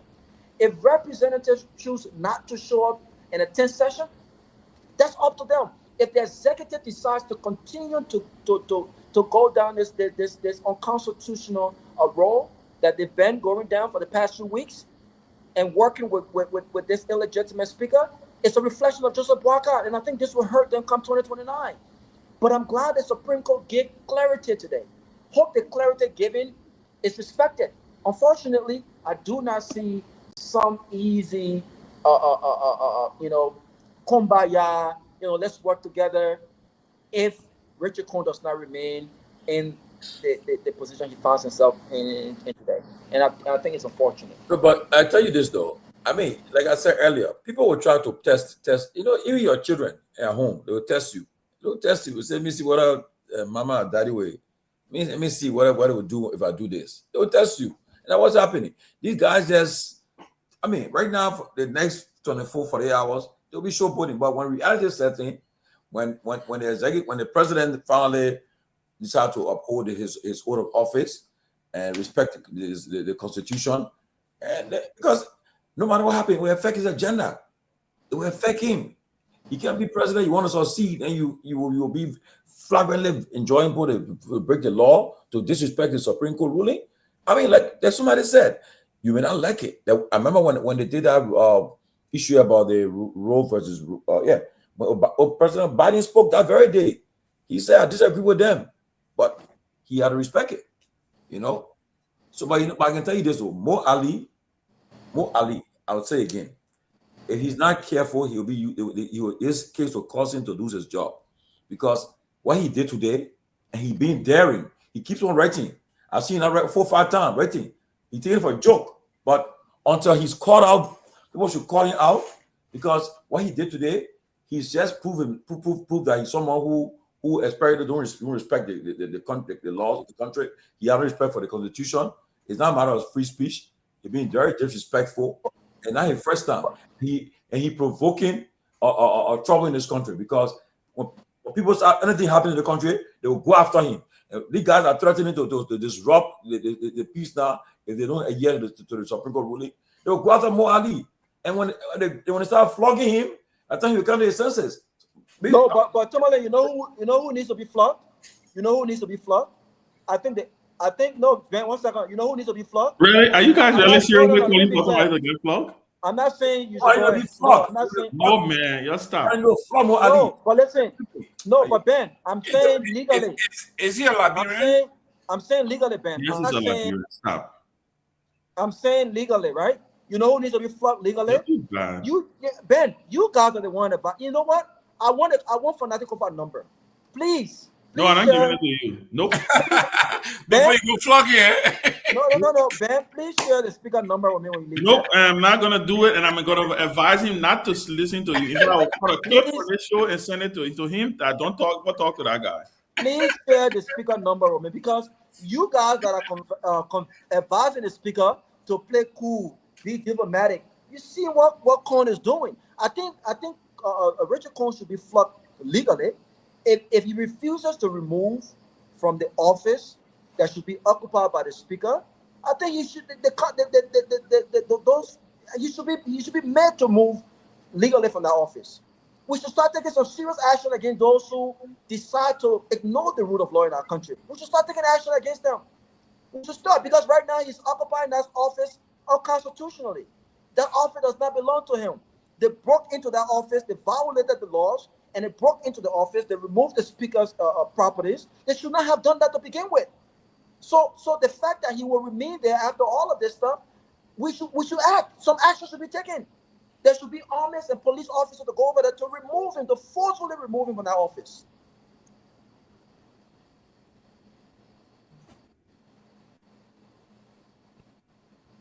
Well, let's see what happens. Man, I say it again. Robert, when he bust out causing trouble, they don't come. Look, I don't think anybody will accuse Richard Cohn of having proper judgment. Anybody who takes the oath of office with your left hand, okay? Anybody who, in an electoral system, calls himself the regime speaker, okay? Anybody who insists on wanting to be a leader while picking fights with the very persons he's fighting to dethrone somebody to lead.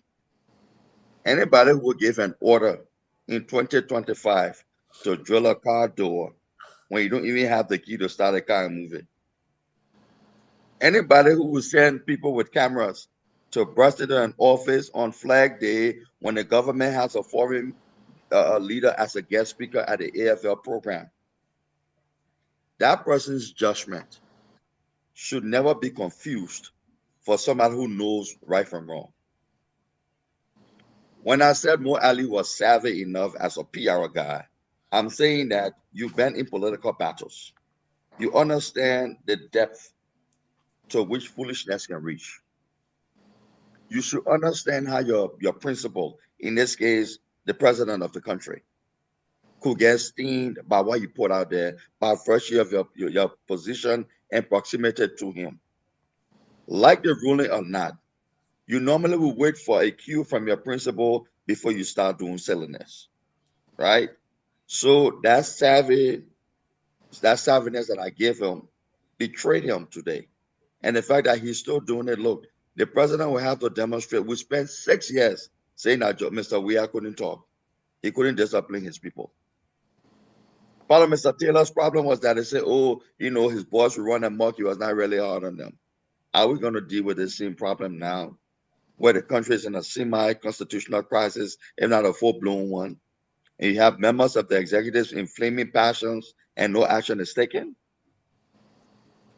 So I suspect something will have to happen. Yeah, but Scott, I hate to be the pessimist here, but let's look at some of the things that have happened in the country where the president have said nothing. Do you know, well, I don't have to tell you, we all know, that Liberia has a population of about 5 million people, right? 1 in 5 million is occupying the presidency. That tells you the importance of that office. And you saw at the Ministry of Information, the deputy minister basically insulting the former president over and over. And this sitting president, not through him, nor his secretary, the spokesperson, or the minister proper, ever came out to say, listen, guys, there's no gaslighting here. This is beyond the pale. You cannot insult the office of the presidency. The president never did that. The Minister of Information proper never did that. The Minister of State for Presidential Affairs never did that. Kula Fofana never did that. And allow when Sano Johnson, or that's his name, Sano, the Deputy Speaker, that's Daniel Sano, to insult the former president. And they are cheering. So for those of you who are very optimistic that this president is going to do something, I would say I would be shocked. No, Mr. Gaiman, this is what I'm saying. The first law of nature is self-preservation. When your misbehavior becomes something detrimental to me and my, leadership in the country, at some point in time, actions may be taken. I'm not saying there will be in this case. And let me just make an argument for the president. I have absolutely no clue that this happened, but I will make the assumption that behind the scenes, people may have been disciplined, people may have been advised, people may have been warned. At least I will hope so, right? But I think that, look, in the first year, when the president is trying to get his bearings, when Yellowgate, was bothersome, when different political challenges were there, maybe he tried not to immediately tinker with his team, and eventually he could do that. Unfortunately, they spent 6 months on this self-created problem in the House that should never have happened. So again, I will make the assumption, because I'm hopeful, right? I will make the assumption that he will discipline them, because if he doesn't, he will have nobody to blame but, just look in the mirror. Because if Moore has done nothing else, he's giving the president a reason to say, please show the Liberian people that you in control, right? Lord. The vice president of Liberia, Robert, you wanted to go? No. I want to say something before you continue. I'm optimistic. I'm hoping that the president acts, but I would join Jerome to say I doubt that will happen. If the president was serious from the get-go, I think the president would have respected the first ruling. Number one. Number two, it's been 2 hours since the ruling of the second ruling of the Supreme Court, reaffirming Kofa's speakership. If the president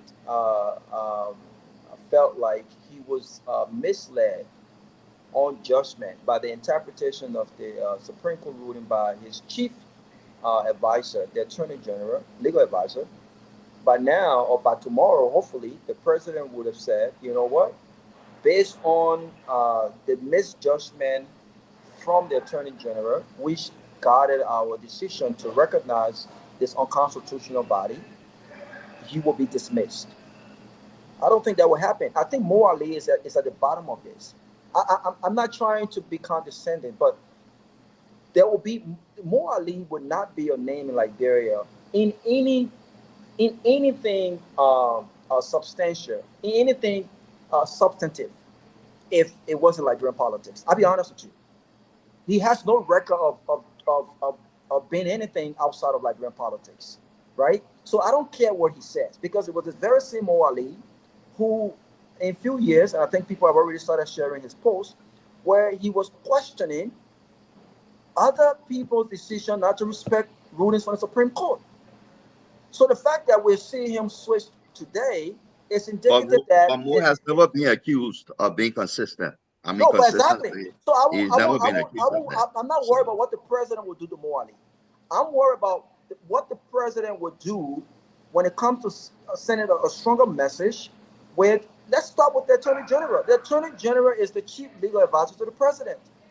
You know what I'm saying? For the Attorney General to have sat there and allowed what happened, if it was not instructed by the president, then let the president fire the Attorney General tomorrow. I don't see him taking any other serious action because I believe that he endorsed this action from the get-go. I think he was part of the whole plan to unseat Fanatic Kofa, and I think it's backfired. It's backfired.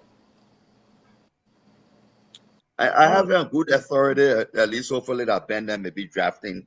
Ben is a PR guru, so they may be drafting something for the president. No, Ben is too diplomatic. You see, Ben is diplomatic these days.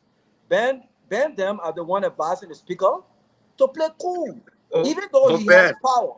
I think I need to speak Robert. I need to speak up Let me ask you, Robert. The people advising Richard Cohn. But Leo, the people advising Richard Cohn are telling him play tough, even though he's unconstitutional.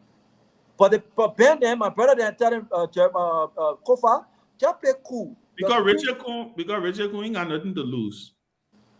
Oh, let me also say this. Did you listen to the speaker? Did you watch the speaker's video? I watched it, yes. Did you think it was great? Awesome. I thought it was too great to be true. So what the problem? What the problem you got with that? What the problem you got with that statement? No, the guy is listen, ultimate politician. The guy is. Ben, I think what the speaker did today, I think the speech, right? The speech, I think, it's too modernized for Liberian. So what you wanted the speaker to say today, Robert? Tell me. No, what I wanted the speaker to say is to play both play, right? Reconciliation is good. But I also wanted to yet strength, tough, that you know what? Under no circumstances. We got a budget account today. The budget we have to say today. Wait. Under no circumstances, Ben, are we going to bend or are we going to bow under unconstitutional grounds? We will not bow. No, he didn't do that. I think he said that. Look, it's apples and oranges. But Richard Cohn is still acting tough, Ben.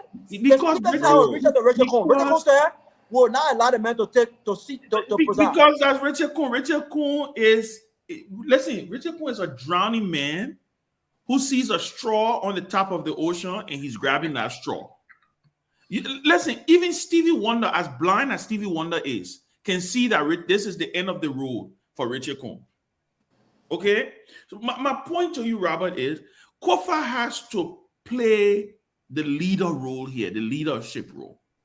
There are folks who are disenfranchised, folks who have different issues, all of that thing. Well, at the end of the day, they'll figure it out, right? All I'm saying to you is I thought he struck the right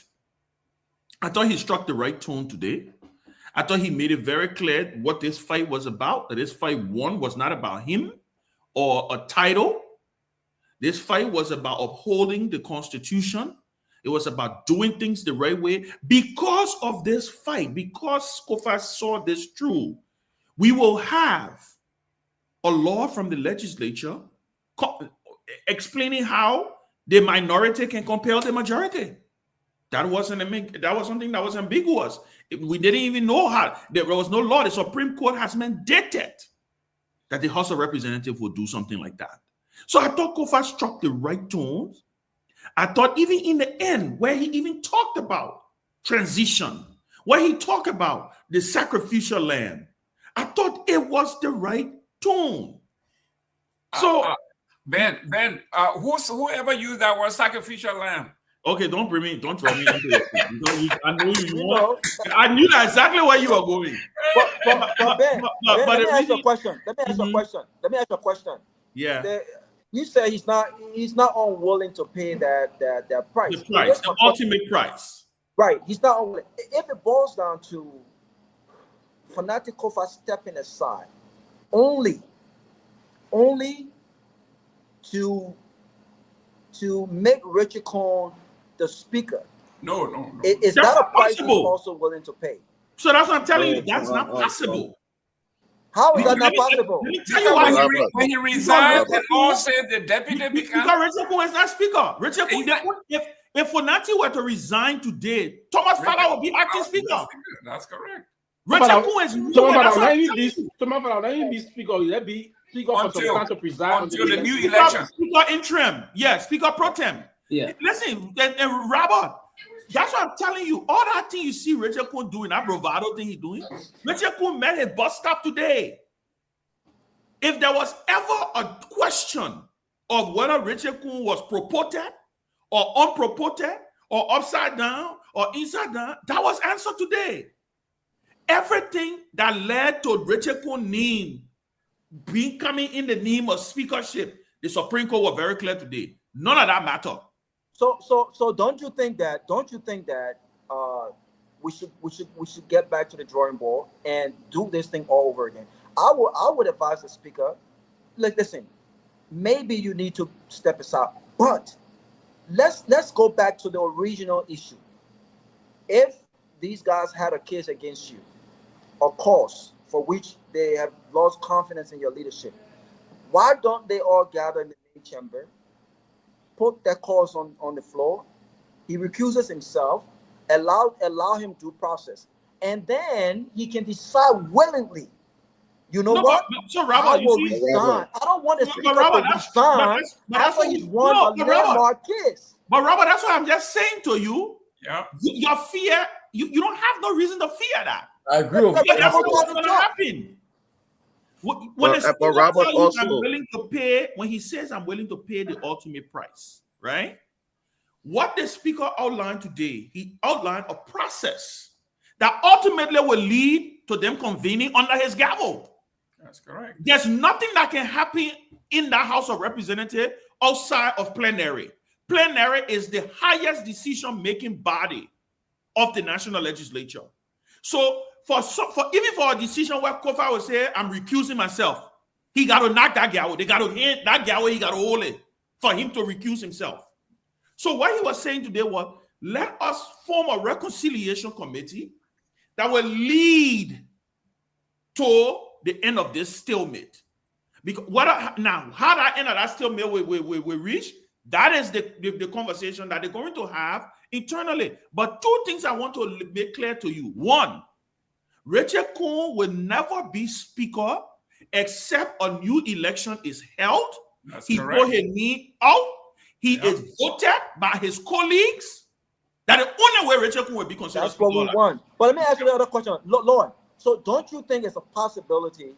I know everyone keeps saying the speaker has to resign. Look, I have my own issues with the speaker, but isn't it still a possibility that Fonata Kofa can convince many of those who currently, on the other side, and continue his leadership? He may not end his 6 years, but what is this issue? What happens? Must he step aside as part of the process for reconciliation to allow the House of Representatives to continue to function peacefully? Is that a possibility that he can continue as speaker? He was elected. Elected, right? He has not been given the opportunity to respond to all of these different allegations, which boils down to corruption. So shouldn't that be part of the plan for him to continue his speakership? Robert, listen, if President Weah has any relationship with his people from the CDC that switched, I think there were about 6 or 7 that switched from the CDC. 10. 10. If President Weah got involved, and not all 10, because all he needs 37 for quorum, right? And he has 30, so he needs 7. If President Weah could be of help to convince 7 of his colleagues to come back, partisans to come back, to give the speaker a quorum, this will end the whole thing. Because I don't think Kofa wants to be here, but he wants the constitutionality of the whole thing. Listen, it has to happen that I hold a gavel and call the meeting to order. That's all he wants. Okay. Yeah, but Robert's question was a bit different. Ben, go ahead. It was a bit different, and let me say this: Speaker Kofa remaining as speaker for the next 10 days, 5 years, 2 years, whatever, he will be left with his colleagues. He will have to, as it stands right now, as the status quo stands right now, Speaker Kofa doesn't have quorum, at least At least that's what we know right now, right? It could change tomorrow. Tomorrow morning, we could wake up and 10 of the representatives from the majority black can issue a statement and say, we respect the ruling of the Supreme Court and we give Speaker Kofa a quorum, right? But the thing is, there are several things that are eventually supposed to happen here. And that is the reason why he has to continue, right? He has to continue to speak to his colleagues. There were issues. He has to talk to them about it. I don't think, and the beauty about where Kofa is right now, he has already made it very clear that this is not about him or holding on to a title.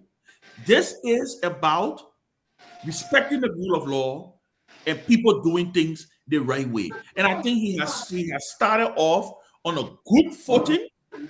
I think some of his colleagues, people, he will reach out. He said it. I'm going to reach out to Deputy Speaker Fala. I'm going to reach out to Honorable Richard Combs. He will reach out to everybody and they will have that conversation. The decision about whether he stay as speaker, that is squarely with his colleagues. Squarely with them. They will have to make a determination that if they want to continue to enjoy his confidence as speaker, or if they don't. And if they don't want to enjoy his confidence as speaker, if they feel that he has lost confidence, right? If they continue on the trajectory that we no longer have confidence in him, 49 of them will have to remove him. It's just that plain and simple, right? Or he will reserve the right to decide. You know, I think that's the background noise. Yeah, I think Sylvester. Can you? Pewee babysitting. Yeah. So I think that's a gentleman. But Lloyd, I think you wanted to come in. But at the end of the day, I think we are. I think the country was served well today. Yeah. We again, and this is the, I like to always say this is what Barack Obama talked about: perfecting your union, perfecting our system. Democracy is messy. Democracy is by far the most stable form of governance, but it's also the most messy form of government, because all power is inherent in the people. The way our system is structured is inherent. I mean, it's entrusted with our deputies, our representatives, right? But I think today what Kofa did, history will remember Funanti Kofa because he didn't cave in, because he stood. You read Ellis Cummings' statement. I thought it was very magnanimous. I thought it was, highlighting the fortitude and the resilience of Kofa. You read George Weah's statement. All of these statements that are coming out, he stood tall. He could have resigned. He could have taken the easy way out. And I'm pretty sure there were moments where he wanted to throw in the towel. But guess what? He stood his ground, and kudos to the Supreme Court for not being pressured, because I know they were under a lot of pressure, for not being pressured and for standing. Justice Nyenwolo and those other justices, right? Those other 3 justices did the country well today. They stood their ground. They read that. When I was listening to CNN, you were reading that opinion. I was like, yes. She broke everything down to the point where, my 11-year-old daughter can take that opinion and read it and say, but okay, no. So I think the country was served well today. Yeah. Thank God. Robert, it wasn't busy. Yeah. This level of magnanimity by Mr. Kofa is necessary if he has to convince the others to come back. The defiant tune will only have turned them off more. Exactly. You run the risk of that. So you have the audiences, right? The one in politics, you need good advice on the law then. Not like you. No, Robert. If Kofa listen to Robert, they kicking him on tomorrow. But Robert's side is go and start flocking people. No, you gotta have a balance. You gotta have a balance. You gotta have a balance. Yeah, I agree. You gotta have a balance. And so once you can get them together, because now you can't repulse them. Richard has a template for turning people off, right? And so you don't want to follow that measure. You're losing with the Supreme Court, but you seem me defiant. The guy is winning, but he's sending the olive branch. Who would you want to work with? Okay. And the people who followed Mr. Coon have to then come back and say, we're going back behind Mr. Kofa. What Mr. Kofa has demonstrated, look, I don't hold grudges. We don't have time for this. And you said something that he could be speaker, technically. The practical problem with that, Robert, and I'm sure Pewee, Tomalin, even Mr. Gibman can join us with this, can join me with this. Do you want to be speaker and deal with this another 3 to 4 months or 6 months from now? Look, when you have beaten the executive, when you've slayed the dragon, so to speak, That's right. you don't want to give them another. Now people will start getting very, very frustrated and bored. You know, like they may gotta be speaker, who did trouble. So look, you prevailed, you persevere, you bring the body together. Let people ask you, why did you leave? And for them to ask you, why didn't you leave? Okay. And I think the best thing he can do to himself would be, sorry, people, go ahead. You mute that. Yeah, I think and I agree with that in principle, because if you were to push again to stay and row, this is the point. They will do a lot of things behind the scene. This is the government, right? It will make you very uncomfortable as a speaker. So I think the olive branch he sent out today was just very prudent. It's the best way to forge on, set the stage, and eventually he's going to resign. I don't think if the president were to come up today and tomorrow of the next 72 hours, or hopefully the next week, and said that he respects the decision coming from the court, and his Minister of Justice start to act in line, withdraw the security details from the current, the former, the representative, and then Mr. Kofa will set the stage, and basically he called time for the representative to call, because the Supreme Court referred to him as the he kept the escort from the representative. Our representative, I call him Boo.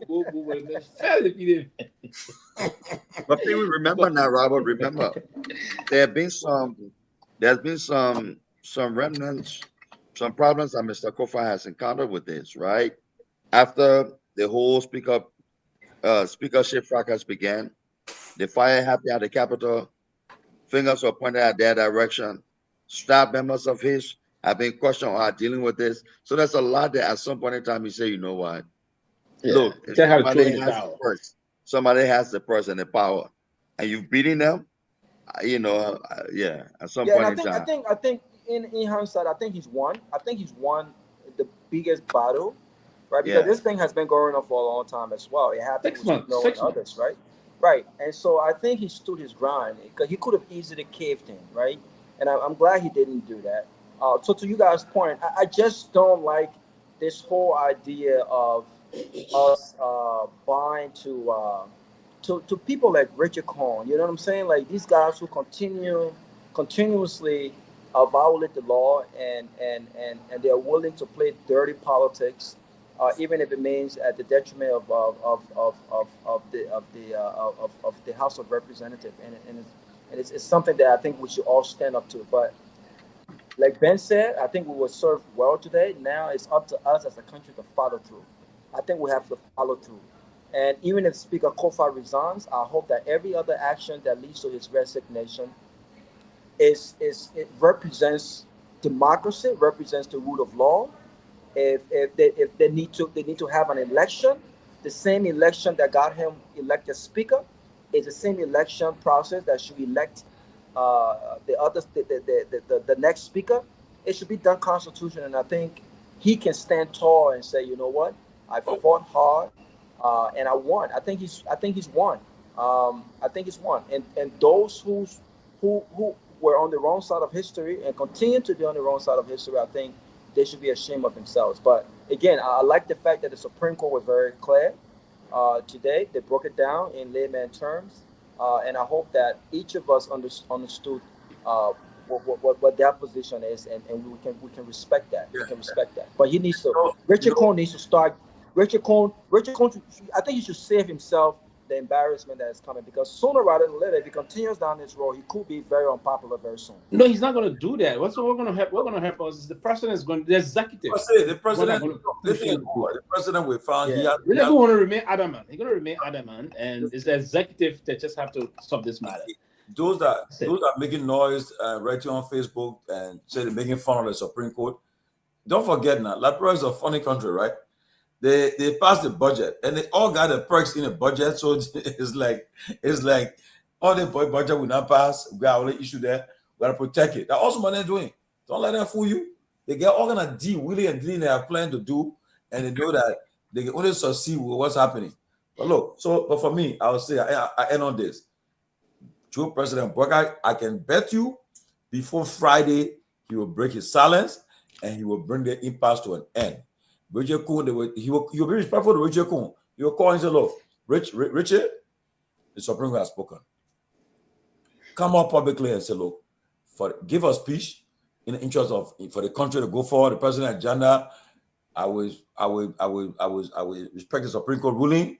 We'll take our grievances to our session, and we found a dialogue there. I'll meet with Speaker Kofa and Deputy Speaker Fala, and we found something. And do it with pride and dignity. But you want they say if you bow by a disgrace, your respect, you meet your disgrace. So that's what he will do. He and Boga will talk. Boga will not just come and say, oh, I will just come up public and do it. They will talk to him and they will caress him and say, okay, do something. I will make that speech. Gentlemen, look, we can't do nothing right now. We got to protect the president too. Right now, the president's hands are tied. If we continue to be a rebel, to rebel against the Supreme Court, the Liberian people will take against us, and people will take the law in their hand. Everything will go helter-skelter. So right now, let me make this speech calling for calm, and we found some common ground, and they'll move on. Yeah, I'm thinking about the dates tomorrow. The front page that I think the inquiry is reporting for tomorrow is a direct affront to constitutional governance. Supreme Court invalidates Kuhn's speakership. Now I hope to see the rest of it tomorrow. The president will wake up tomorrow morning with the press secretary reporting to him with all of the dates, hitting very hard. I don't think he's going to be a happy president tomorrow morning to read the data coming out. And the international partners going to move on to also seeing all of these things coming. It's going to be it's kind of an embarrassing situation for the government. I think the government will have to move swiftly to solve this issue. Listen, Kuhn will just have to go back to district number 11. It's our representative. We let you for 6 years. Concentrate on your role as representative of district number 11 and do the job of our people. Somebody lecture at LU. They can say, quarter. No, bo.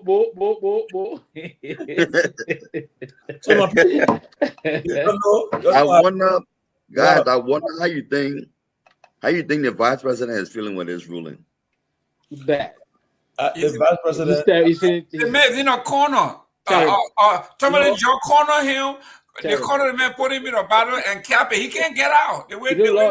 Part of the reason why they came out against Speaker Kofa, they felt that he was anchoring for the presidency.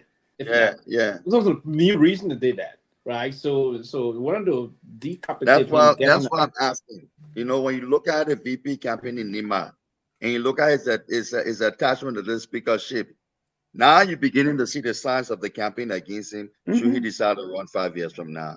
Because people will generally be afraid, be concerned. Like, what are we building here?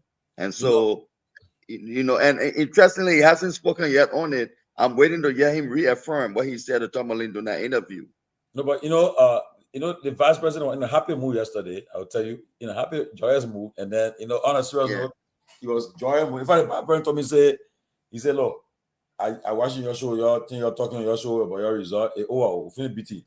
So I said, wait. I said, and he get the result. He said, hey, and I told you 2023 we're gonna whip you out, and you say you will stay with Georgia.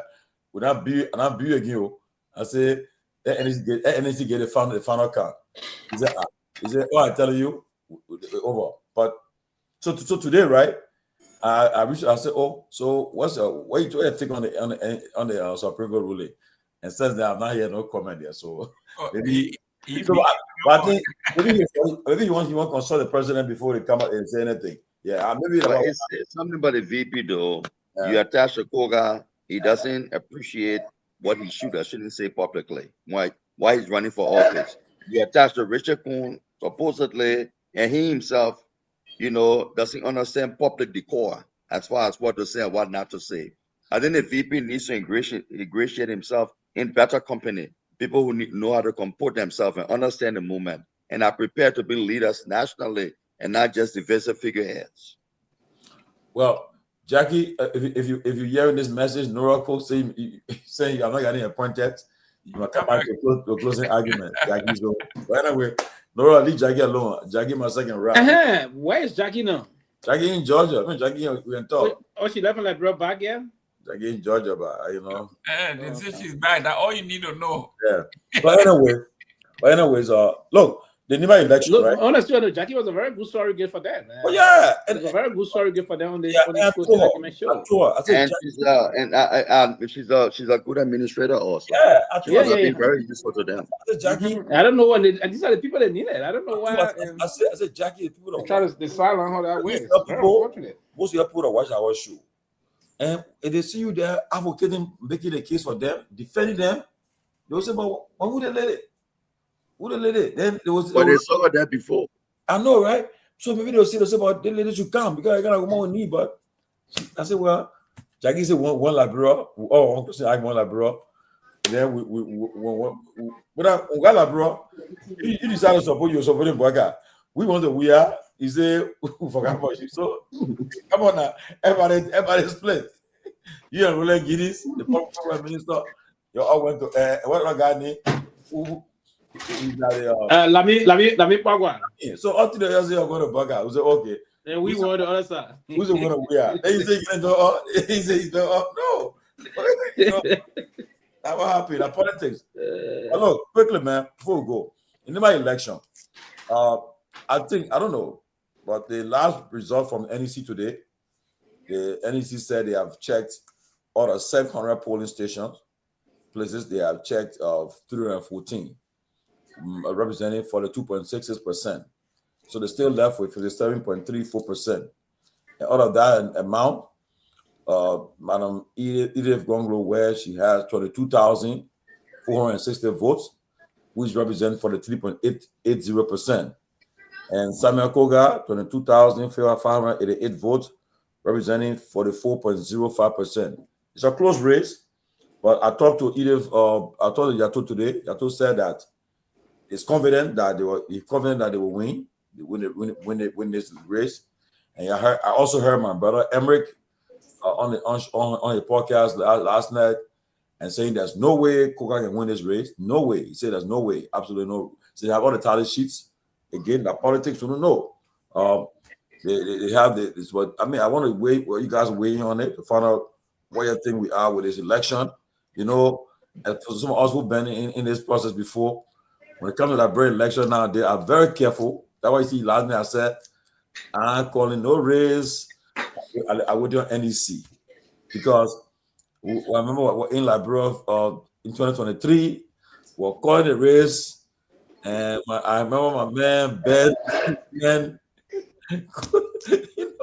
you know, when I thought Kevin get back on me, you know, when goes out there to Ben, you see what happened in the Southeast right now? Ben said, President Ware is clearing all that area. He's gonna win that area. He coming down the belt. That one said the rest of the thing come from him.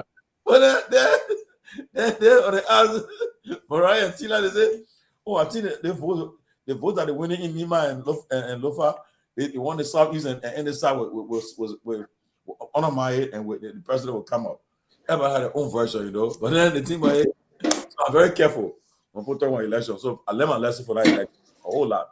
I'll be very careful when election in a war room and everything happening. You won't see the actual numbers and so. But again, let me hear from you guys. What you take on in the elections?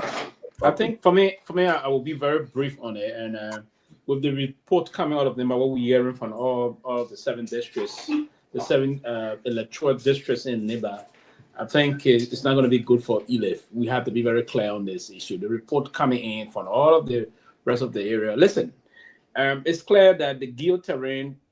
It's a very huge terrain also, right? But the reports come in. Most of the results read today from the NIC came from the Gantat side, part of the area that Kehleboe is expected to do well. That's why you see the results stay the way it is.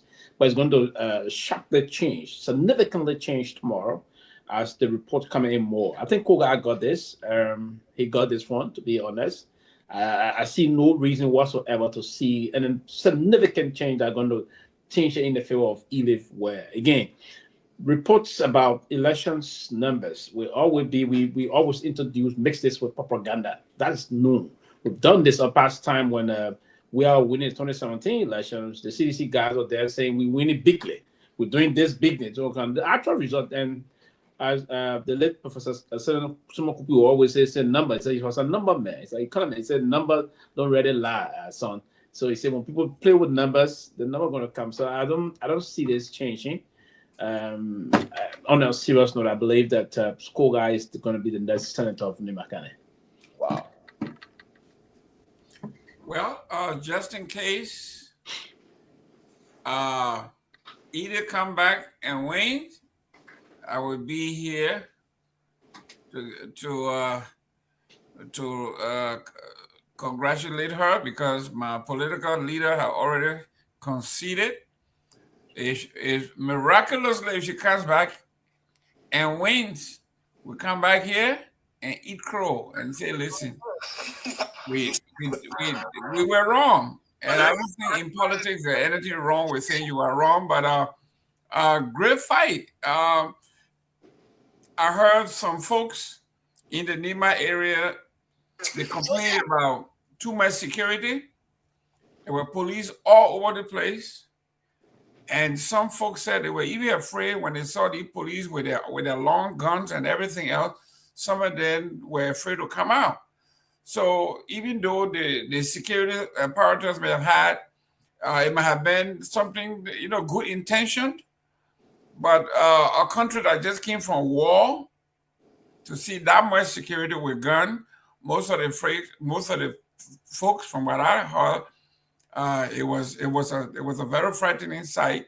Maybe next time the IG will understand that you can have police, you can have security without the ammunition, without the gun, so the folks can be free to come out. But from all indication I heard, the turnout was not as robust as people thought it would have been.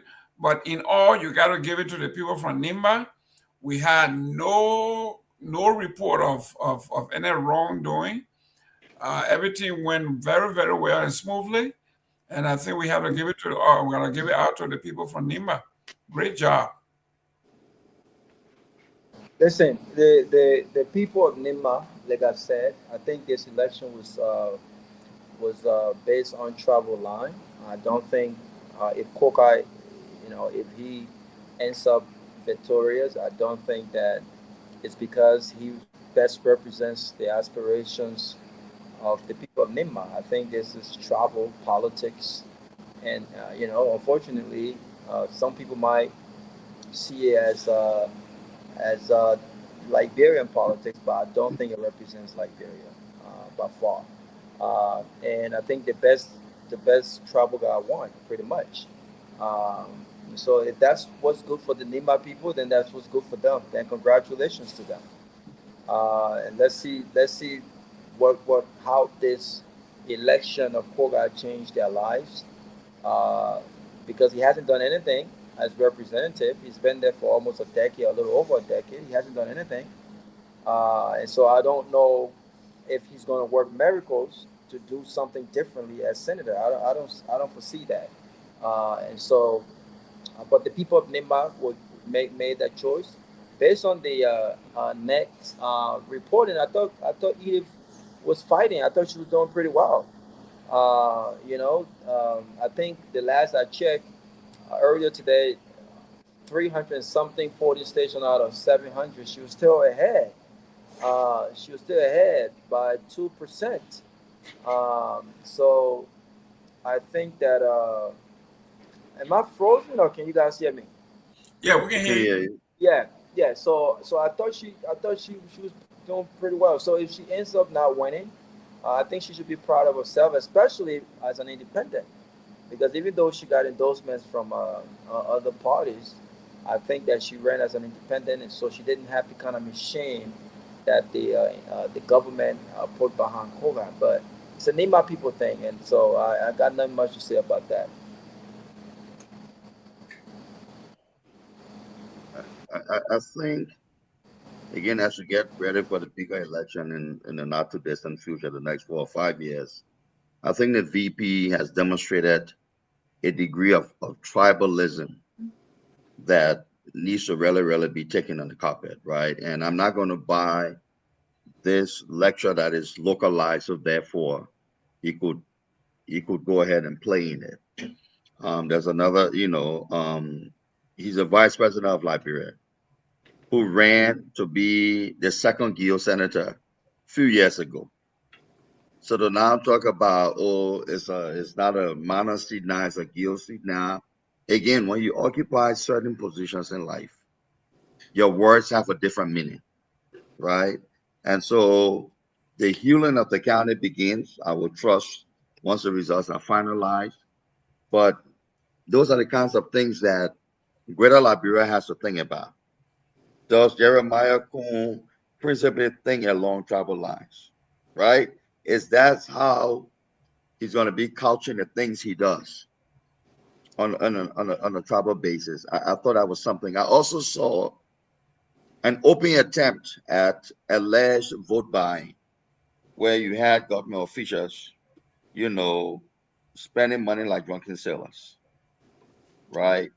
And that concerned me because that was just a replacement election for senatorial seat. In broad, so that in broad daylight. Openly, like they didn't care. So that concerned me also. And another thing is I'm looking at the numbers from NEMA. There's one or two things, even in a low turnout elections, right? So we crunch the numbers. How many persons voted in the presidential election? Even if you truck about 10% of those people, right? Why was the turnout so low? Okay. I know voter apathy is one thing, but I really didn't care anything about Prince Johnson. But let's be fair. Replacing a guy like Prince Johnson in Lima drew a certain level of excitement and involvement. And why was it so low? And I will also look at the final numbers and see what was the proportion of invalid votes, right? Because so that's it gives us an understanding or an insight into understanding what really happened there. But I think the VP Koga winning, he gets bragging rights, but for how long? Should he have wasted the kind of political capital he wasted there? And I'd like to see, I will pay attention to the dynamics between Koga and Jeremiah Kuhn going forward. I think VP Kuhn and Koga, I'm looking forward to some interesting twists in their relationships because of the unique character that Koga is and the vice president's, world chronicled record for not honoring certain commitments or promises. I'll pay attention also. And I think the opposition shot itself in the foot. I think CDC should have led the way as the biggest political party, should have led some degree of coalition building, getting together and said, look, now people may have chosen not to be part of it, but I think we did not make a hard enough attempt. This idea of being afraid to lose really hurts us because then you try it and you see what your strength is there, right, as an opposition bloc. Because let's be serious, at the end of the day in 2029, if you want to win the next elections, you will have to be united as an opposition bloc. And so this was an opportunity, especially with no midterms. This was an opportunity that I think we lost as an opposition bloc. I congratulate the people of Nima like I would congratulate anybody, any group that goes into an election, basically violence-free. Yeah, you had the intellectual schisms here and there, but by and large, it was peaceful. And so we look forward to how does it benefit Liberia that a Samuel Koga, that's Samuel Koga, who talks the way he talks. How does it benefit Nima and Liberia that he will not be a senator? Is something that is above my pay grade to even think about now. But we'll wait and see. There's no benefit, Lord. There's no benefit whatsoever. And I'm glad that the opposition, maybe it was a missed opportunity, but I'm glad that the missed opportunity happened this way. Any attempt to collaborate with such a small time, I mean, in a collaboration, you need to decide as a collaborative body who represents the opposition. And I don't think that would have worked. I think Edith's mind was already made up. I think she would have ran as an independent. You know, even if the opposition would have suggested a stronger candidate. I mean, I think Chris was talking about the fact that, you know, she was not a Geo woman, I think, right? So you can't take the fact that this was a tribal politics in my county. Maybe the CDC would have had. But I don't buy that. I really don't buy that, Robert. Maybe. And I'm sorry that somebody would make that argument because I was condemning people when they made the same argument against Madingos. Okay, I was condemning Jeremiah. The man in like LEC, But you know, Tomalin Josh, Lord made some very he will come back. He will come back. important points, and I think to some extent I agree with him, particularly so when he said that this election, you know, and we will continue to say, we said this on the basis of strategy. We said this on the basis that in politics you must test your organization, you must test your influence, you must test what you have to be able to fix it. It was an opportunity in these elections for the opposition, particularly the cities, to have gotten directly involved in it. Look, sometimes the result of an election is not just about you winning the seat, but it provides you insight as to what you need to fix before your time. It's like this election become like almost like semi-finals or practice before the actual something. Not to have any election that tests your strategy, that tests your coordination, that tests your organization, and yet jump into the election for 2025 is not from a very favorable position when you come into that point, because the ruling party will always be active. They control the government. They have institutional thing working. You just sitting down. Perhaps once in a while But Sidiki, let me say this though. I understand. I too join the chorus that says that opposition should have been united, but again, they say Nima is a special election there. It's a tribal place. We do a tribal election. It's tribal there. Okay, and we saw it too. But here's the thing though. I don't think anybody expected the CDC getting involved, and they wanted the most popular partisan to go there in that place. Because first of all, you won't be seen in a situation where you got a potential 2029 matchup maybe between Kun and we are to see we are there campaigning, and then at the end of the day, the results come like this. You know what I mean? No, Tomalin, let me tell you something. I think yeah, go ahead. Tomalin, let me tell you something. What happened in Nima? The issue about whether the political leader are going there or the political party, it would have increased voter turnout. You are not going to talk to new voters. Most of the people that participated in the elections in Nima County, they're already registered. Many of them already have political lineage. But here's the thing. Yeah, but let leave the trucking ones. But the ones so that election we are going to waste the political capital on. No, not necessarily we are. You see, you still looking at we are. I hear people saying, "Oh, we actually are going to go campaign for the woman."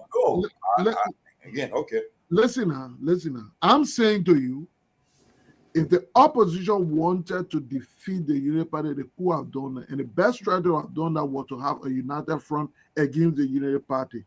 What it does is that it weakens Jeremiah something. With this election, he's embodying. For example, if our Jeremiah Kun having won this election, I will build on it. I'm not just going to take out one video and let go. I will build on it. But you keep saying about opposition unity. I don't understand. Are you saying that CDC should have put forth a candidate? I don't think that if your idea of an opposition unity means that the opposition should have collaborated as in what we saw with the CPP, then I think it would have died a premature death. Because part of the reason why CPP died a premature death, even after the one a very big election in Mauserato County against the then ruling party, was because the formation was premature, and so no one saw Prince Johnson's death coming up. I don't think any of the political parties anticipated that there will be a special election the time that it happened, right? And so for the parties to come together, you need to have the number of parties coming together. If it's CMC, CDC, ANC, whatever, they have to come together, and the party will have to agree, who do we pick as a candidate, one candidate as a collaboration to represent us in NIMBA? I don't think you had the time to do that. I don't think you had the time to do that. So, Hamad, let me ask you this question. You are an executive member of the CDC. Here's my question to you. I'm not talking about the unity party, that the opposition having a united front as a collaboration. I don't think that was feasible. It would have been premature. But CDC as a party, the biggest opposition party, why is it that you guys did not put forward a candidate? Okay, so CDC position in a situation was CDC tried to mobilize the opposition with a united front. And so suggested to the guys, look, we wouldn't put up a candidate as a party, but we are prepared to support a candidate, one of you. So among the three of you, that was Garrison at the time. I was Garrison, I was Mike, and I was Edith. Three of you supported us. We wouldn't want to go in an election supporting any of you against the other. But we think it's better for the three of you to come and select one person so that CDC could throw its weight behind the person. So CDC wanted to support a single candidate in the NIMBA election, not necessarily by putting a candidate on its ticket.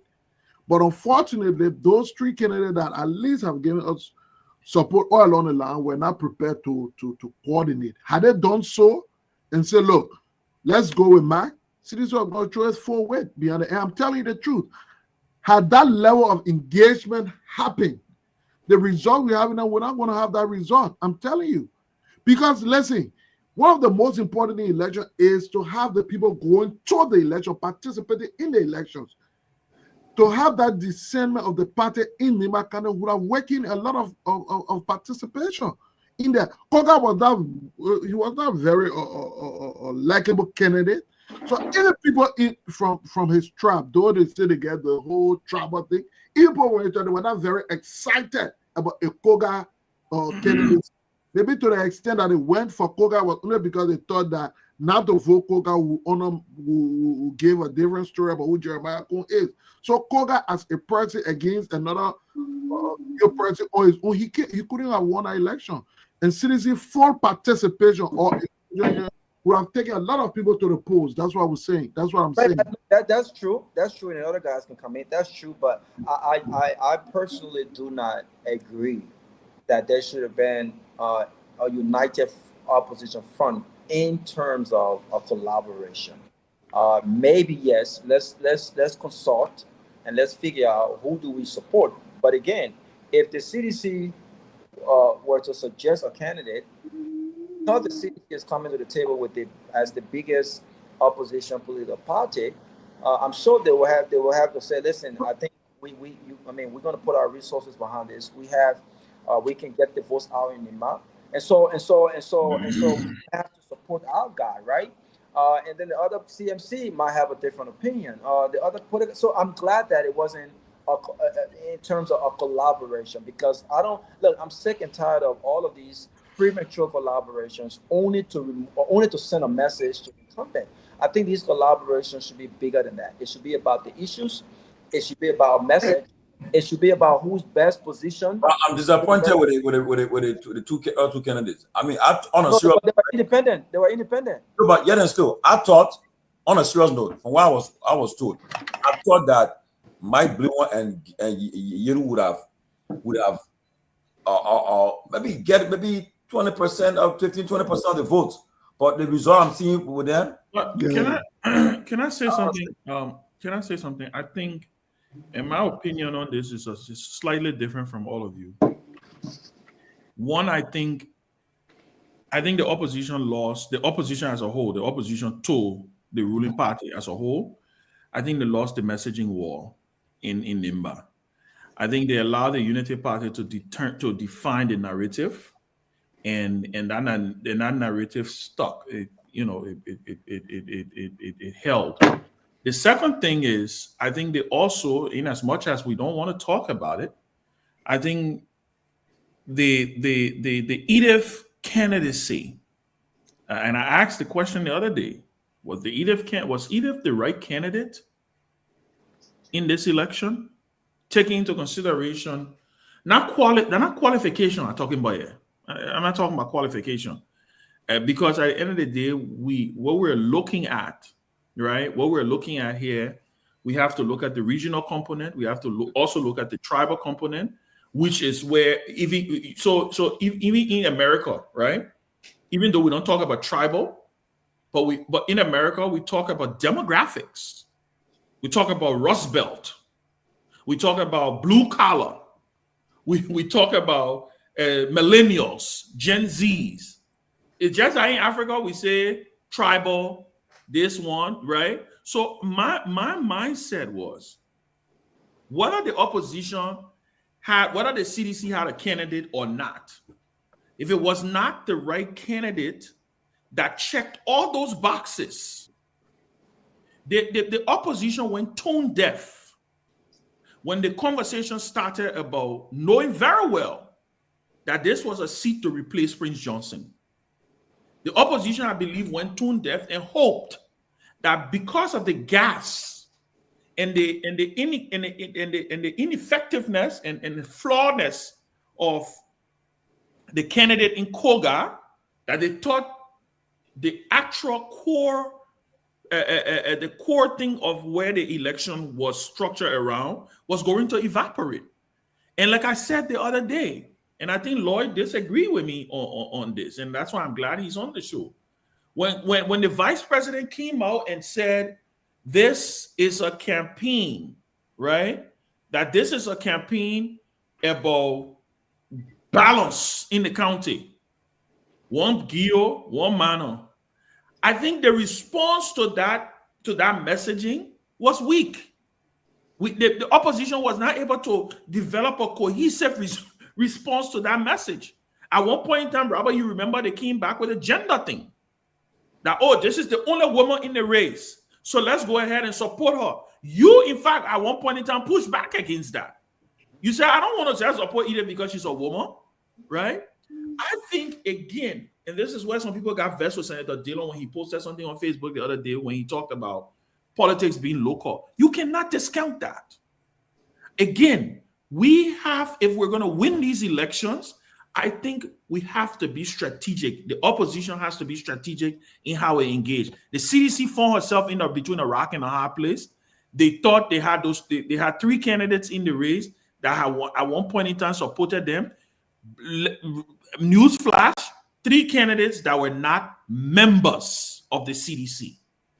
If they were members of the CDC could have exercised the superior mindset on them to say, hey, the CDC have had this situation in the past where you had 2 or 3 more seditionists wanting to run for one seat. They decided to say, you know what, let's go to a primary and pick one of you. That option was not presented in this case. You had 3 people who were not members of the CDC who were hell-bent on running. And so the CDC decided that, you know what? So I think, in my mind, I think the CDC made the right call. I think the CDC made the right call in the end, because at the end of the day, there was no way they could have gotten out of this situation where you don't piss one side off. So I think the CDC made the right call. I think George Weah staying out of that election was the best thing he probably could have done for himself. Because imagine if George Weah had gone into Nimba, it'll be a referendum, and that defeat had happened. It's a total. Listen, this is banana. That 2029, we now start already. Kun defeated Weah, right? So I will end on this note. I think this is the other issue though is we don't have a midterm coming up, right? So, I mean, I don't want to hope for somebody to die, but the only other election that I know that's coming is the election to replace Koga, which more than likely, whoever maybe he supports will end up winning that election. I think we just need to take a step back. Like Robert said, I think we need to look at the strengths of these candidates. We need to engage it in a different mindset. But I don't think the CDC made a wrong. I disagree with Lloyd on that. I think the CDC found herself between a rock and a hard place. I think yes, at one point we were supposed to form a coalition, or collaboration around a particular candidate. But I just think all of the candidates that were in the race just wanted to run. And I don't think the CDC had any power to say, you know what, we can stop you from running. Those are just my thoughts. So Ben, if President George Weah loses a race in Nima, what referendum to a Jeremiah Coon back candidate? What referendum is that on him versus if he goes there and pulls it out? Right? 5 years to election. I think it was 2 years to the last election when President Boyka's candidate lost in Lofa. If I remember correctly. Yeah. He still ultimately fared well 2 years later. Nima is not supposed to be a bastion of CDC that they can go there and just sweep. I'm saying that, look, let's not forget the financial priorities that Mr. Koga had.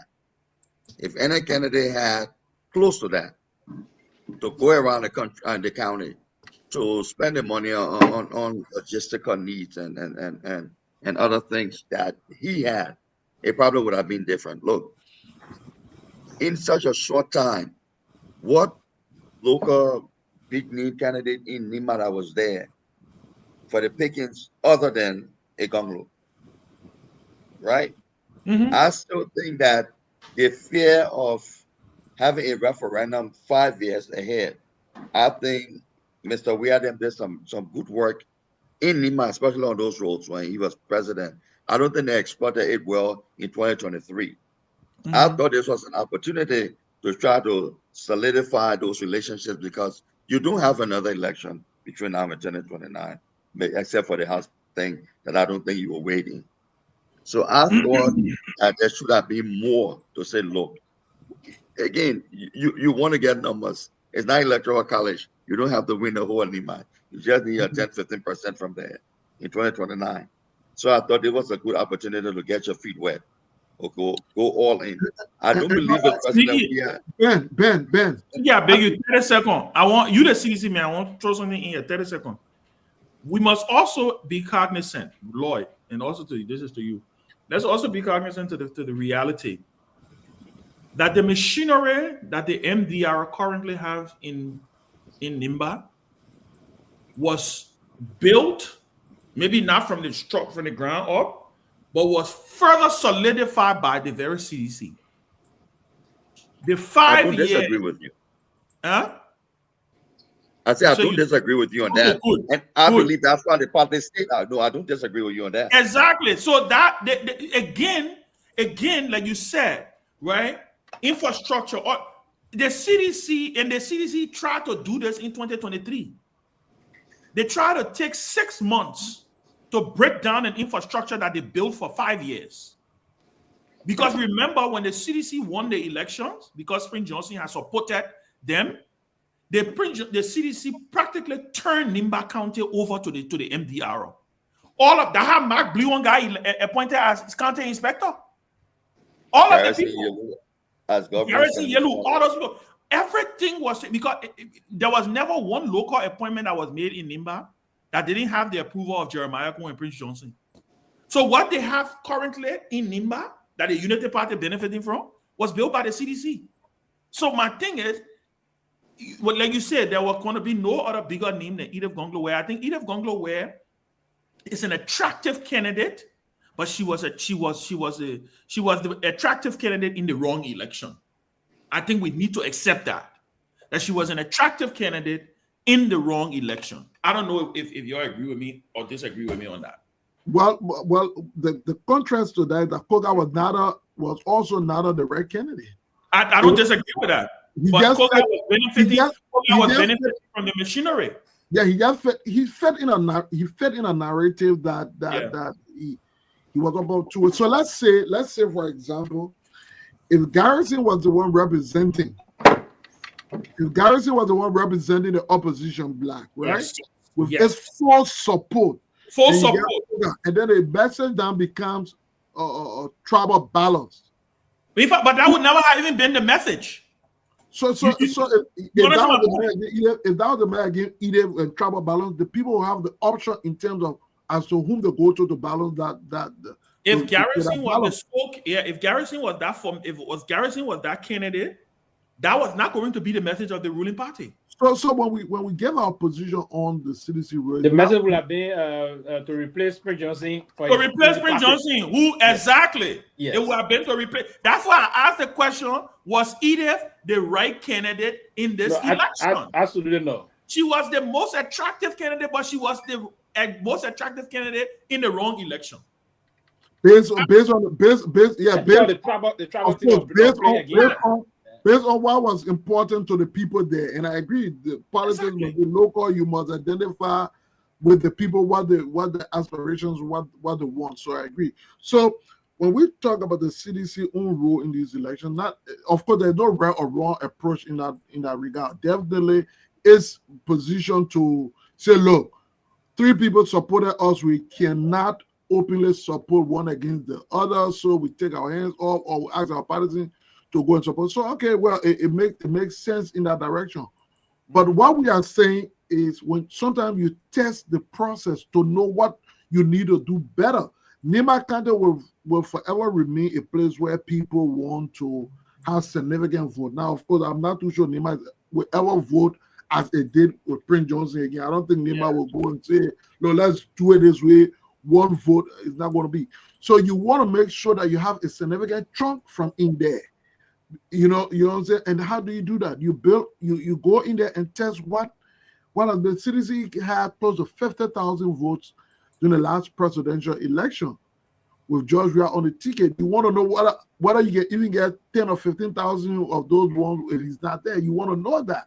It's important. You want to know whether with Nima County not producing the vast majority, whether people from CDC still remain loyal to the party or they go on now to identify with the Kingsmen. You want to know all these things, and you don't know these things through the process. Mm-hmm. So it was that, like I said, it's not about whether you go in and win, but rather you go into understand test. It's like you get this car in the garage, just sitting and for you don't know that the car is working. You must put on the road to test it, not because you want to go somewhere, but just because you want to try and see if the engine working. So it was an opportunity to go in a densely populated area. You're testing your strategy, you're testing your message, you're testing your appeal to the people. It's George. Who do you think the CDC should have put on her ticket or to have put in that? Have we considered that Edith has lost? I'm not in that. I'm not totally there yet. You think Edith's gonna pull it off? Again, I don't know. Earlier this afternoon, I would have told you yes. What I heard later on this afternoon made me fall where Pewee is. But I'm too, as late as tonight, people were celebrating in Ghana for Edith. Yeah, so, well, that would yeah, I got on that note. Sorry. No, go ahead, please. I have. So let me end in trying to answer your question. So yeah, finish up. Look.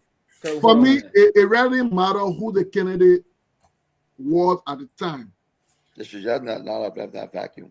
It didn't really matter who the candidate. Even if it were Edith, it fall back with Edith going in there to test what you have, to know what you have, what you need to replace, who's still loyal to you, who gone, who now from. Okay, that's your point. Okay. Yeah, who now with the MDR. Other than that, what you're going to do, you're going to go to 2024 with the notion that you have this arrangement, this structure in Nima County, and you depend on that, whereas it's something different. So it was just meant as a litmus test to understand whether the structure is there for you, what you need to improve on,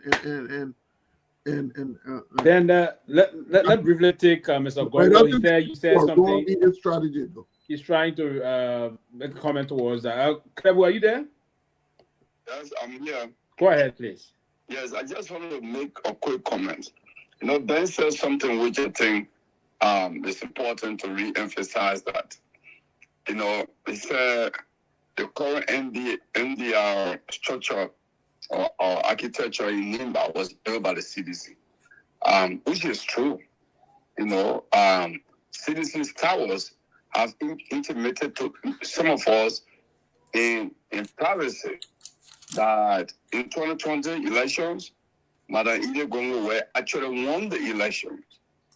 And Prince Johnson walked to them and said, if you let this result stand, then I'm not going to be the kingmaker anymore. She's going to be the kingmaker. She is on the CPP ticket. You have to do everything within your power as a government to let the NDR candidate win. And that was Jeremiah Cohen. And that happened. And I'm talking this with absolute confidence, just maybe wanting to protect the need of the individual involved. At some point, as we debate this on, maybe years on, I'm going to actually call our name. And it was not just said to me, it was also said to Madam Way with apology, that we are so sorry, forgive us, we did this to you, So I think CDC went into an alliance with a devil that they trusted, but they didn't know well. And it came to bite them. In fact, there are other accounts that say half of the wealth that Jeremiah Cohen has today was built by the owner of the CDC administration. There are accounts that say that. But more than that, the other question Ben asked, whether Madam Way would have been the best candidate. I think people say numbers don't lie. If you see the numbers that she's getting now, one may maybe ask a question. Was it better for maybe a united opposition to stand there and say, we're going to raise her hand, we're going to give her the resources, let's stand by her. For the record, the cars that she's using, the 3 pickers the 2 pickers that added to the pickers she had, were given to family members. In fact, one of them is my picker. The other one is Councillor Kehleboe Gongloe picker. So, to the best of my knowledge, there was, and these are old cars that would break down in a moment, on the highway. And it broke down many instances on the campaign trail. They have to end up using motorbike. Okay, so there were lots of challenges she has to go through. Almost every week she go to Nima campaign and visit few villages and then run to Monrovia to come and beg, go from office to office, from house to house, begging for money. I think Scott may be aware of some of the conversation I had with him. Okay, and whereas Koga had all the resources, he went Nima and never returned to Monrovia because he had no need to do so because the cash was right there, the vehicles were right there, and he just needed to release to a sign and say, you carry 100,000. This all this, I'm giving you this. She had to come to Monrovia repeatedly to beg. Okay, so there are lots of challenges she went through. So, but I think the major challenge is the leading opposition in the country has not realized their importance, have not realized the role they need to play. That is a challenge with CDC. Yeah, CDC is still debating, and I don't know. She said it's still whipping from the defeat they suffered in 2023. Can I hold you there and ask you this question so you can give the platform a current update as to what is where doing now in terms of the results. We listened to the results come from the National Election Commission today. That now it's like almost 42% of the results being out today. So we still have significant results yet to be announced. Hopefully tomorrow moving forward. What is coming from your war room? Is there any indication that she's going to come out victorious in this process? This is one thing I don't do. I comment on certain things, but this is not one of the things I comment on. When it comes to become a family person, there are people who are non-family members, who are supporters, who are in charge of this. I let them speak to those. But I don't want to speak to that, okay? Okay. I speak to maybe something that somebody may say about her, and I know the truth and it's not true, then I come in defense of her publicly. But when it comes to something like this, we have people who are dedicated to that, like maybe Myean and others who can speak to that. I just follow what is public. But what are you hearing from them? Is it positive? Well, I think I just said I don't want to get into that. Once I get to that, then what percentage? What is that? But I think at this point, all of them still feel hopeful and confident that it took MDR less than 5 hours to declare victory, and the thought was impossible given the size of Nima and the number of polling places you have to report from to take them less than 5 hours. And mind you, Liberia is a country that has tremendous capacity constraints. Regardless of whether you have the money, you have this, there's capacity constraints at all levels. Even people with university degree and what have you.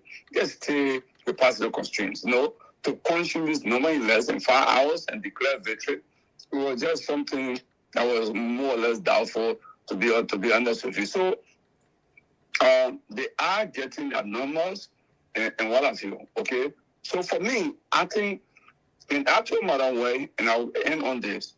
I told her that regardless of the outcome of this election, there are a few positives that I want you to observe now.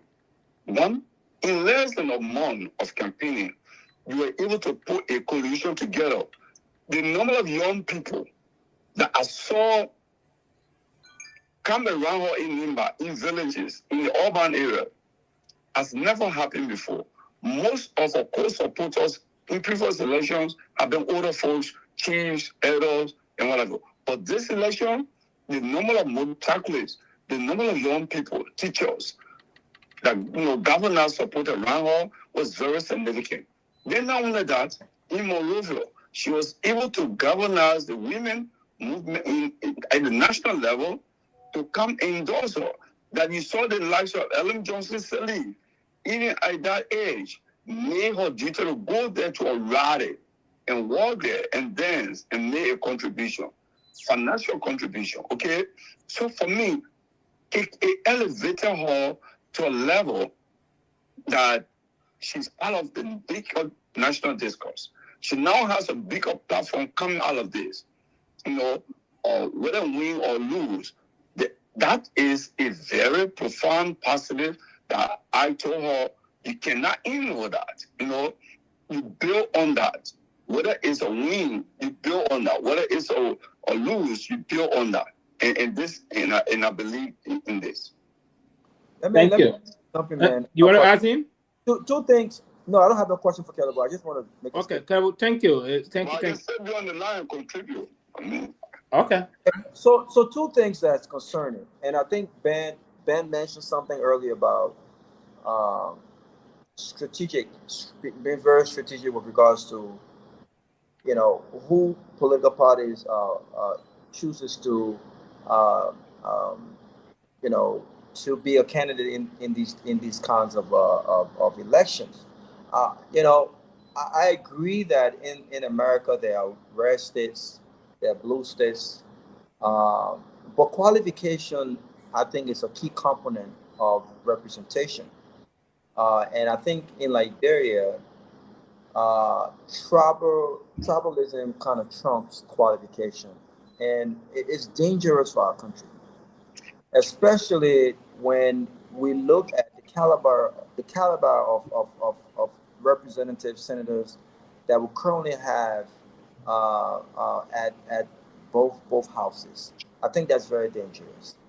Number two, when Kehleboe mentioned about Edith had to make many trips back from Nimba to Monrovia to back. Money is important for any election, but I keep going back to Alice Cummings. Alice Cummings didn't only have money, and not only did he spend a lot of money in the last 2 elections he contested, but he was well qualified. You think he did that? He spent money? He didn't spend money. Yes, he did. I think maybe not. Raul, he didn't spend money. No, Sylvester, maybe not in the second election, but in the first election, I received documentation that Alice spent a lot of money. That's not also true. Trust me. When Alice Cummings initially sent Leah Moba from Atlanta in 2000, before the 2017 election, when Leah Moba went to Liberia to lead his campaign, there was lots of money spent to relocate Leah Moba from Atlanta. He was then the president of our community here. I won't go into details, but I think he spent a lot of money. But apart from the money situation, he was well qualified. And he was still ignored, right? And people can argue that, he didn't sell himself well and the Liberian people did not know him. I think the danger when it comes to Liberian politics is that those who are tribally connected in these different counties even if I was the best candidate for Grand Bassa County, for instance, I may not survive in Grand Bassa because one, I can't speak Bassa. I may have the money to contest, and I may be in a position to represent my folks well, and give them what they really need, and by extension, Liberia. Few seconds, Raul. Right? Few seconds, please. You don't have to speak Bassa to be senator in Grand Bassa County. I'm not saying that. What I'm saying is, I'm not saying I that. give you classic example. My brother, Philip doesn't speak Bassa. No, that's not what I'm for saying. 2 terms now. But that's not what I'm saying. What I'm saying is, Sylvester, the way we look at tribal politics in Liberia, if we continue down this train, I think it's a dangerous thing to do. I agree you don't have to speak Bassa, but certain candidates, especially those who are in the status quo, are using this as a political tool against people who are more qualified than them. You're right, my brother. You're right about that. They're using that. And You're right that's somehow. doing that. Yeah. But when we looked at what happened in Nima County, look, there was no other reason why Richard Cohn won other than the fact that he's a Guar man. Other than the fact that the people out there knows him. Other than the fact that he had a machine behind him that had the resources to spend, right? But when you looked at who was best qualified, I think it bothersome when we are looking more to things that don't really matter, things that have not worked, but Robert, things that have not helped. Yeah, Robert, I disagree with you, because man. even though we have rest, Robert, I got a question for you. the people still look at Qualification is not the only thing you need to win an reliability election. is still important. That politics is like election. Hillary Clinton was more qualified than Barack Obama. Hillary Clinton was more qualified than Barack Obama. And she lost to him. She lost to him. Of course. So you got to understand it's a combination. I said Hillary Clinton had more qualification and experience than Barack Obama. And she lost to him. I think I would take the experience qualification more. Yeah. No, you're making the point. The point, if it was in Liberia, there was no way of Barack Obama, inexperienced, not known. Robert, this is why I always try to bring you to the reality of what we're dealing with. Every politic in every country has its ups and its downs, right? It's the same thing. A couple of years ago, somebody like Donald Trump could not survive in the politics in the United States. It was the timing. It was the point where when he inserted himself into the politics. So this thing about like Pewee said, right? Like Pewee said, Western Finley don't know how to speak Bassa, but he has gotten elected twice in Grand Bassa County. It's about a couple of things. Edith Gongloe, let me give you an example. What about the campaign? They always run against Edith, or she always in America. But every time Edith has ran, Edith has come second. So it's not necessarily about whether she in America. Like maybe like Kehleboe said, maybe the challenge Edith have is resources. It's resources. So my thing is resources. you gotta have a combination. You gotta have a combination of the package to be able to be successful in any politics. George Weah was extremely popular, but lost 2 elections. One of them, he was really in at the time Tomalin were bringing him on us. 2005. Where he was lost those elections or were they stolen? I don't think it was never stolen. Never stolen. There's no people can say it was stolen, but we don't have any evidence of that it was stolen. Ben, I just want to ask Robert something. Robert, you always talk about a tribal politics. Why we don't subscribe to it, but we need to listen. We need to be able to differentiate between tribal politics and people's connection to a candidate on the basis of something. Either by tribe, by locality, by different things. For example, that's why our laws made it clear, considering the importance of tribal or commonality, that 2 presidents cannot be of the same county to contest as president and vice president. Because it understands that people can be driven on the basis of those things and everywhere. But you're right.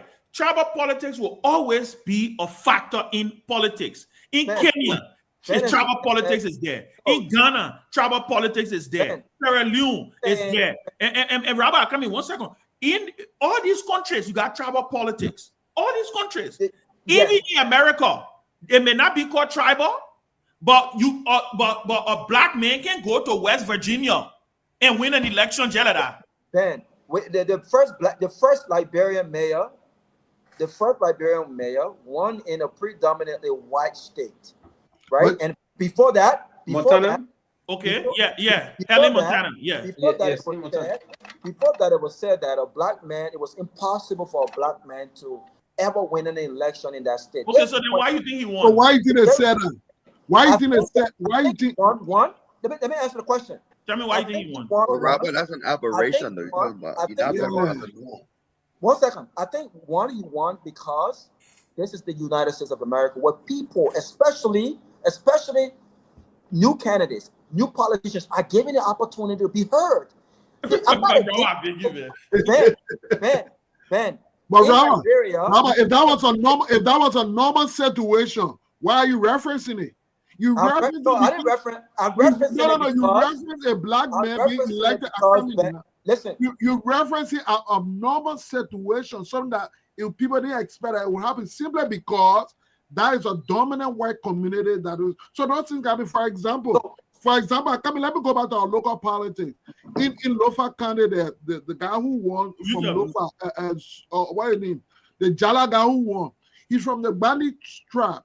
They formed a minority in there. Is that a normal situation that is present? Yeah. All right, I got a caller on the line. I want to address Raul. Caller, mute your TV in the background and call your name, please. Man, Raul need to be updated on the Liberian politics. Speak loud, please. Speak loud. Let me see who talking. Who talking to me though? Who is that? Speak loud. Call your name. Speak loud.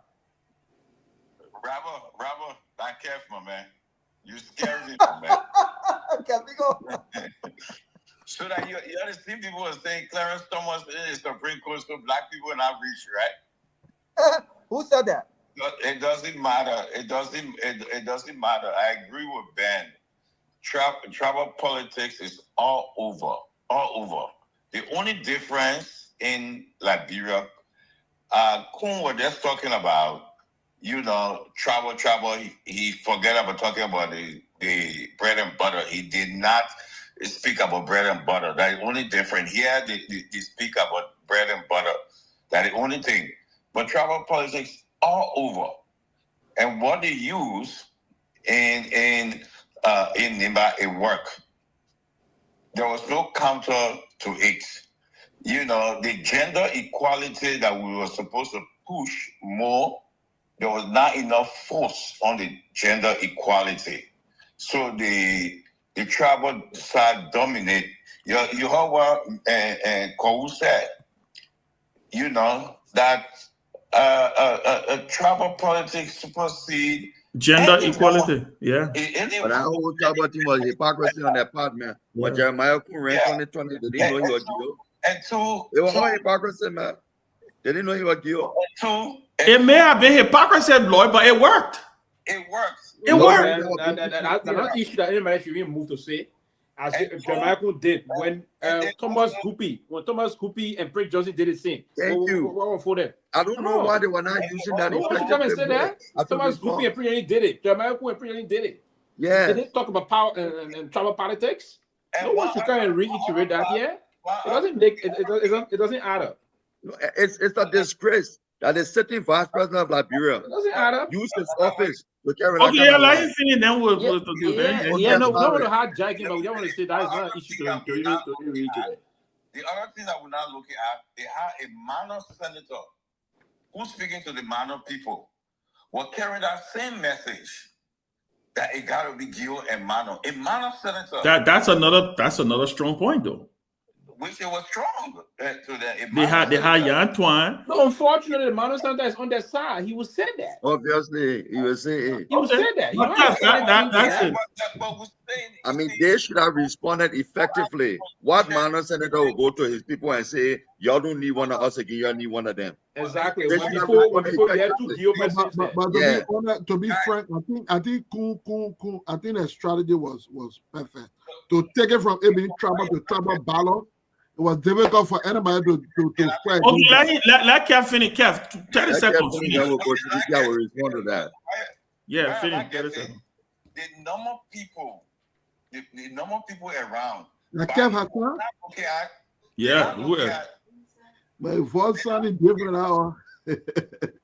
That's I voice sounding like income you know Paris Obuda. No, but one can't tell man. Get the wheelchair. That's Siriki talking, huh, Sylvester?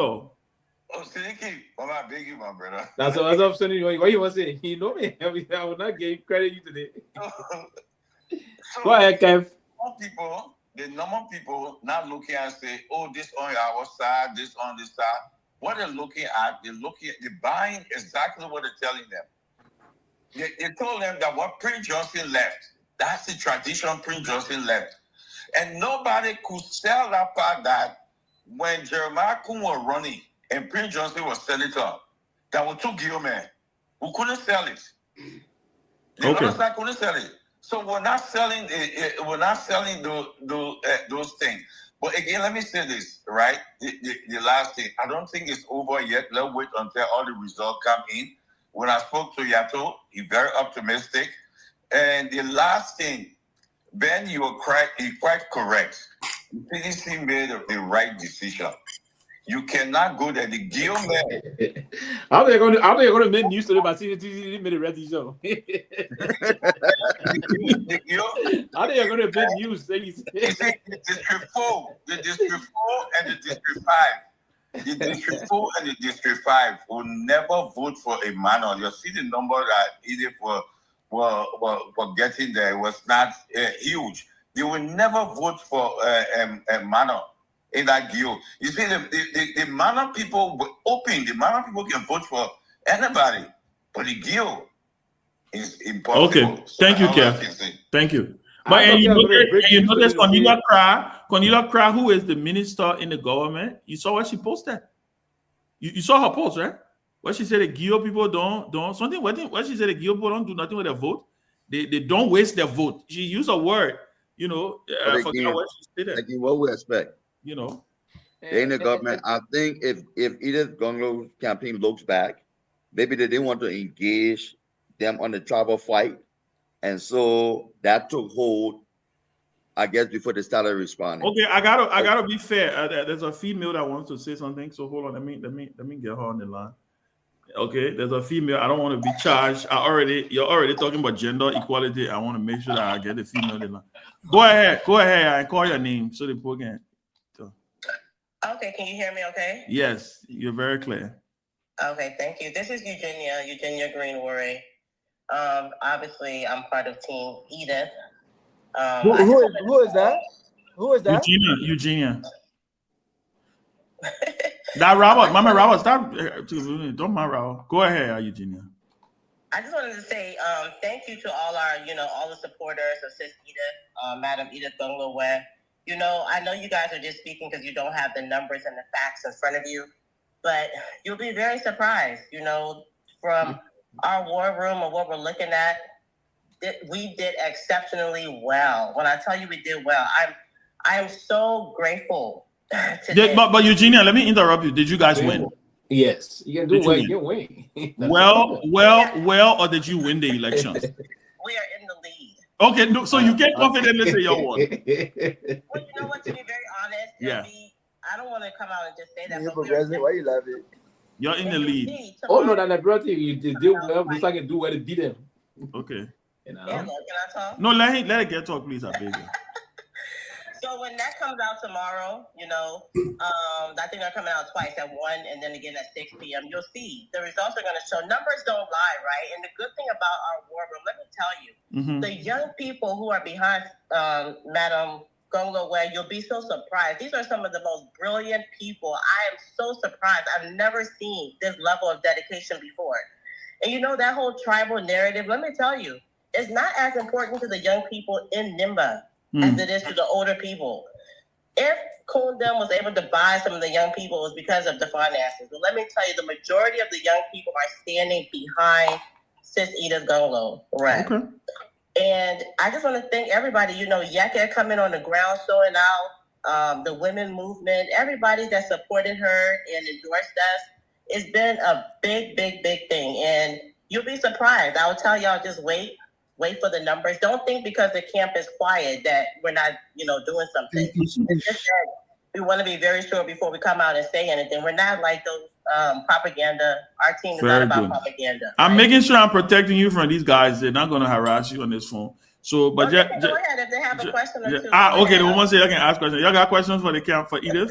For Edith camp? No. My point is that the results, like saying from their war room. And this is the CMC. This guy is from the CMC. Just so you know. It's nice, but the war room. What I want also to tell this platform, what's the exact number coming from the war room?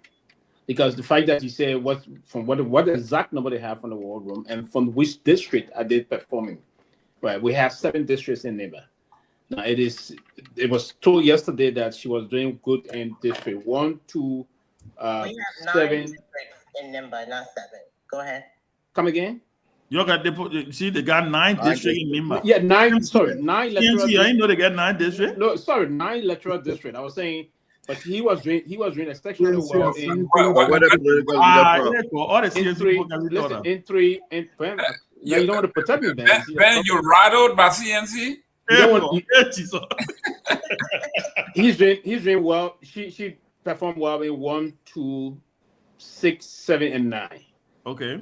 Yes, 6, 7, and 9. That's the report. And as of this morning, she was doing well in 8 also. Yeah, in 8 as of this morning. Yeah, in 8. But he's in 8. But you have 3, 4, and 5. They were the trunk of the vote. That's the most populated part of NIMBA there. 3, 4, and 5. And he's winning there heavily. So that's what I'm trying to say. What's the report coming from your war room that will offset the result from 3, 4, and 5? Okay, let me answer. So obviously I'm not going to give you any numerical number, but let me tell you, right? You're right. Koga does have a stronghold in maybe 2 of those districts. Really only 2. I'm not going to lie. The numbers that I was expecting to see from Garrison to pull from the district, he did not pull those numbers at all, which was very surprising. But the places that Koga is doing strong in, you'll be very surprised that she still got decent votes in those areas. Now, the opposite, the places that are her stronghold, he did not get the numbers that they were depending. So I'm telling you guys, wait and see. Just wait. Tomorrow, the camp will be coming out with an update. Okay. I'm not sure if we're going to come out before NEC does or right after they come out, right? And we'll be able to give you more detailed information. So just stay and wait for that. Yeah, so that's fair enough. Can I ask a question? Oh, you got a question for her? Okay, go ahead. Yeah, This is the sedition. A few minutes ago, one of Eli's brother, I don't know his role in the campaign, was on here and he mentioned your difficulty in finance, which affected some of your operation. So to what extent you think it might have affected your operation, even though with that, you still claim that you people could win. So how you reconcile that issue about finance? Is she an official spokesperson for the camping? No. Give her a perspective. She's one of the. Yeah, she's on the team. Mr. Gongloe, he's not really part of the campaign. He's just supporting, as a family member, which we appreciate. And I'm not an official spokesperson for the team, but our team have nothing to hide here. So it doesn't just have to be Yato out here speaking. Finances was an issue. Obviously, y'all saw us campaigning. You saw us campaigning for Save the Vote. So we did definitely do that. I don't know the actual number amount, right? But it was a challenge. But even with that, you'll be surprised at people who step up to the plate to make sure that these things happen. The amount of people from the various counties like Grand Gita, Bond County, Maserado, who wanted to come and help. These young people just wanted to come and be a part of this history making. They didn't care if they was getting paid or not getting paid. They just wanted to be a part of this thing. It was like a movement. And the only thing I can say is if we had more time, imagine the short period of time that we had and what we was able to accomplish. If we had more time to run this campaign, it would definitely have been a landslide. Wow. No doubt. Okay. Well, thank you. I think everybody's done, but thank you for your participation. No, I have a quick question for her. Okay. CMC number 2. Do you have all your tally sheets? Yes, we have tally sheets. Okay. Now, now the counting the numbers that are coming in, are they coming in from the Gongloe strong? I mean the West stronghold, or is it coming in from the opposite? So you can at least have an idea to say, you know, we have now conquered their stronghold. Now let's go and see what we can do in our. So can you give us an idea as to where the numbers are coming from? We have numbers from our database. We have numbers coming in from all of the districts. And with that, we are looking pretty good. Okay. Excellent. Thank you. Thank you. Ben.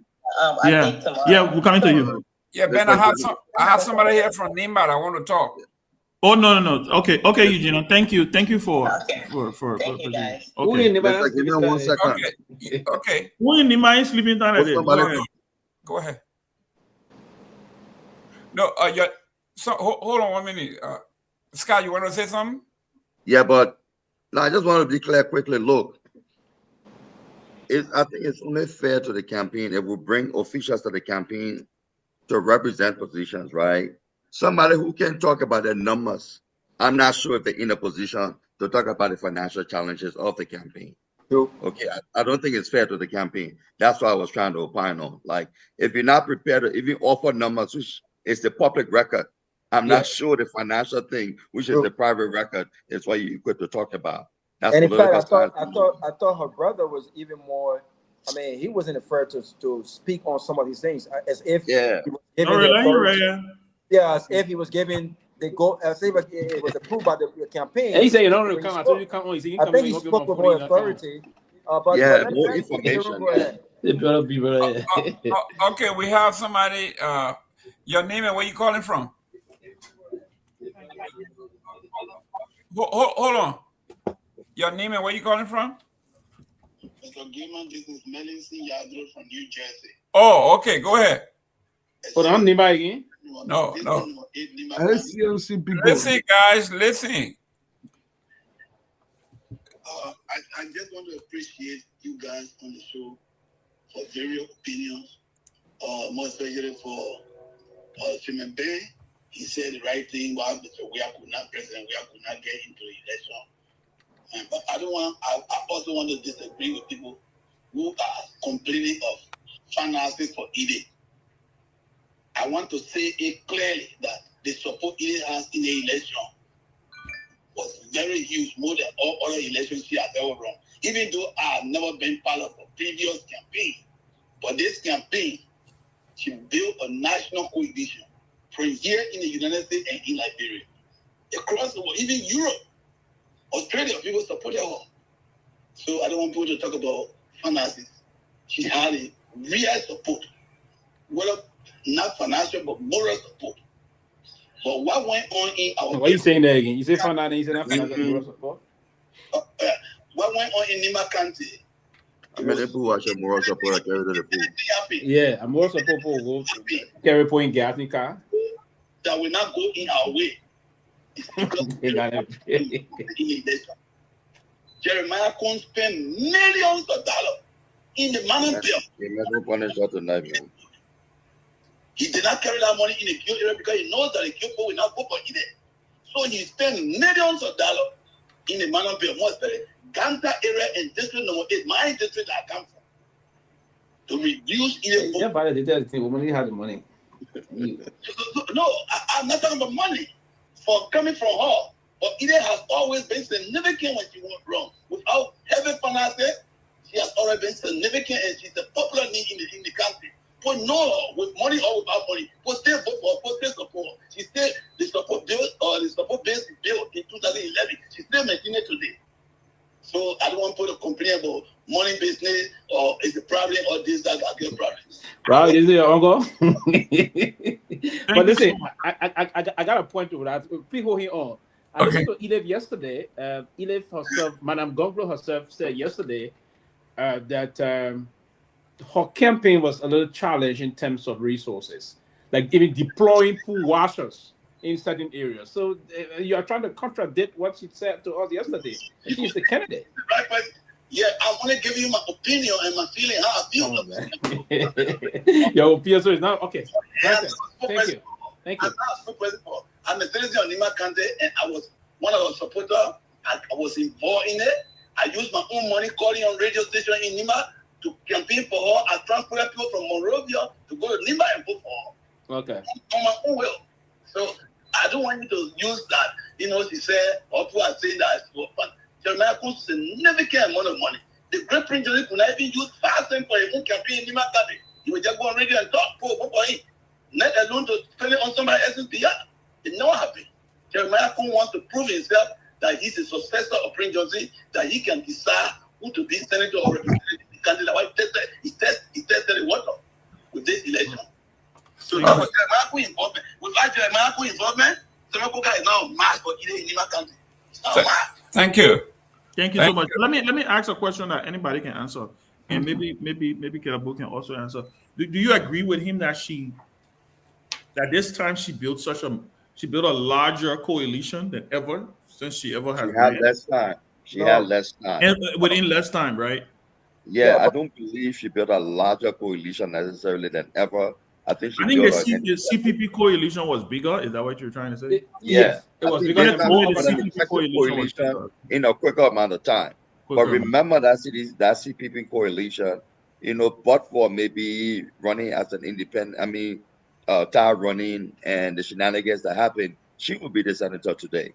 Yeah. So this time, in such a short time, she cobbled together something. But I don't want us, people in the diaspora, to think that it was bigger than the ground game she had then. No. Because that ground game then won that election in Nima. Yeah.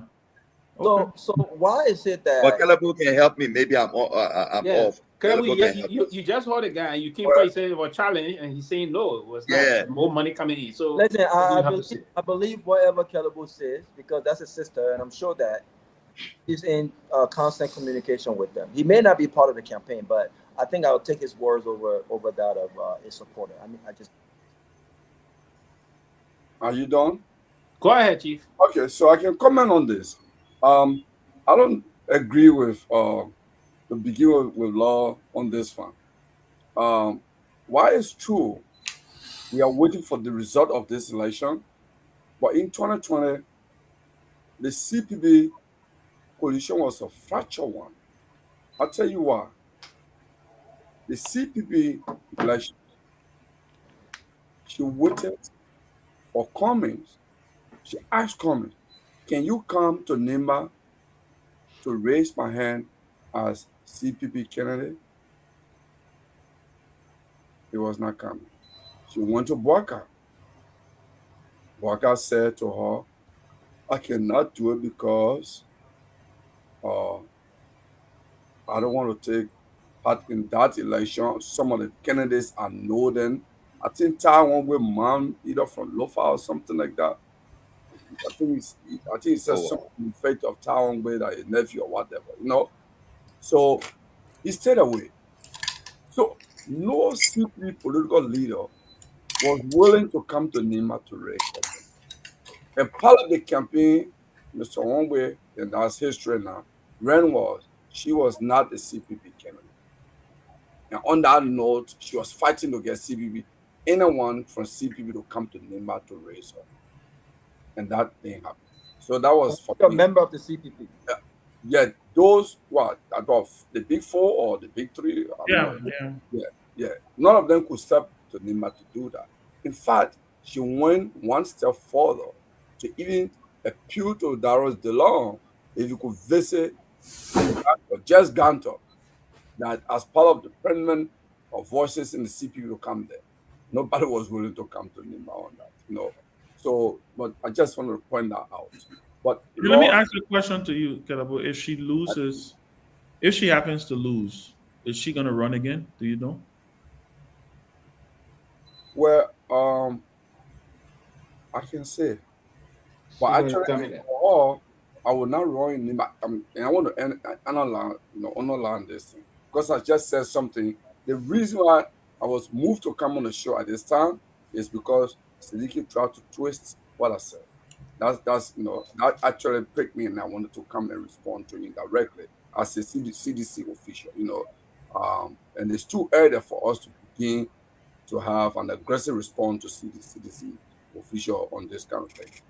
I said something about finance, and he tried to ask Eugenia, twisting what I said to imply basically like maybe I said we are giving up. It didn't imply that. Okay. But let me answer your question on that. For me, as an analyst, and I'm going to say that as an analyst, if I were her, if I were him or she, I would actually aim for the national. I'll go national. I will not go local. Because you know what? She got an infrastructure locally already. When you said national, what do you mean? Can you be a little specific? I could contest for a position that has national appeal that takes me to 15 countries. Yeah, you talk about like only two positions, president and VP. President or vice president. Yeah, but you know what? So I can name one. But it could be, for example, she could be funny. Funny too. Hello, it could be a running mate for someone. Okay.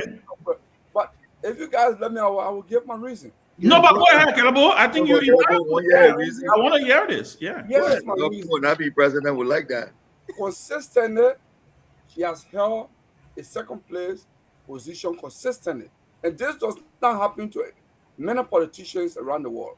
You run election, you can't close, you go for the third time, you drop, your numbers start to drop. Voters get tired with you, right? Consistently, voters are not tired with her. The people stick to her. So consistently, she's coming there and she's having no challenges to get there, right? Let's wait for the final result in this one. Even if she doesn't win, from the start of the election, everybody said it's a two-horse race. The NDR, UP, government, / whatever, was her, okay? So, and for me, it's a significant thing, it's profound, historically to look at it, that she has a special place, that consistently she has a coalition built in 2011, and that coalition has not left her. Why not take that number to the national, okay, to begin with? So do you think that number is sufficient for national election? Because again, at the end of the day, yeah, she's come second, but she hasn't won an election, Kehleboe. No, let's be honest. She hasn't won an election. And you just admitted that. I mean, the resources you talk about is one thing, right? But let's be honest. She has not won an election. She has not been able to solidify that base and improve on really truly competing at that level to win an election. I mean, I'm hearing but I'm hearing that, you know, Samba Koga could win more than 25,000 or 30,000 votes, right? So do you think the fact that she has not won an election locally, I can understand if she had won an election locally, right? She hasn't won an election. You think that's enough? She's still a loser. You think that's enough to go national? Who will pick her as VP? Robert, hear what I was saying. Every election is unique, and there are issues in every election that propel voters to vote. Every election is unique, okay? And I will argue on that, and I'm not sure many people will disagree with it. Every election is unique, and it has its own slogans, it has its own momentum. There are other different considerations, right? So if there could be maybe a local factors that prohibit maybe a forward march, there could be a different factor at the national level, right? For example, in national election, nobody will mention Guar and Myean as a condition. You agree with me? It will be totally different requirement. Okay? So you have to look at it. And I'm talking about somebody who, like Ben said earlier, is politically attractive. She's articulate. She's a great candidate. I'm telling you. Articulation is one of the will we be having two Gongloes in a potential presidential race? That is not possible. You don't have to ask that. I can ask you a question. I mean, Madam Blair, even though she's Blair now, but will we be saying based on your analysis and your? I don't think they will ever do that to each other. That can never happen. They will make a decision. They will Why make a decision. These are family that's organized. You can't do that. Why can't we allow the man to answer my question? But the men don't have to answer that question. We know that it's not. But let me answer that serious question. Ahmed, okay, let me answer Ahmed's question. Add this one there. I'm not going to ask, man. Yeah, I'm interested. What do you mean? Anyway, Gongloe, go ahead. But when you answer that question, I wanted to piggyback on what he said to Robert's question. I do see her being a national candidate Some people can be better national candidates. I actually wanted to agree with that. I actually, So that is why Ben. I can see her being here for That is why I asked the other question about whether they were going to have both of them. Amen. So then we know. Okay, both of them can run together. They will not run against each other. Answer for So Kehleboe, no, 1 second, please. Add this one there. So, and maybe you guys can charm me. So, let me ask you: can she deliver Nimba County? But I don't think it's about delivering though. Why not? Why not? No, she don't have to deliver Nimba. She doesn't have to. She can vote in Nimba. Yeah. Huh? She can get a very big chunk of She voting. can get it. It's just about getting significant numbers. Yeah.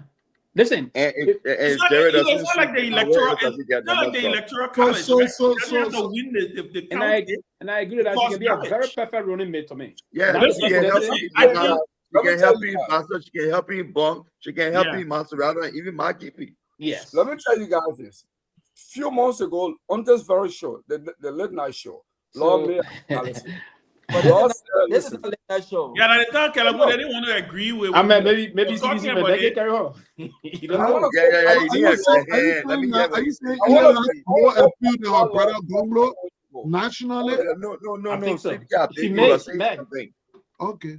On this particular show, Law made an analysis, and I think he and Ben Sanvee that night I went at Ben Hashley. He did. I know why he went after him because I was letting the secret. They said this woman, if she wins, she could be a presidential candidate. I said it. And you know what? Interestingly, these are some of the prohibiting factors that most political leaders are afraid of. Yes. In fact, that is one of the Achilles heel that he carry. For example, there's a particular guy, a star of the CC, who actually told her, come. She arrived in Monrovia. She started calling. She went to his office. Okay, I will gather resources for you and switch his phone off.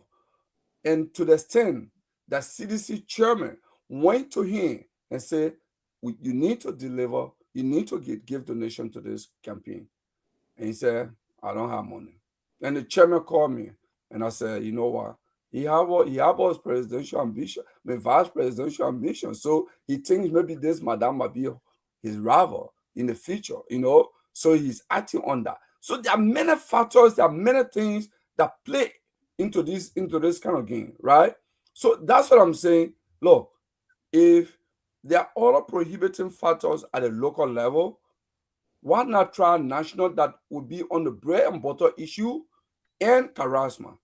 Look, I will be honest with you. On the particular, at this moment, on the political scene, those who are the male candidates, she's articulate more than most of them. I can argue this. I can debate this, right? Maybe the next person that she can compete with will be Dr. Clarence or Monimba. You know, without even getting to name the other politician that have this, she's very charismatic. You know, and this is what many of the young people want to hear. Okay, being charismatic in politics is a gift by itself. You know, so and I think she has that. You know, if you challenge your system, she already has an appeal. Look, when she was superintendent on Nimba, Ben, I can tell you guys that I was in Liberia, and she loved radio because her training is she's a journalist by training. You know, I would listen to radio and callers will call from Maryland, from Mangibi, from Grandida, saying, "Oh, one that want to be our superintendent. You're bringing her to Walmart and said he can make that woman to be our." I still remember those calls, you know. So she had like a national appeal. I can tell you that for free, you know. So you know, and before I think Pewee or somebody come in. Listen. I've always said this. I've always known Kehleboe Gongloe was a candidate of national stature. I've worked with her in the past. We did have a little rough patch, and it wasn't because of my fault, but that's for another discussion, you know. But I always thought she was an attractive national candidate. I said it that, and I think, I'm glad he is admitting that he went after me that day, Because the reason why I said it was because I knew it was a problem. You said it at the wrong time. Yeah, the wrong time. Thank you very thank you. So we can talk about it now, right? But I knew it because I knew that was a problem for her. Most of the people who would have some people really think several political leaders did not really want to go into Nimba to go campaign for either. Some of their advisors advised them to stay back. Listen, maybe I've actually heard. I actually heard conversations about, hey, it may not be. You don't create a monster on your hands, whether you like it or not. With Prince Johnson gone from Nimba, Jeremiah Kun, yes, is the political leader right now. In a sense, he's the highest elected official from Nimba County in the country. But Jeremiah Kun cannot exercise total dominance over Nimba. It's not going to happen. No way. It's not going to happen. Those days are gone. It's like you saying somebody coming to win election the way Charles Taylor won election in Liberia. It's not going to happen. Never. It's gone. Right? Maybe not in this lifetime. Right? Charles Taylor was just unique.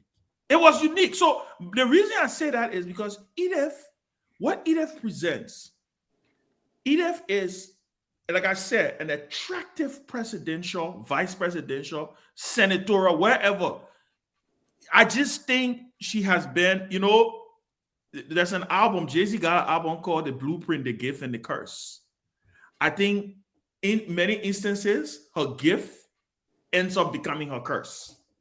I think that's what always happens to her. That analysis to her. I said to her, that's exactly what always happens to her. I say your quality is your problem. It's a problem for her. It's like people literally see, you can literally look at Edith and see her coming. You can look at her and see her coming. You can. It's the same situation that Joel found herself in 2014. The moment Joel won her re-election, she was one of two senators. One was Prince Johnson, the next was her. Everybody knew that Joel would eventually run for president, or she would have been vice presidential candidate on a ticket. And in fact, it was predicted that anybody who picks Joel would have won that election, and it did come to pass. That is kind of like the trend that Edith was kind of was treading on. But again, like I say, we are where we are. And Lloyd and I talked about this. And like Kehleboe said, hey, it probably was the wrong time that I said it. We heard that in 2023 or not heard, but what stopped it, obviously, with her brother being on the ticket. Yes. That consideration was out the door, right? Yeah. But if I know the political players, the great minds like Ben and Pewee and Tomalin, I suspect, Siddiqui them, I suspect that 2029, she has to be on somebody's radar. She's always on a short list. That's the thing about Edith Gongloe. Edith Gongloe, since 2000 and since we've been having elections in Liberia, I mean, in this new dispensation, she has always been on people's short list. Look, I will predict that she may hardly be considered on Guar radar. In fact, Brookskin, yeah, I know of at least 2 or 3 radars that she will be considered on. CNC radar, the party that consider with CNC radar. CNC radar. But let's see. Let me tell you, Chesa Kehleboe, true Sakima. He didn't get it. Tomalin, why you want to contribute to this discussion? Yeah, but Edith like Joel represent Edith like Joel represent the best of our female women political gladiators. Charlie Bronskin, the Edith, the Joel, they represent. They're likable candidates. They bring a lot on the table. Of course, I'm very impressed of Gongloe. But listen, if you start to think in that direction, this will be my advice to you. She must consolidate her ground game by staying more in the country. You cannot depend on this coming. So I'm saying, if you think about it, look. We think now, let's take this thing, let's take this thing beyond this point. We think you got more to offer. You love your country. You want to give back. You have tried on 2, 3 different occasions. And every time you come, people rally around you. I think let us put in the sacrifice. Let us go in there. You're right. That's an important point. But she said something the other day, Siddiqui. She said that, and not taking on that national aspirational thing, right? But she said, look, she is so inspired by this movement she's built, and I may not quote her verbatim, that she sees, win or lose, a role a la Stacey Abrams, to build something, right? And so, and I think they could have even attacked that, not in the country head on, but again, the time was small, but there are ways to attack those. But I think she's determined to be involved. Sometimes when you get in these races, whether you're a handler or whatever, you see the kinds of disadvantages that are being put against you by the system, by people who you expect more from, and you get more inspired to fight, to say this cannot be like this. And I think when I heard her talking either yesterday or so, that's the version that I heard, that this determination is good for the country long term. Oh, you are right. I had a conversation with her. She's determined. But Siddiqui, let me come to your point. You sound like Jeremiah on this one. I would think. So what said she is about to become Stacey Abrams of Liberia. That's what she said. Yeah. She said it right on the show. Yeah. That's not somebody who wrapping up her boots, her Let me cleats. say this. That whole thing about coming to America is actually a propaganda they have exploited election after election. It's like someone, it's like in the ACA. Every time they see her on the ballot, then they bring down and play. The facts are there. And she has emphasizes, she has her interview where she has even just was staying in Liberia and lost her green card. From 2011 up to 2016, she lost her green card. She has to re-enter the United States as a new immigrant. And since then, every year she goes to Liberia. Once every year she goes to Liberia. And she got business in Liberia. She got little real estate. But she will still be coming after 6 months to keep her card. So what I'm saying, I think we welcome this. I think everybody on the show tend to agree that, of course, either represent a person who can contest for any higher position in the country. All we're saying is that those are some of the propaganda used against her. Let her consider them in. Somebody who can work with Dr. Moneyba. I get a point. Lord, is there? Yes, I said somebody who can work with Dr. Moneyba. Lord, I want to end on this point. Don't say all of us. I share a different opinion. I don't think. Edith? Yeah, about Edith. I think she's good, but I don't think that. I don't think she's done enough for national politics. I just don't more than enough. She's but listen, look at some of the people that are in national politics. Look at Jeremiah Coons. But Jeremiah Coons, I agree with that. But Jeremiah Coons will argue that he's won. He's won an election. Even if someone else is saying how you won, he didn't have won nothing. I mean, that's just my opinion. I'm not saying she won't be a good candidate. I'm not saying she won't be a good candidate. But I think there are other candidates. What did Joe Boga win? I'm about to ask you, did Joseph Boga win anything before he became vice president and help Ellen win Lofa? I'm sorry? Did Joseph Boga win anything in Liberia before he became vice president and help Ellen win Lofa? 2 times? Joseph Boga was, you just made a point. The reason Ellen strategically picked Joseph Boga. Okay. Because I think she believed that Joseph Boga could have helped her win Lofa County, and he did. I asked the question earlier. If any candidate, let me say this quick. Apart from that, let me lay on.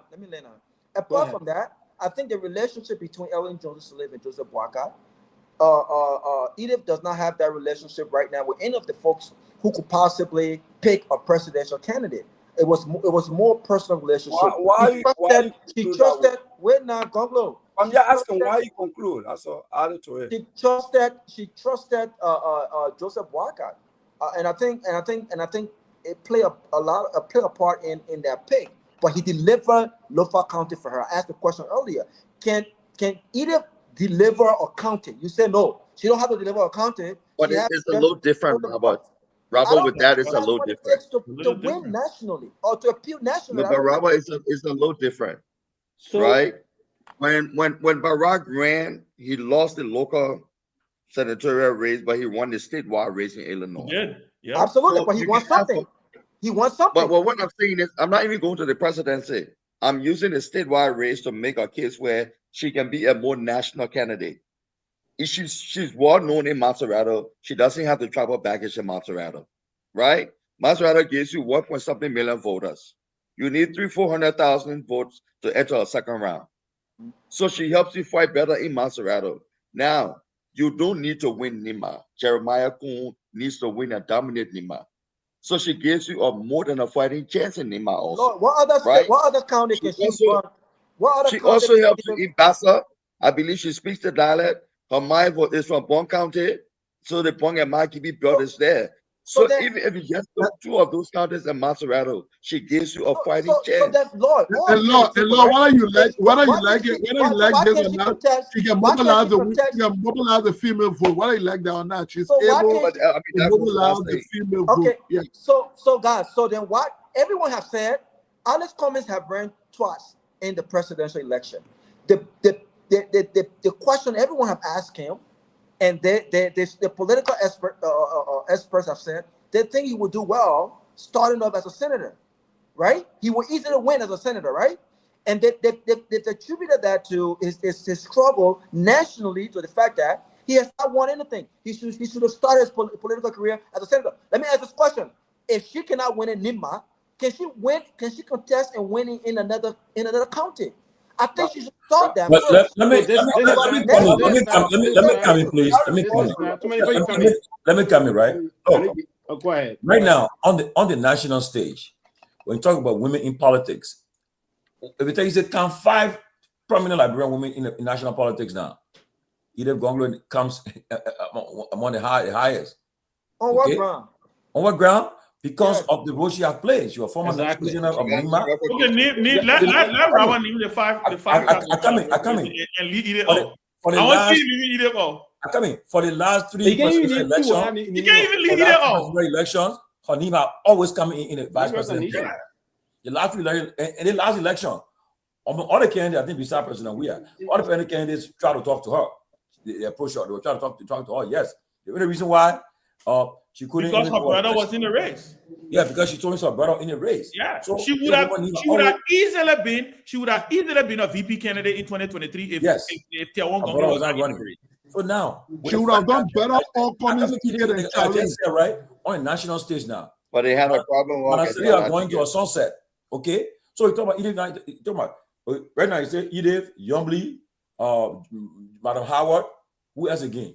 Look at the name of your calling. I tell me that prominent national women in politics right now. The power in our country were very limited.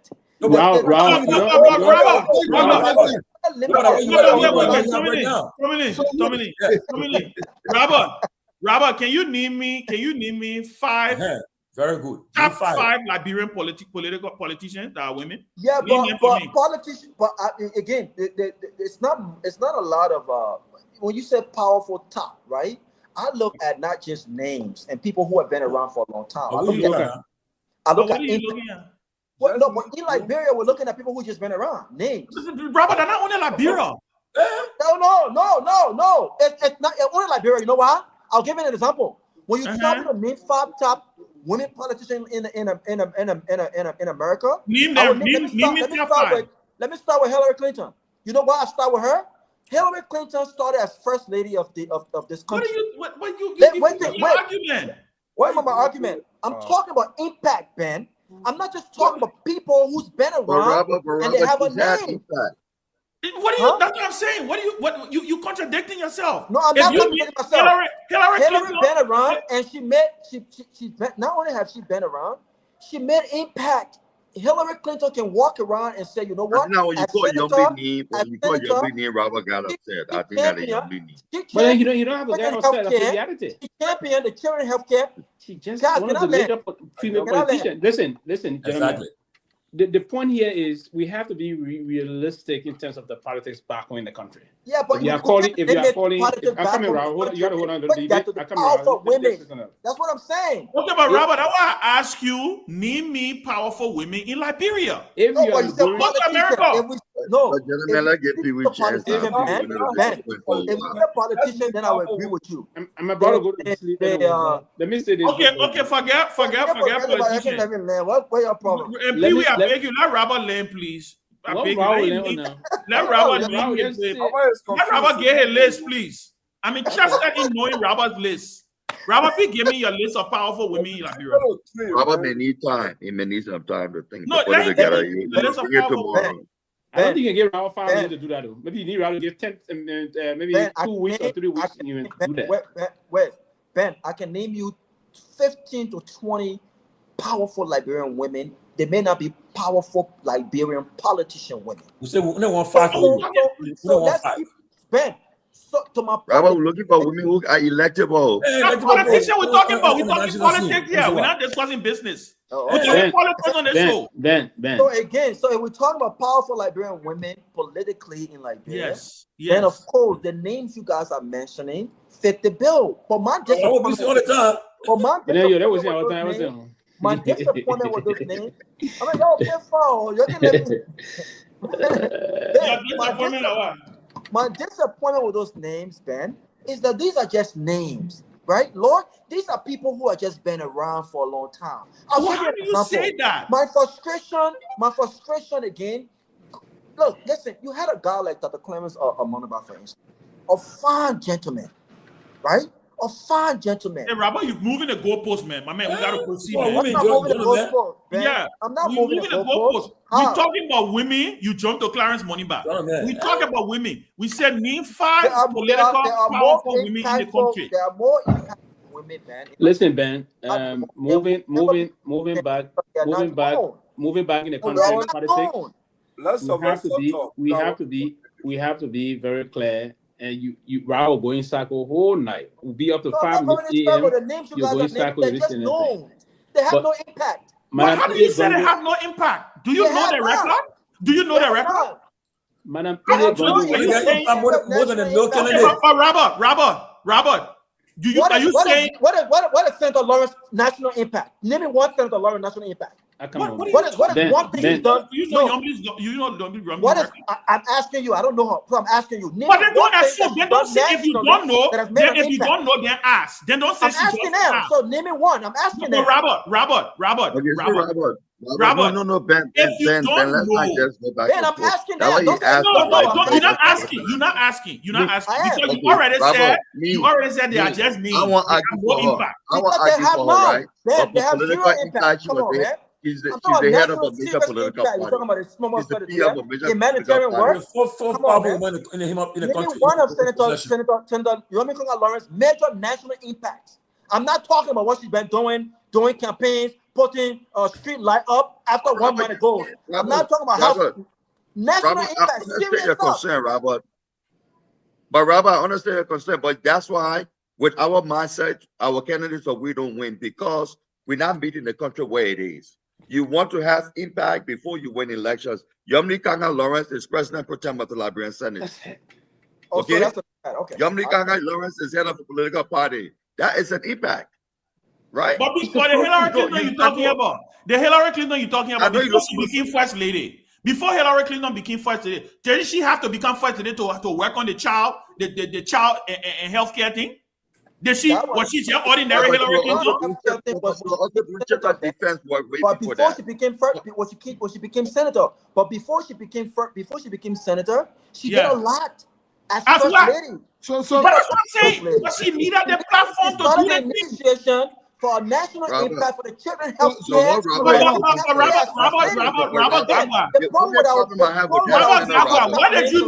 What did you know of Hillary Clinton? There's no serious substantive impact. Listen, we can talk together.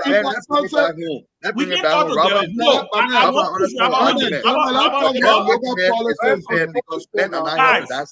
Guys, we got to control the show, please. Let's control the show. I want to ask, this is the question. Thank you, Eugenia. I want to know what did Robert Garguah know of Hillary Clinton before she became first lady? What impact do you know she had? Name that impact. Before Hillary Clinton became president of this country. Let me remind you.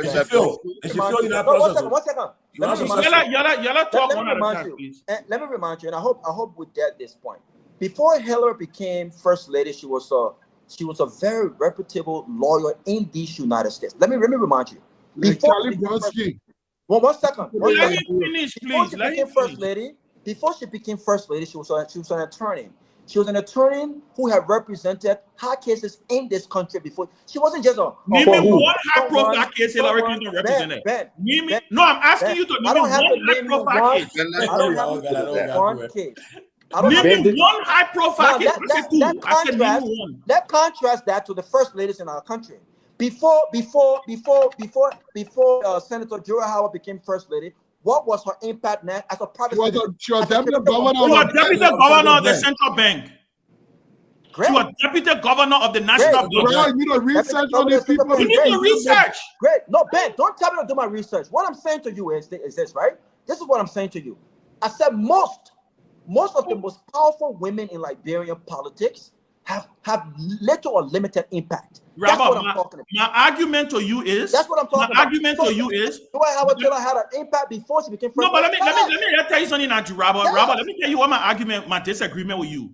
My disagreement with you here is majority of people who you consider who have had impact needed a platform. It's what you do with that platform. Like Yomli right now. Yomli is pro tem of the Liberian Senate.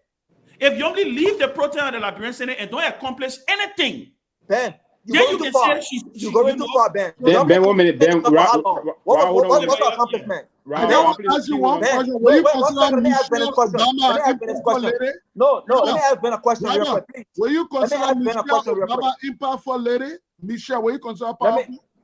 Michelle Obama. I don't want to go there first. Let me ask Ben. That question. I know, but let me ask Ben. Let me ask Ben a question. He just struck a point. Yes. You just said they needed a platform, and I agree with you. They needed a platform. A majority. One second. Unfortunately, the candidates, the young women, the women who have potential to really get things done are not recognized. They're not given a platform. But you just sat here and said, if Yomi Kaka Lawrence does nothing as Senate Pro Tem, then we should grade her for that. But Yomli has been senator for Grand Bassa for how long? And you how much more impact platform does she need to tell us what she's done? She's done nothing as senator of Grand Bassa Mountain. But here's the thing, Robert, here's the thing. Nothing. You make a very good point, Robert. Ben, Robert, I'm coming, right? Robert, I think you make a great point, right? I think you make a great point. Another thing is that they don't really fight on the germane female issues. However, if you are putting together a ticket to win an election, she is more known than those who are making an impact because they are not in public service. They're not in the public eye. You have to get in the public eye. What we're discussing here is electability. It's not deliverability. Now, during the election campaign, that's when you can tell somebody's ability to deliver. So, but this is the same standard I want us to start holding, even our male politicians too, right? Because we get few women, we beat them for it. I want us to do the same thing with the guys. What is the impact? You get 20% running for president, 16 men. 14 of them you only hear about them 1.5 years before election. But we don't give them that. Okay. But Lord, I think we're being unfair to the women in other words. I will take it a little back from the time Brown was talking about Madame Salif bringing Joseph Boakai in to name him that he won. But Joseph Boakai didn't push Manasari to win Lofa County. Let's make this thing clear. Manasari brought Boakai in because of their family history. They were family friends. United Party, and Ben, you wouldn't know this, that's the reality. Let me say this to you so you guys will understand it. But remember that Pewee. United Party was entrenched in Lofa. Edward Bianca. Yes, it was because of Edward Bianca. United Party based in Lofa was always huge. Yeah, we know it was that. Not because of Boakai. So you say having a Lofa man on the ticket did not have any impact? It didn't have impact. So you think if she had not picked Boakai, she would have United Party would have won in Lofa. They would have won Lofa heavily. It's debatable. Anyway. No, because the point you're making, right, Ben? I remember. I think I'm not saying they didn't. I'm not saying they didn't have. I think Siddiqui is something right because 2004. She would not have done as well in Lofa if she didn't have a Lofa on her ticket. Let's consider this. Let's consider this, Tomalin. If she had not taken somebody from Lofa, would the Lopians not have felt disrespected that she was not taking over the party and chose somebody else? And maybe you're no, reason. But let me raise a point. That's a point. Maybe you're some reason. I can support people. You know what I support people for? 2005. That's the my winners. Cities were looking for running mate for George Weah, right? Johnson. We're not Johnson. Former foreign minister. But when you're not impacted on the ticket. But part of the reason why you can impact, that's a big mistake you're making. You don't trust him out of the country. No, you don't trust him out of the country. But Tomalin, Rudolph Johnson, But Rudolph Johnson was not grounded. As even grounded. in Liberia, is not well known. Yeah. Why we not grounded? No, Rudolph Johnson was not in the country when you're paying. Rudolph Johnson was a president. Rudolph Johnson was a presidential candidate, though. Yes. He was a presidential candidate. You spent 30.5 minutes disagreeing with Robert, then you make the inverse point. How well was he known? No. That issue about being new. I'm saying, Father Rudolph Johnson was okay, wait. My father year, which year? 2005? Yeah, Rudolph Johnson, listener, he came up. We are talking from presidential to vice presidential. Listen, we are elevating him. A former foreign minister of Liberia. Rudolph Johnson, a former foreign minister. We needed a vice president who will bring that addition or that value to we are. We saw here somebody who an experienced person who would have guided we are. That was it. We didn't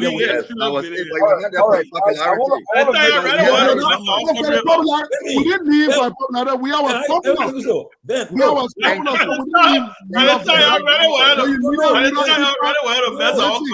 Listen. You need a real intellectual base. I say he want to be politics at all. We are probably we put Bismarck. I want to make a quick comment, and I want to go back to where we started earlier when I joined the show. Yeah, that's what Ben made a statement here, and I want to just remind us this campaign that just ended in Nima. There were so many things that were said, but I want to emphasize one of the points Jeremiah Kume, VP Kume, as part of his propaganda page. It was very clear that I'd listened to him in many different forums he appeared, and even in one-on-one discussion with people and we got the news, he would say to them, Nima Pewee want to produce president, then you don't vote for Madam Way. If you vote for her, she and we will defeat me in 2029. If you want to produce president, then vote for Koga, who will stick with me. If you vote for this woman, then we will come back. He was using those as propaganda. And there's no crystal ball here to say if Madam Way wins, she's going to go be president. We are running it.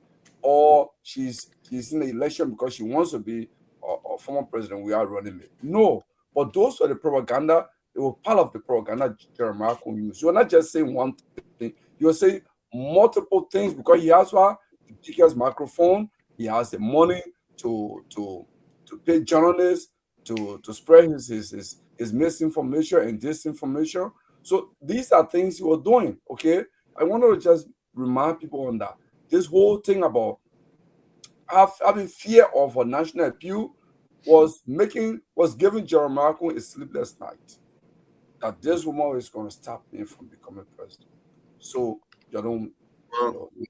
Let me. I want to just remind you're coming, Lord. I'm going to end on this point. I'm done for the night. Robert was trying to use the Ellis Comey thing to say, the same point they used on Ellis Comey to say he must go start as a senator or representative. Robert, that criticism and advice has always come from Ellis Comey opponent, predominantly the Unity Party people. So how will you take your opponent, what they use to demoralize you and the thing they advise you, what will you even capitalize on? Because those of you who were in a cycle, you're not saying you don't believe that communism will go start from somewhere in order to come up. No, it doesn't work like that in life. It's not like a step. It's okay, I got to go step here, then I'll take the other step. No, he has the resources, he has the corporate experience, he has the executive experience as a corporate executive. He can capitalize on that. I think the thing with Ellis Comey, and we can downplay it. He comes from maybe I don't even go that run about small county Maryland, but I think he's still so long out of the country in a way. He was disengaged from the politics of the country because of his corporate role. So his footprint on different national issues were kind of limited, which I don't think is even a bad thing because if you knew you can be attracted, it depends on how they market you. Because politics is about marketing, So even just being a new thing, and you just not to marketing differently, and maybe use certain different physiology to sell into the people. That's all. So I don't want to say that, oh, okay, it means Madam Webb must go start as representative or as senator, because even people who have won the presidency, they start that way. I can even say President Taylor, who at this point still remains very popular in Liberia. Quite frankly, I always argue that I'm not a Taylor supporter, by the way, but I respect him as a strong person. If Taylor were to come from jail today and contest in Liberia, I would quite frankly believe he'll win election. Because he still has much appeal across the country. The city killer when I have this. So Kehleboe, let me say what is it? Robert, let me add something quickly, okay? There was a time, there was a man in Liberia. He used to play football. They call him George Weah, Ambassador George Weah then. He wanted to be LFA president, and the system fought him. They had to contend with him as the biggest political leader. Jeremiah Kuhn will rule the day. They stopped her and they ran the tribal campaign because she may be the national leader that may be the one who stops him from the ultimate goal that he wants to achieve. I think he will rule the day. I think it's fear. You can circumvent the time. If it's going to happen, it will happen. And I think that fear may have been boarding her even more. And that would be something that he will live to rule. I would want to predict between now and 2029. And you may be correct about that, because Nimba Kane, and that's why it's not only about the Gio and the Manon people. We have a lot of non-Gio and Manon that are currently residing and doing business in Nimba, and we want to see the real issue unfold now. And politically, and one of the things, the fact that Mr. Gongloe brought this out, to be frank, she's a very serious political capital in come the next elections. No one should war local. She didn't win the past 2 elections. She may not win this. I don't know the facts behind all the numbers for now, but no one should war local politically. And the same, Yombly and other things we're just talking about. Yombly won 2 elections in Grand Bassa County. 2 elections. It's not a small feat to win 2 elections back to back. Now you have to respect those kind of individuals that will win elections. Now currently she's a pro-tem. It's a serious political. So in the country, if you're counting females in Liberia, you talk about Manasadi is out now. Senator Vice President Taylor, Yombly Kanga Lawrence, Kehleboe Gongloe, the Nobel Peace Prize winner. She have not tested anything, but she may have some brand name also. How to call her? Liman Bowie and the rest of that. You have other people come up. So she's a serious political capital in the country who shouldn't overlook. And one thing she brings very seriously also, she's an intellectual. And the young people, the intellectual class also will listen to the kind of people. She can give reasons to push through. So we shouldn't just try to deflate her political record and other things moving on. I think she's someone that we should take very seriously. And even if she didn't win these elections. Robert gave her a chance more about that. Because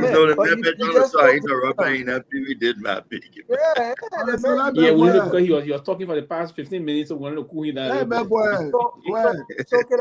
Kehleboe, I'm not trying to diminish. I'm not trying to diminish the strength of Edith. I think she's a fine woman. I think anyone who knows me knows that. And by the way, I don't understand Liberian politics. Liberian politics is not one to understand. And I don't want to understand Liberian politics, because Liberian politics has no resource. Liberian politics is not resource oriented. And I've said it. I've said many times here on this platform that part of our issues are those who represent us. The caliber and the qualification, the quality of folks that we've picked to represent us does not have what it takes to really get us to where we want to be. I've said it on many locations here. We've actually ignored great candidates, and we've made all the different excuses. Either Alex Cummings is new to the city, he's not known, he hasn't been around for a long time, but we also know that he's rich. He's a well-known corporate guy. He's made all his money. He has a record of getting things done.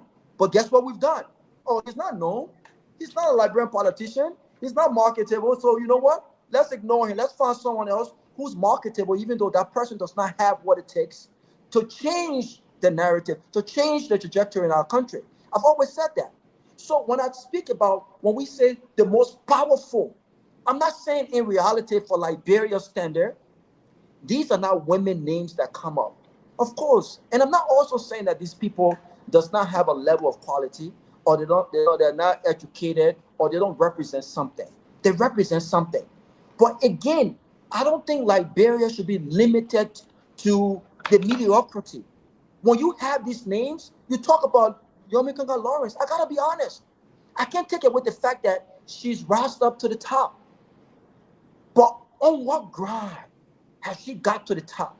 Is it based on what she's done as a career politician, the impact she's made in the lives of those she's represented, and by extension the country?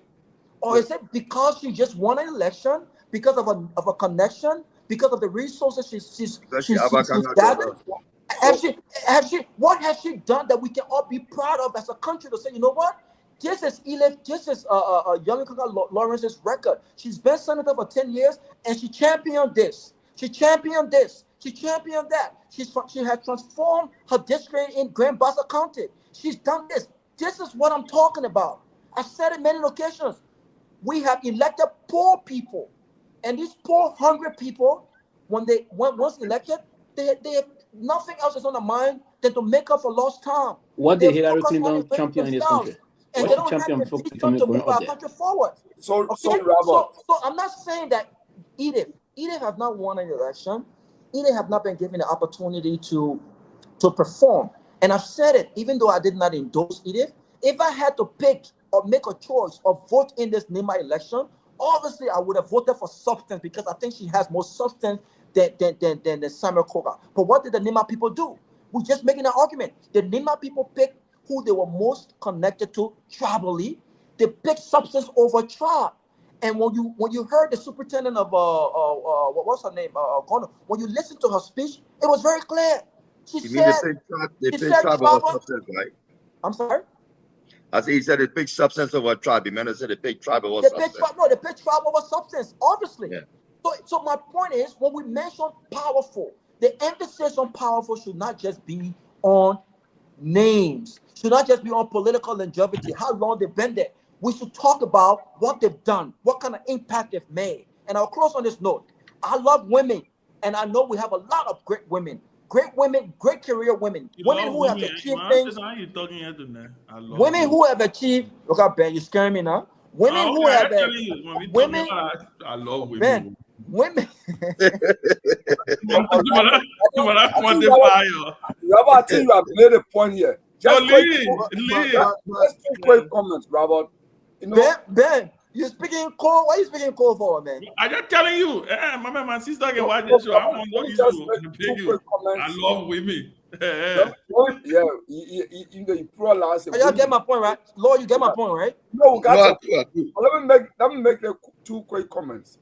One, you know, you're talking about choosing tribe over substance, but I want you to know this. You know, in marketing, you may present one thing, but it's backed by other things. So, particularly in a political campaign, Vice President Kun was not just making a tribal argument, he was also making the financial argument.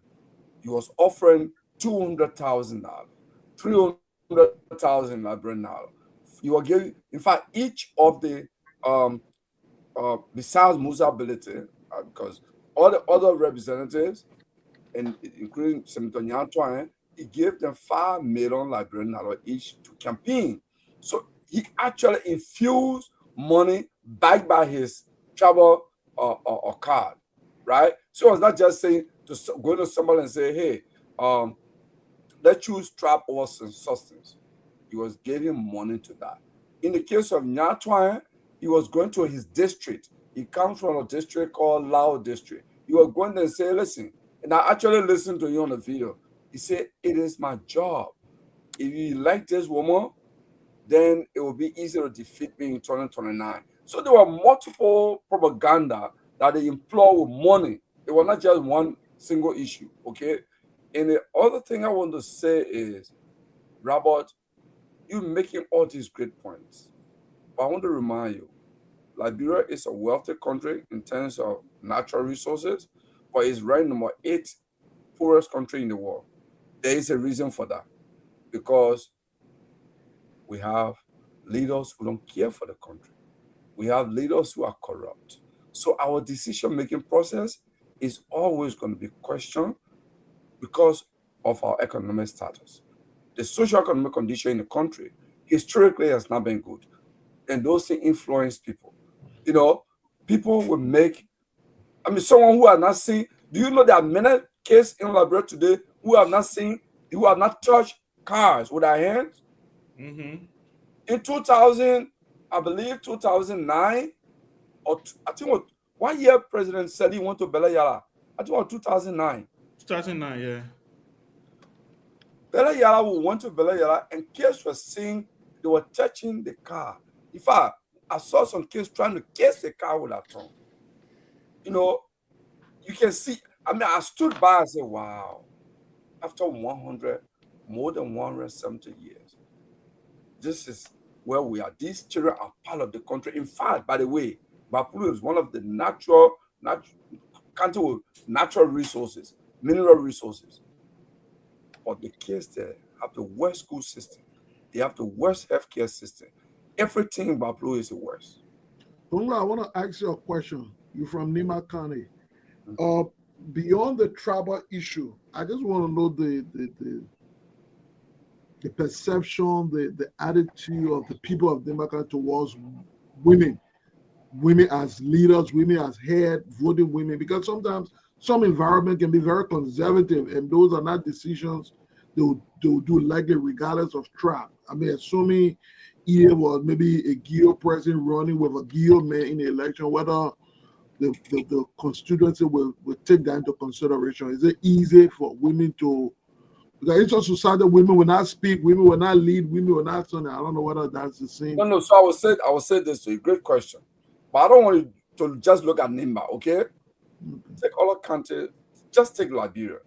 And the reason I'm going to say this, I want to put in national context is that, you know, we are in a patriarchal society, we are in a male-dominated society where our access to power has actually been given to men, generally, historically. So even you see a female with a bachelor's degree from college, Siddiqui, the president does not want to appoint her. They want her to be maybe special assistant or someone, or maybe a director. Or you take a male with the same bachelor's degree, probably with lower GPA, or because he's been on radio talking, you make him minister, or you make him deputy minister, not even an assistant minister, right? And that bias is in a public service, is in a governance system. So those things, they are very significant. They mitigate against women progress. So in terms of election, there are a lot of women who have been contesting every election in Nima. We have women contesting at the district level, but they come with probably zero resources to begin with. But their male counterpart are either former assistant minister, or their city minister, or deputy minister. So they have, let me push more. And they can't talk. They know the truth. And these women, a lot of them coming, have no governmental experience. They only have been in the community and they don't have money. So those are fast across the country, not just Nimba. No. No, but the reason I restricted on Nima is because I didn't want to use the whole country because we have had a female president, female vice president, we have had a female chief justice, we have women serving in different positions of significance in the country. So I was just looking at Nima, whether it carries that mentality as well. Some countries. Part of it is not really traditional. Is more of resource constraints and prior governmental experience. Most, if you check across government historically, how many women you check have been female assistant minister or deputy minister or minister? Even under President Seli, that was part of the challenges people posed to her. I remember Councillor Gongloe telling President Seli, open and say, look, I've advised the president in private And since she can't do it, I can now go public. And he said the president is the first female president, so she's in a special category. She must appoint 50% of her cabinet to be women and 50% men. She must argue, no men will argue against that. And in fact, Councillor Gongloe went on to make the same point I'm making tonight, that because these men serve as assistant minister, deputy minister, and minister, they are used to public speaking. So when it comes to election to address crowd, they have advantage over female candidates who are just coming, maybe civil servant, maybe accountant over there, controller there, or director in some office, or maybe they were making a little business and a business became big, and they come to contest. Speaking to a larger crowd becomes a challenge for them. They may be loved by the people, but they are shied away from addressing the crowd. Yeah, but you see, look, like I always say, right? Every election cycle brings different dynamics, right? Different dynamic and challenges. And like I said, 4.5 years from now, a lot going to happen. Things will change. The variables will change. Look, who knows? You can never tell. Some people that today that are bitter opposition to each other will be on a different side.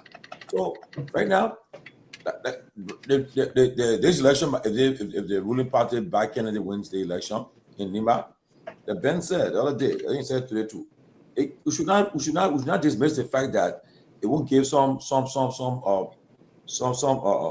to the VP Kuhn and the UP folks. They'll feel that, oh no, I think we still got it there. Okay, we still got it there, and even that's probably almost 2 years, nothing much happening. But lastly, okay, right now the biggest challenge they got, the LEC, the road project, are the biggest challenge they got.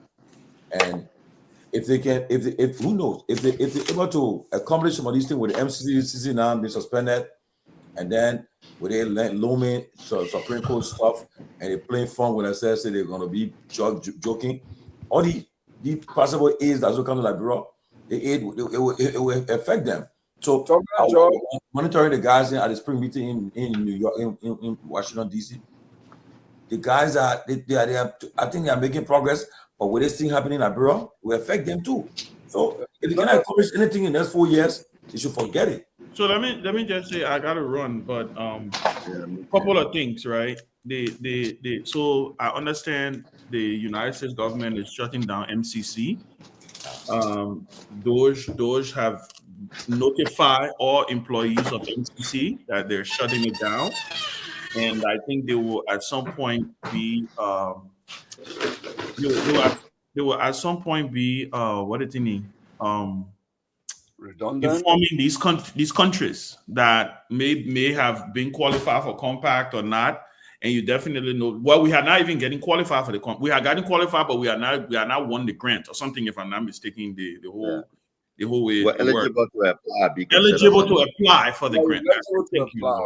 But the other thing that I was told today, and I saw a text message, and Edwin Snow did confirm it. Told me I saw a text message from you.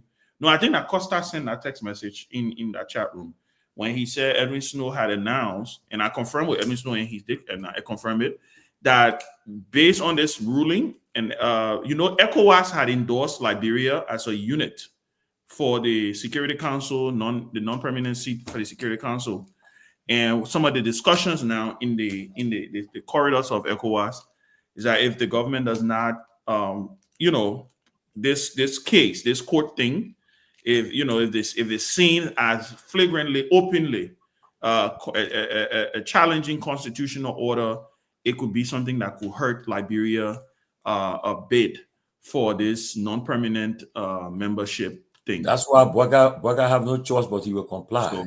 So we'll wait and see. We'll wait and see what they will do. But again, like I say, yeah. Okay. Well, Tomalin, you are making a point. I wanted to just add to that. I've made this point many times. Liberia economic policy has always been take a loan from World Bank, take a loan from African Development Bank, go for bilateral loan, come back in the country, politicians pocket the money, then you pass the repayment of the loan to the future generation. That has been historically the thing. If you look at many of those who are big reward fund today in the country, was from the same kind of agricultural loan. past previous government took, and those who are in proximity of the power, they use that to establish these mega farms, rubber farms for themselves. So, and that culture remains, okay? And we see evidence of it even now under and under this government. There are a lot of grants in the agriculture ministry, and those who are politically connected get this big money, and they all of a sudden become farmer overnight, you know? So now Donald Trump tariff is causing the IMF to actually revise the projection, economic growth projection for this year and next year. And they are doing that for Liberia, they're doing that for many African countries.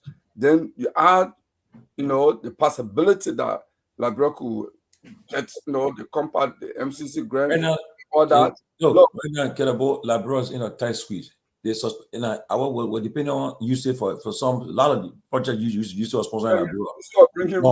The MCC was as president, MCC is gone, and you know who will benefit? The government that will come 2029 for that 2029 election, because by that time Trump tenure ends 2028. So the next American president will start work 2029. So that Liberian president will be elected 2029. If a Democrat is elected now, but if a Republican is, if a Democrat is elected, no. Trump now normal Republicans are not normally that insular. President will elected all I think will reverse it. But America's strength, the leverage. America leverage is the international aid that they give to people that leverage and that they get a leverage from. You see, so that way they're reversing. So let me say this, guys. I think it was a good show. I'm gonna leave you guys now. Yeah. Hopefully in 24 hours there will be clarity on the Nima race. Oh yeah. I still tip my hats off to Madam Gongloe, where she ran a spirited race with severely limited, resources compared to the opponents. It's a very challenging terrain. And I think everybody on the team can lift their head up as winners. We still hold our hope that she will pull it off. Because I think the country would be much better off. I think Nima would be much better off. But whatever God has decided, I think she did. She represented herself well, and all of her supporters and indeed family can be proud. Oh, guys, I think it was a good show, man. I think it was a real great show, and I agree with you, Madam. I think Madam Blair should take the analysis or advice from her younger brother to start to consider going on a bigger platform. I think she has everything that is because for the past year she ran on wanting her record as superintendent, and I think the way the people respond to suggest that she did a pretty good job in Nemakan. I think she fits in the discussion moving the country forward. What is clear, regardless of the outcome, particularly even if Kun were to win, it's still clear that there is no ultimate godfather of Nema County. There will not be a Prince Johnson kind of a political figure of Nema County. Jeremiah Kun, if he thought that the election provides him an opening or embodiment for his presidential ambition, he still says he has a lot of work to do, uniting the people. And we think most importantly, the Boyga's government must uphold. They don't have the option not to uphold the ruling of the Supreme Court, because that is one of the most important mandate of his presidency, to uphold and defend the constitution of the country.